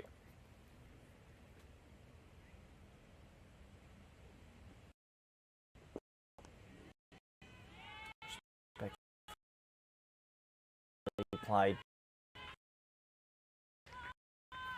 Spin to win for Scotland with the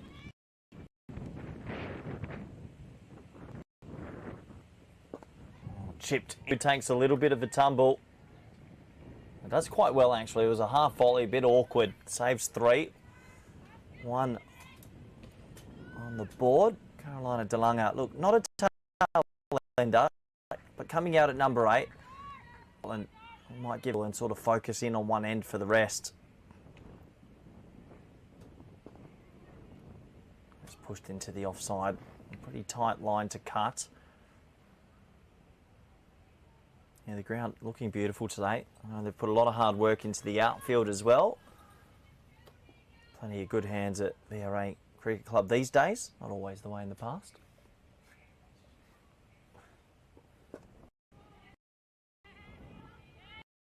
I'll tell you what, if you are watching, if this doesn't get me on the main man's YouTube page, I'll be pretty disappointed.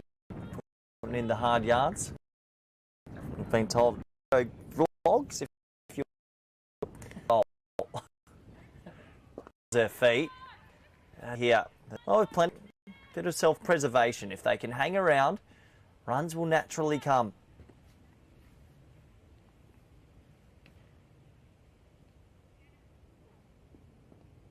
Like that. That's really good batting. That's going to run away. As they'll look for 2, maybe push to 3, probably not. Settle for the 2, that's okay. Nice from DeLunga. Throws fizzed in, that takes him into the 120s. Just has the feeling of a very good game on our hands. 120 for 6 after 29.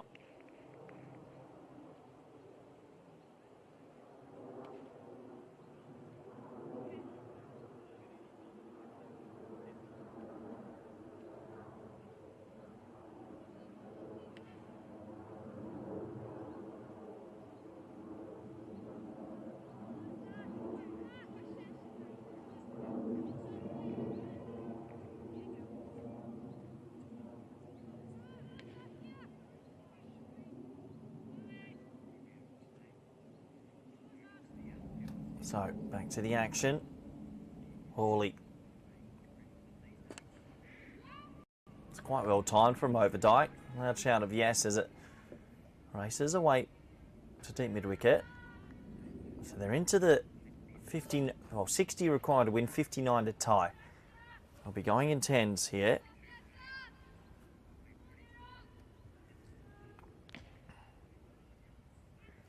This might chest out. DeLunga, look out for that arm ball. I think that might have been it. And actually goes away a little bit. Good keeping. Yeah, from Scottish keeper Alan Watson.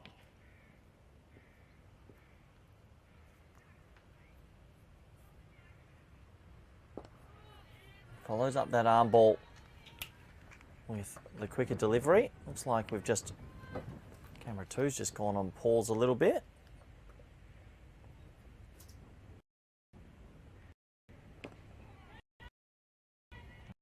Just dropped into the leg side for a dot ball. And looks like we'll have to use the wide a little bit while camera 2 up. Do bear with us. With the do a bit of a perception. That one is shorter and it's pulled away very hard. Despairing dive out there for 4. Got from Carolina DeLunga. He gets 4 to the total. All of a sudden, 125 on the board, and if you rode off the Netherlands a while ago, man, you might be mistaken. Feels like we're going to be in for a really good game. Shortish again, and pulled away again. Back-to-back boundaries. And I tell you what, in the dugout, they're pretty happy with that. A 4 and a 4 just eases the tension. Looks like camera 2's back alive. And all of a sudden, look at that. 129 on the board. They're game on. A good day of cricket this has been.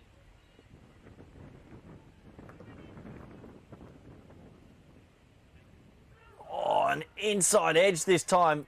Fortune favours the brave and it's racing away. They'll probably get two. Oh, I think if Dalunga didn't get any bat on that and that went on to hit her on the back patch, would have been in a lot of trouble.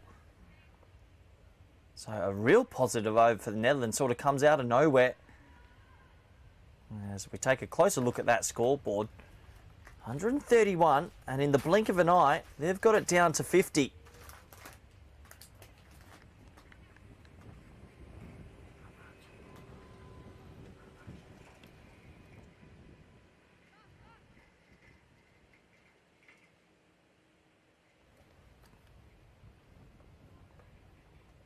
So, with some of the runs just flowing of late, does look like there's going to be a bit of a bowling change. I like the change. I'd go to Bell and Fraser now.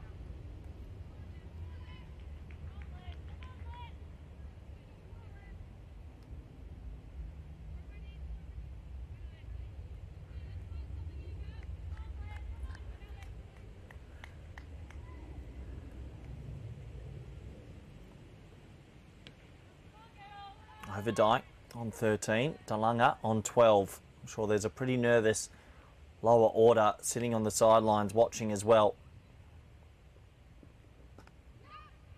Top batting from Overdyke, really good batting, just drops that one into a hole on the leg side and will get through for a single.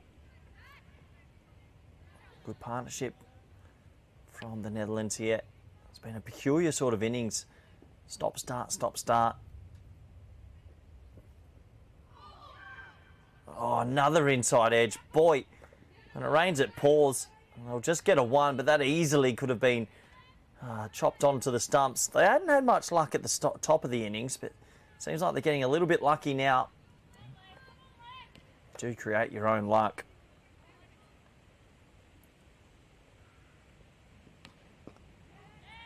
Well bowled from Bell and deep into the crease. Wouldn't be surprised if we see Fraser again pretty shortly. Seems to have very good control.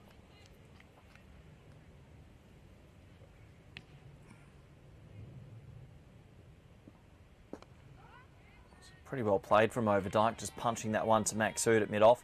Still like the captaincy here. You can see on your screens, mid-off, mid-on, mid-wicket and cover very tight. Saying hit it over the top if you want to be brave. Well, it doesn't have to be brave. That's a really good cricket strokes racing away. And they should get back for two. It's a decent throw in. Oh, a big appeal. Not out. That was close.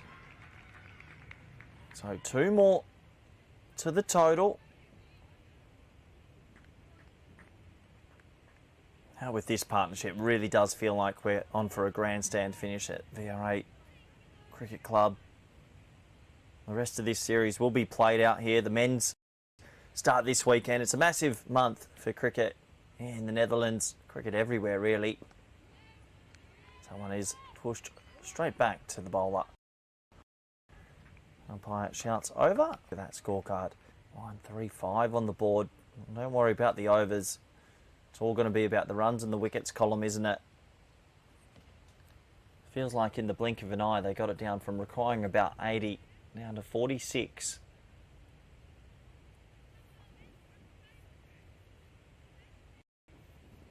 Be very interesting to see the bowling changes here, and they do go with what my gut sort of felt seem to have very good control, and there's going to be those two in tandem. Hope you've all enjoyed this game wherever you're watching from. Up to 1.9k live viewers at the moment. Good if we can cross into the 2k for the first time. Get close, I reckon.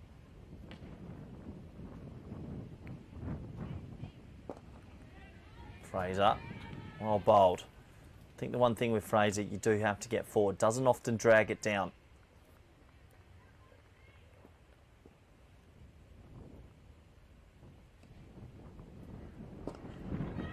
Oh, it's a bottom-handed slap from Dalunga.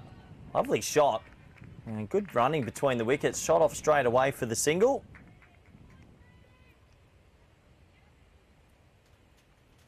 Good game of cricket this. Could go either way at the moment.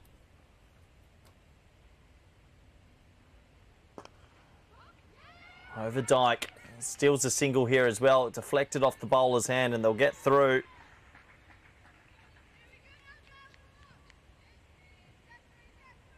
So one more to the total.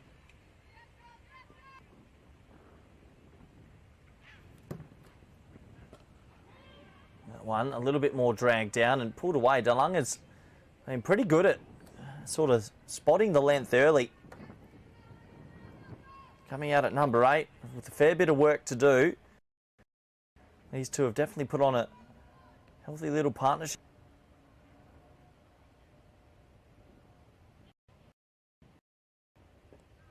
Oh, for the first time today. Well, that one's really spun. It's been a very nice wicket to bat on. Beautiful outfield, but that one really did go.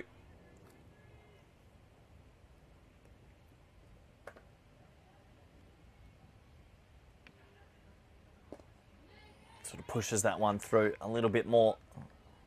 Boy, Scotland are racing through these overs. I think that's about 17 or 18 overs in a row on spin. You can understand why. It's been pretty effective for them. 139 for 6.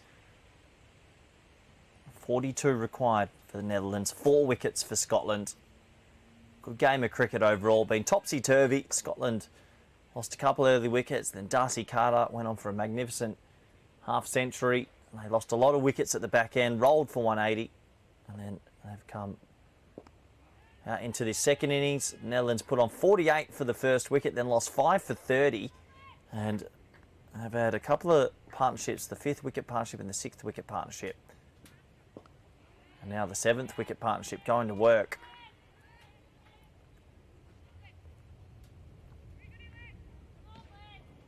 I feel like DeLunga, the number 8, already on 15. Does have a fair bit of power to her game. Maybe choosing her delivery here. It's actually very good batting. Just dropping that into the leg side. Didn't get tempted by the flight. Happy to take the one. Over Dyke. For me, still the key wicket is Over Dyke. I think Over Dyke, the more experienced batter.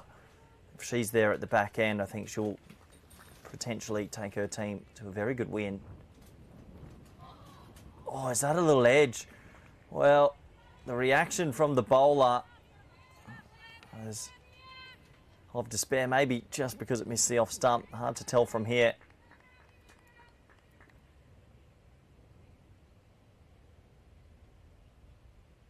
Overdyke just backs away, takes a moment to gather herself a little bit.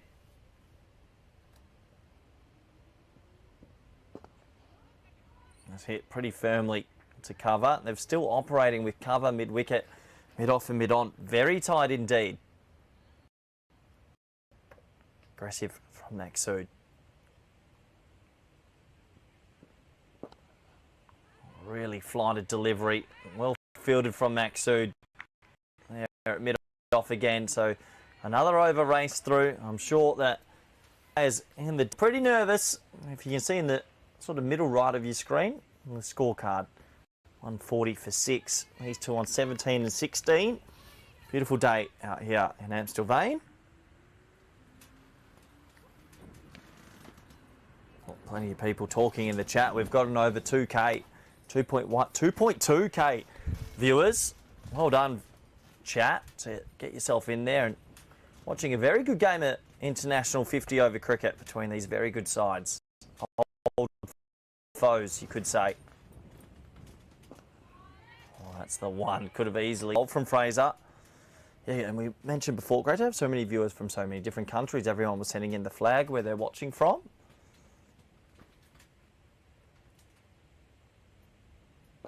Oh, boy. That one sort of went underground.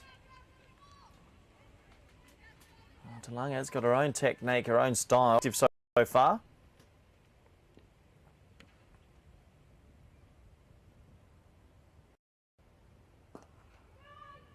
Pulled into the deck.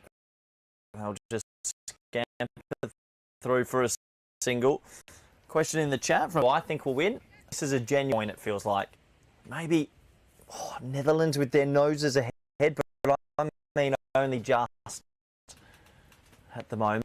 Well, like that, has spun and stayed pretty low. And Overdyke looked to get the wrist in that shot and whip it through the leg side. It costs her a wicket and a massive wicket. Now it really does swing in the favour of Scotland. 141 for 7. That one spinning pretty violently, but it's probably one of the first balls today that stayed a little bit low, just a tad, as it's a long walk back for Overdyke. Netherlands just having a way of finding a wicket to lose at the wrong time every time, as I do believe we will go to a mini drinks break. But what a good game of cricket we have in our hands, and Scotland, you now feel, with the number 8 and number 9 at the crease, are ahead. Warm round of applause for Overdyke, but she'll be devastated to get out now. Just couldn't get forward to that one, or didn't feel the need to get forward. Tried to whip it through the leg side, cost the wicket. Doesn't look like it's an official drinks break, so we continue on. But yeah, 40 runs, 3 wickets. Scotland in the ascendancy now. Good to see Sebastian Brutt in the chat saying thinks it could be a super over. It is 50 over cricket, but if it is a tie, we do go to a super over. That would be pretty exciting for all involved. I don't think I've ever commentated on a super over. I've done a golden ball. I'll bring that up on a different date. As the extras column, though, is something that they haven't been able to stop all day, Scotland. Lynch has come out to bat. And I tell you what, Eva Lynch is definitely no mug at number 9. Can definitely wield the willow. What I don't want to see too much if I was a Dutch supporter is backing away. I feel like against this Scottish sort of right arm off spin brigade, you've got to get forward a lot of the time. Don't expose the stumps too much.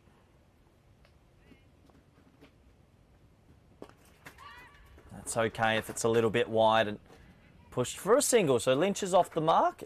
Dalunga still there. And another over complete. A successful over. So we have a look at that scorecard. That camera looks like it's dropping down a little bit, but you can still make out what's going on. First innings of 180. The number 9 and number 8 are out there. And they've got a bit of work to do.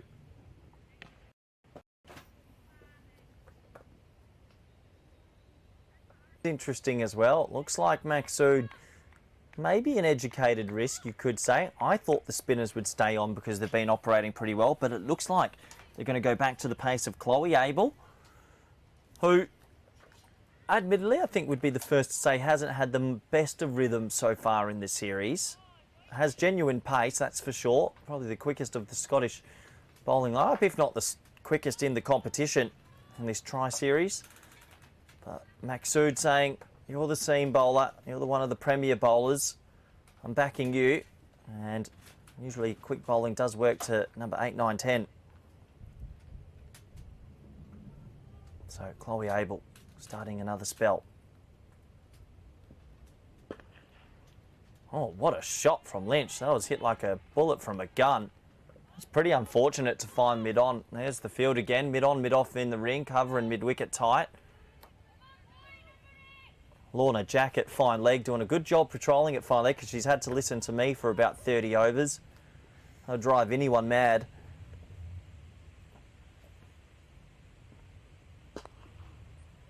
Sort of dragged down. Well, one thing that I would say is a little bit of a positive sign for Lynch. Coming out at number 9, you see some number 9s come out here and they stodge around and play and miss. Lynch has come out to play some shots, which could be a message from Neil McRae, the national coach, saying don't go out there and get stuck. Go be positive, because if you do have a good 15 minutes, you swing the game again. Absolutely laced. That is smoked, but straight to mid-on. And it definitely seems like that has been the message sort of given here.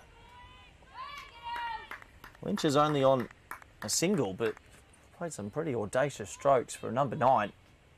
I'm here, all here for it though, I like it. Feels like this is a big ball coming up.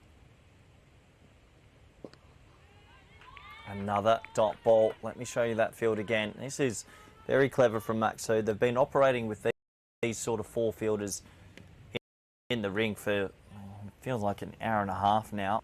We've blown up to 2.4k followers as well. Probably about 50,000 clicks throughout the day. Good to have you all with us. This is just a Frog Box stream done by Sebastian, elevated for national cricket. That is hammered and brilliant fielding. Well, on another day, Lynch could have had 2 or 3 fours this over. Pretty short, that's Saskia Hawley at mid-wicket. This is what I mean. It just feels like the Dutch batters have looked a lot more at ease versus the pace today compared to the spin. I'm sure a lot of people from Cricket Scotland and the KNCB are watching, even the PNG team, maybe at the hotel tuned in.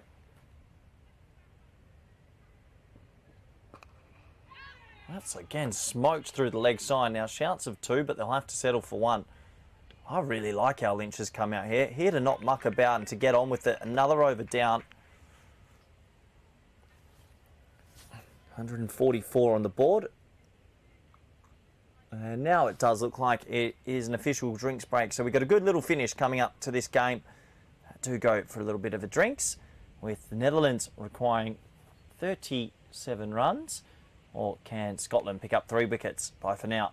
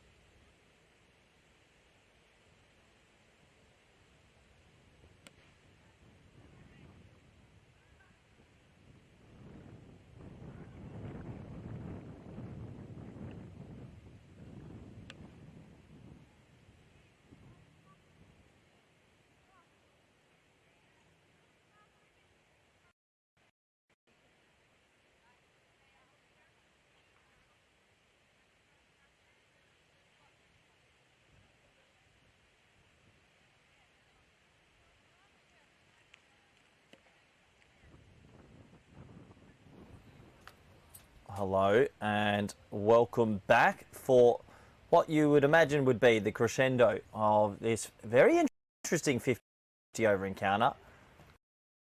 As it looks like a couple of bowling changes might be brought on, but at least one so far. Maksud is going to have a bowl. The skip the responsibility on magnificent figures of 3 for 25. And we have game on.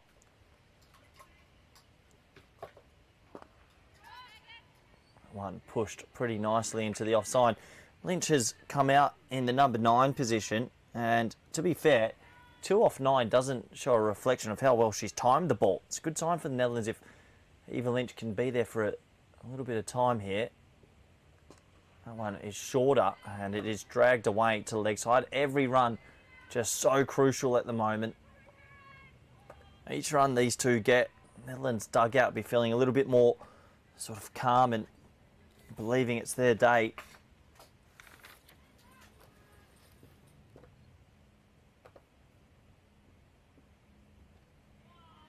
That one's surely a wide. It's not called from the umpire. I think that's been missed. That looked like that was well outside the tram line for me. These are the small things you want to go your way as a nation.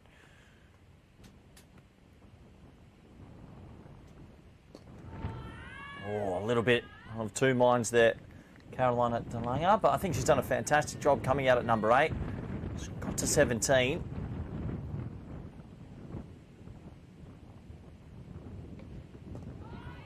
Again, there is no real pressure with the asking rate either, so beating a couple of dots or having a couple of maidens wouldn't hurt. It's more about that wickets column.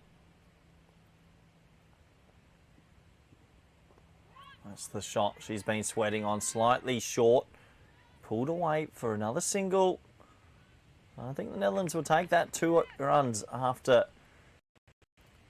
a drinks break.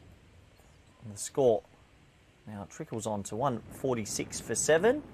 Really good game of cricket. Set up from Darcy Carter's 50 for Scotland earlier. Maxud's 3 wickets. Those two have been the standout for the Scots.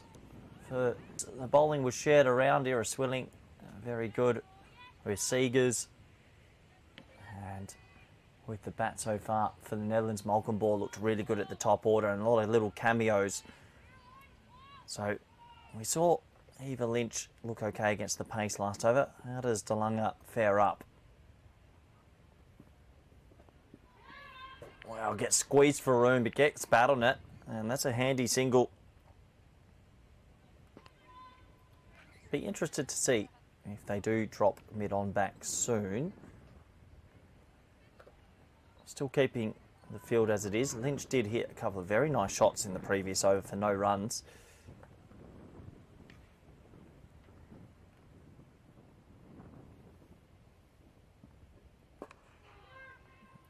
Again, that is hit pretty firmly. Mid-wicket. Hawley comes into play, stops it. Another dot ball.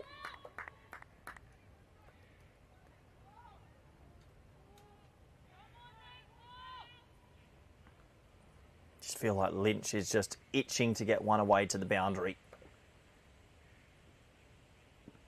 Oh, maybe that's the one. Brilliant fielding from Maxud. Saves 3.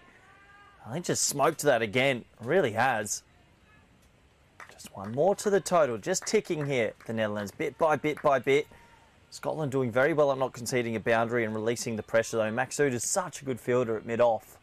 Been outstanding in the 2 ODIs I've watched from Scotland so far.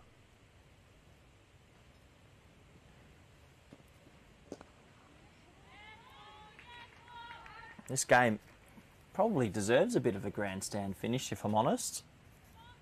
It's been to and fro all day. I know some viewers have been with us from the very start. If you're just joining for the end, hope you enjoy.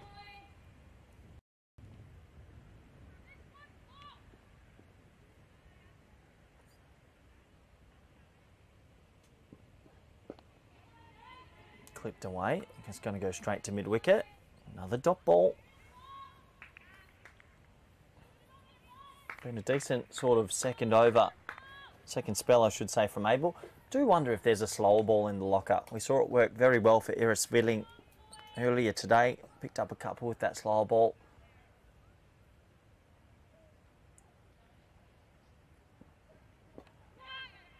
Clipped away nicely, and they'll just jog across for another one.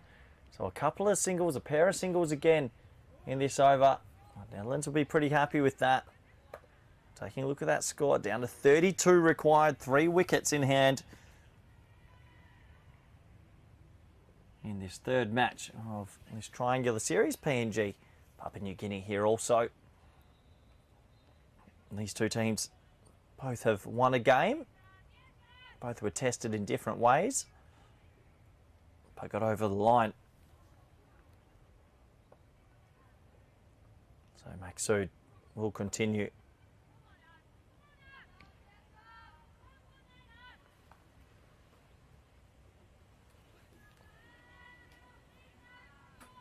Seems like a lot of people in the chat quite torn about who might win this.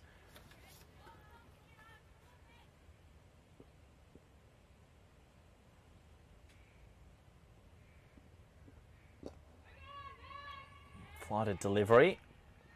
I'll watch from DeLange, just nudging that to mid-wicket. Dot ball.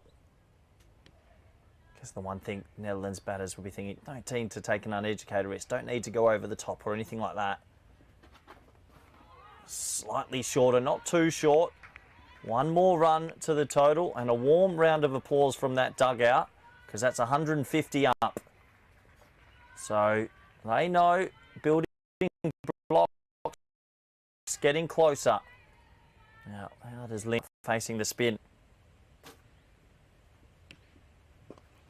Well, tries to go over the top. Does she have enough? Just has enough. They'll get back for a tight two. And, well, I did mention, don't need to take unnecessary risks, but Lynch has really been given a bit of a licence here from the coaching staff to go out and be brave. Two more to the total. It's into the 20s now. 29 required to win. And with that shot, it does move deep mid on back, so maybe a little victory there for the Netherlands. 30% more assured of herself that time, Lynch. A couple of good compliments in the chat to Lynch's batting here as well. It really is brave from the Dutch number 9. Well, there's brave and there's audacious. That's very audacious indeed. That has a premeditated jump across pull. Got the ball she wanted, gets one.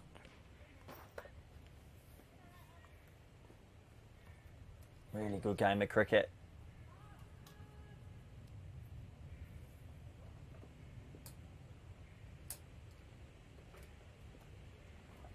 Oh, the old lost the footing there, Maxud.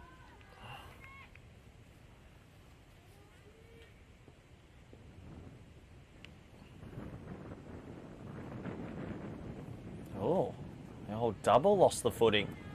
Well, hopefully she's not yipping up. I don't think there's any malice in that. No turning to go for the man-cat, although it's legal. Oh, it does yip up a little bit because the next one's an absolute drag down and brilliant effort in the field, but it goes for 4.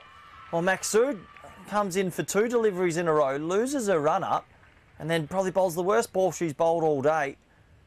Second worst maybe after the earlier wicket, but a brilliant over for the Netherlands. And all of a sudden, maybe they are slightly back ahead. We've blown out to 3.1k watches now. This is the moment of moments, isn't it? I think I'd be very tempted to bring Fraser and Olivia Bell back on, the 2 most consistent right arm offies. A couple of people asking what ground this is. This is VRA cricket in Amsterdam. The Windies have played, England played not long ago. England hit that famous 498 here. Nice ODI score in the men's, but anyway, we focus on this.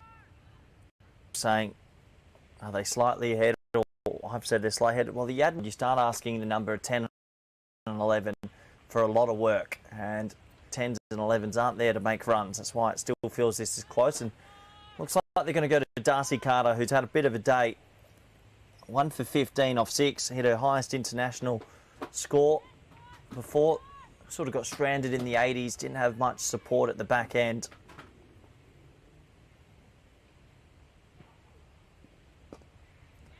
Guess one thing to note a little bit is the field has changed somewhat. That mid-on has just gone back to the ring for Lynch, so there is a 1 on offer if she's quick enough with her feet.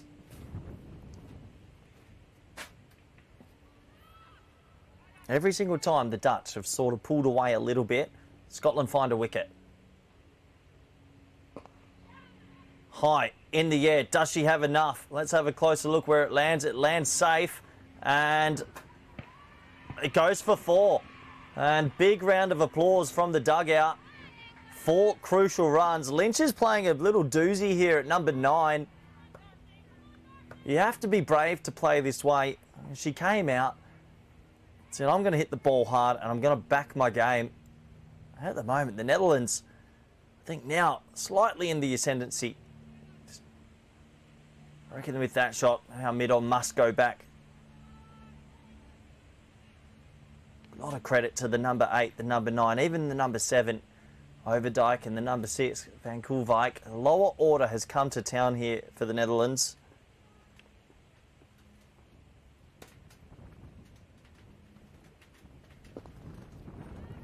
Nice looking drive for a dot ball. 20 runs to get. 3 wickets in hand. Scotland probably feeling now they really need this breakthrough. Oh, it's a long hop. It's a shocking delivery, and it's caught up with, and it's 4.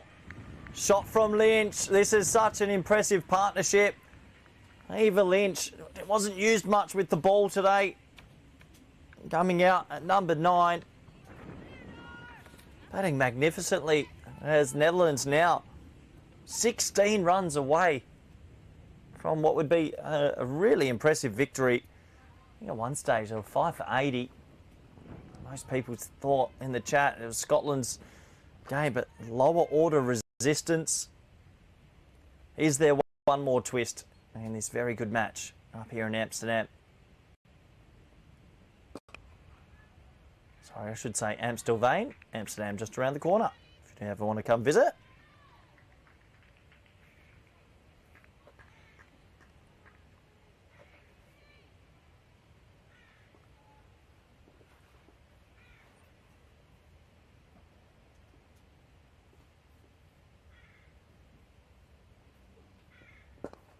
Flighted delivery and timed very nicely to Maksud, but another dot ball. Well, it's another positive over, though, for the Netherlands. A couple of boundaries just of late, and that is what's happening. The number 8 and the number 9, 25 and 15 respectfully, and very good numbers from the lower order.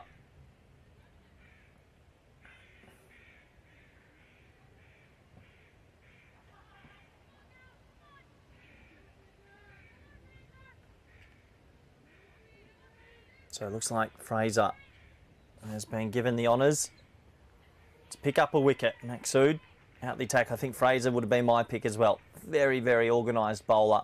Doesn't often bowl a loose ball. Is this the over Scotland can find a wicket?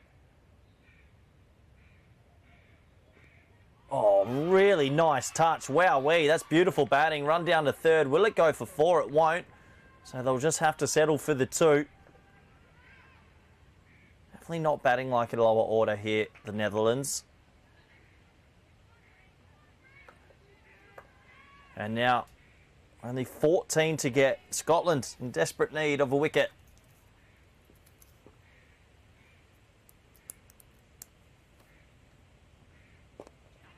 Oh boy. A similar sort of delivery and shot to what Overdijk was dismissed with.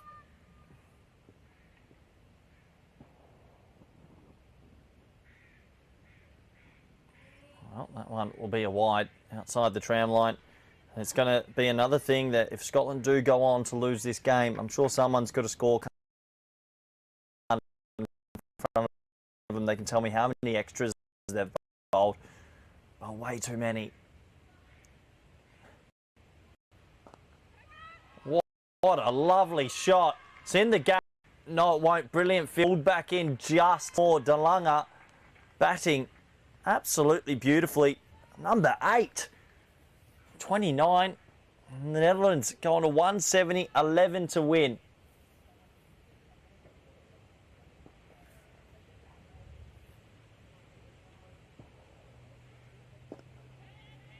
Picking the delivery really well at the moment, De Lange, choosing the right moment when to go back. It's actually scored quite freely. 29 off 35 and 15 off 21 for Lynch.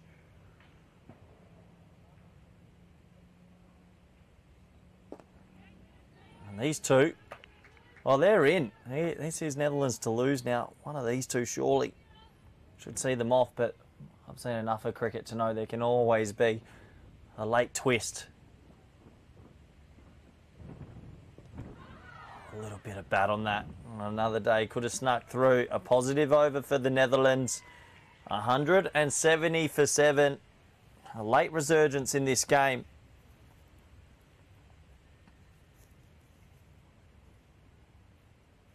Been a thoroughly I'm not even going to try to attempt that. It's been 6 hours of talking, and usually at this stage it gets pretty difficult. But I've highly enjoyed this game of cricket. Been topsy-turvy. I think both teams should be commended for how they've played the game today. And I think this is maybe last chance saloon here. I think Maqsood's taking an educated gamble and saying, Chatterjee, it's your turn to come on, see if you can produce a good delivery and find a way to win. Chatterjee has been struggling a little bit for the line of her rhythm, but a couple of extras in both opening spells in the 2 ODIs. But obviously Maqsood thinking spin's not going to do it now. These two are looking good against spin. Let's go to pace. Will Lynch take it on mid-on? He's on the rope.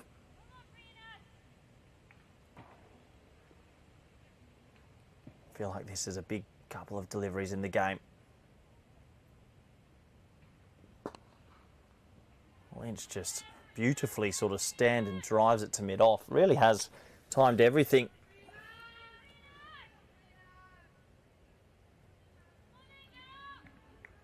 So 11 more runs to get. 3 wickets for Scotland. Even just 1 wicket would bring out a lot of pressure onto the number 10.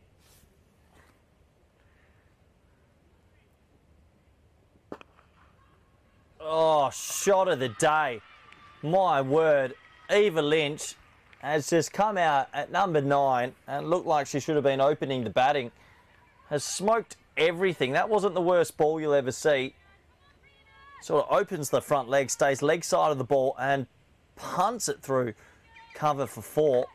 They need 7 now, and this partnership has been unbelievable from the Dutch. They'll be very happy if they get up in this one. Feels like they've come right back. They were 5 for 80.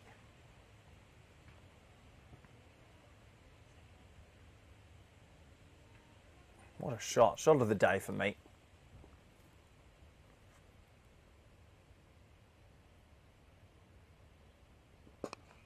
Oh, what a shot. Eva Lynch. I don't know if I'm watching Virat Kohli or Eva Lynch right now. Those 2 shots are ridiculous.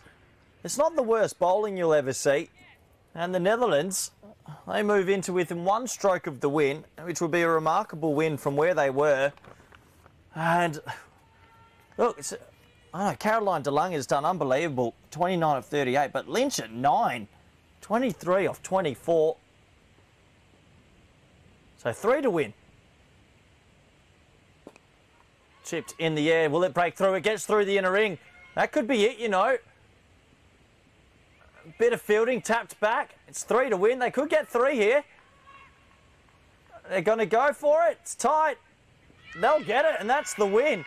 What a marvellous victory for the Netherlands. You can see in the dugout there, ecstatic. Let's watch the hug from Eva Lynch and Carolina de Lange. Well done to those 2 on your screen. They've snapped that back from well, defeat, the jaws of defeat, and a remarkable partnership. And overall, the Netherlands are going to be victors in this one. From a position that you just thought Scotland had the wood over them, the lower order has clicked. They've played some remarkable shots. Good luck trying to pick man of the match. Maybe they'll give it to de Lange, who picked up a couple of wickets as well. What a good game of cricket. I hope you've all enjoyed watching this. I know we had a lot of people tuning in from many different parts of the world. It is always nice to be producing some international 50-over women's cricket. As these now go off and shake hands. A lot of respect between these 2 teams. They've always seemed to produce good cricket, whether it's men's or women's cricket. But today, it was a day for the Dutch at VRA Cricket Ground. Big thank you to KNCB and Cricket Scotland for everything they do to make these series happen. A big thank you to the ground staff. The ground was beautiful today. Really, really nice, and a lot of people in that. The catering, of course, at VRA, and Sebastian from Kampong, who's been able to help us uplift what is just a frog box stream. But overall, that'll be a very happy group in orange. Also, a big thanks to everyone in the chat who've helped my day move along a little bit more swimmingly with all the interaction. I do really appreciate it. And what a day of cricket that has been. So that's not it for this series. We have plenty more cricket coming up tomorrow. We are back again at 11 a.m. local time, and it'll be PNG versus the Netherlands tomorrow. Really looking forward to that as an 11 a.m. start. But for now, I think it's going to be a goodbye, farewell, and thank you very much for a lovely day.